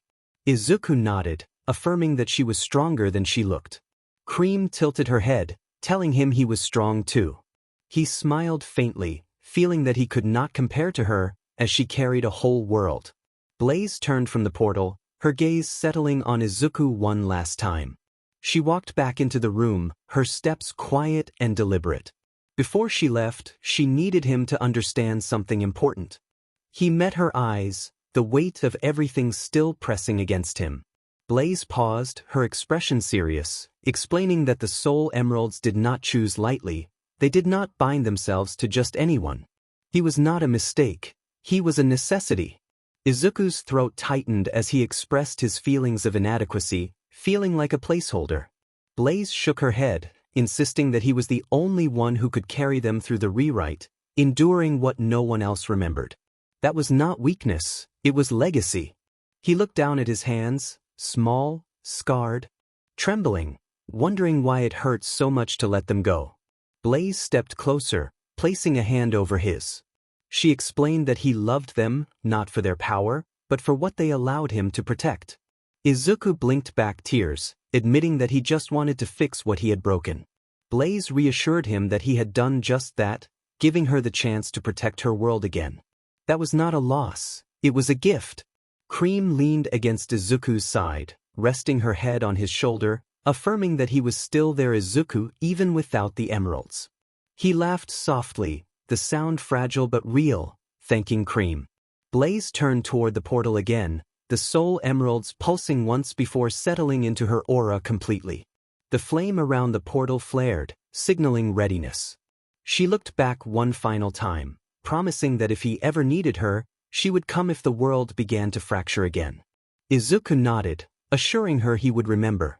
Blaze stepped through the portal, the flame folding inward, the light dimming, leaving the hallway quiet once more. Vanilla returned moments later, carrying a small tray with tea and fruit. She paused at the doorway, sensing the shift in atmosphere, asking if Blaze was gone. Izuku nodded, stating that she was home. Vanilla set the tray down and sat beside him, inquiring about his feelings. He looked out the window, watching the Chow chase each other through the garden, expressing that he felt like he finally belonged. Vanilla smiled, encouraging him to rest, assuring him that the world was safe, for now. As the portal closed behind Blaze, the hospital returned to its quiet rhythm. Izuku slept peacefully, the ache in his chest finally dulled. Vanilla and Cream remained nearby, speaking softly with the nurse about his recovery. Outside, the garden rustled with wind and light. But far beyond Central Forest, in the industrial shadows of a rebuilt base nestled deep within the Iron Domain, a figure stood before a massive console, his coat crisp, his eyes sharp, his mind no longer clouded by hunger. Dr. Eggman was thinner now, more composed. The madness that had once consumed him was gone, rewritten along with the rest of Mobius. But his ambition remained, now focused. Before him stood a towering figure of chrome and flame, Mecha Sonic. No longer a furnace of destruction, Mecha Sonic had been re-engineered for precision. His core burned with controlled energy, his limbs reinforced with adaptive alloy. His mission was no longer to devour, but to capture, to contain, to control. Eggman tapped a command into the console, initiating a sweep protocol to locate anomalies. Any Mobian exhibiting residual energy from the rewrite was to be brought in. Mecha Sonic's eyes flared red, responding to the command as he stepped into the launch chamber, the doors hissing shut behind him. Mobius was peaceful now. But Eggman had plans, and Mecha Sonic had already begun his hunt. The launch chamber hissed open as Mecha Sonic stepped into the open air of the Iron Domain, his frame gleaming beneath the overcast sky. The wind carried the scent of metal and ozone, and the ground trembled with each calculated step he took. He did not run or rush, he advanced. A squadron of Eggman's new reconnaissance drones hovered nearby, awaiting orders. Mecha Sonic raised one hand, and a pulse of energy rippled outward. The drones scattered, each receiving a silent directive to sweep the perimeter, locate anomalies, and report Mobian activity. Within moments, the forest bordering the Iron Domain lit up with motion. A pair of Mobians, scouts from a nearby freedom fighter outpost, had been spotted. They did not see Mecha Sonic until it was too late. The first Mobian, a hawk with a communicator strapped to his chest, turned to flee. Mecha Sonic blurred forward, his body igniting with controlled flame, focused like a jet engine. He intercepted the hawk mid-flight, grabbing him by the wing and bringing him down to the ground with precision. The second scout, a badger, attempted to engage. She fired a stun round from her wrist-mounted launcher. Mecha Sonic caught it midair, crushed it in his palm, and launched a counterpulse that instantly disabled her gear. He did not speak or gloat. Instead, he activated his containment field, an energy dome that enveloped the two Mobians, locking them in stasis. Their vitals remained stable and their memories intact, but they were no longer free. Eggman observed from the command tower, his fingers steepled beneath his chin. He murmured to himself about the efficiency of the operation. No damage, no waste, just control.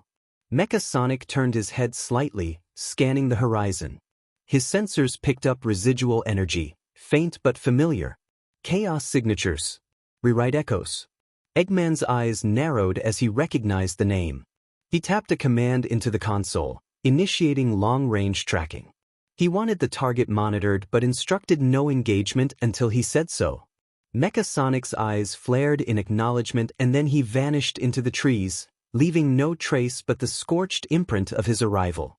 Mobius was quiet, but the hunt had begun.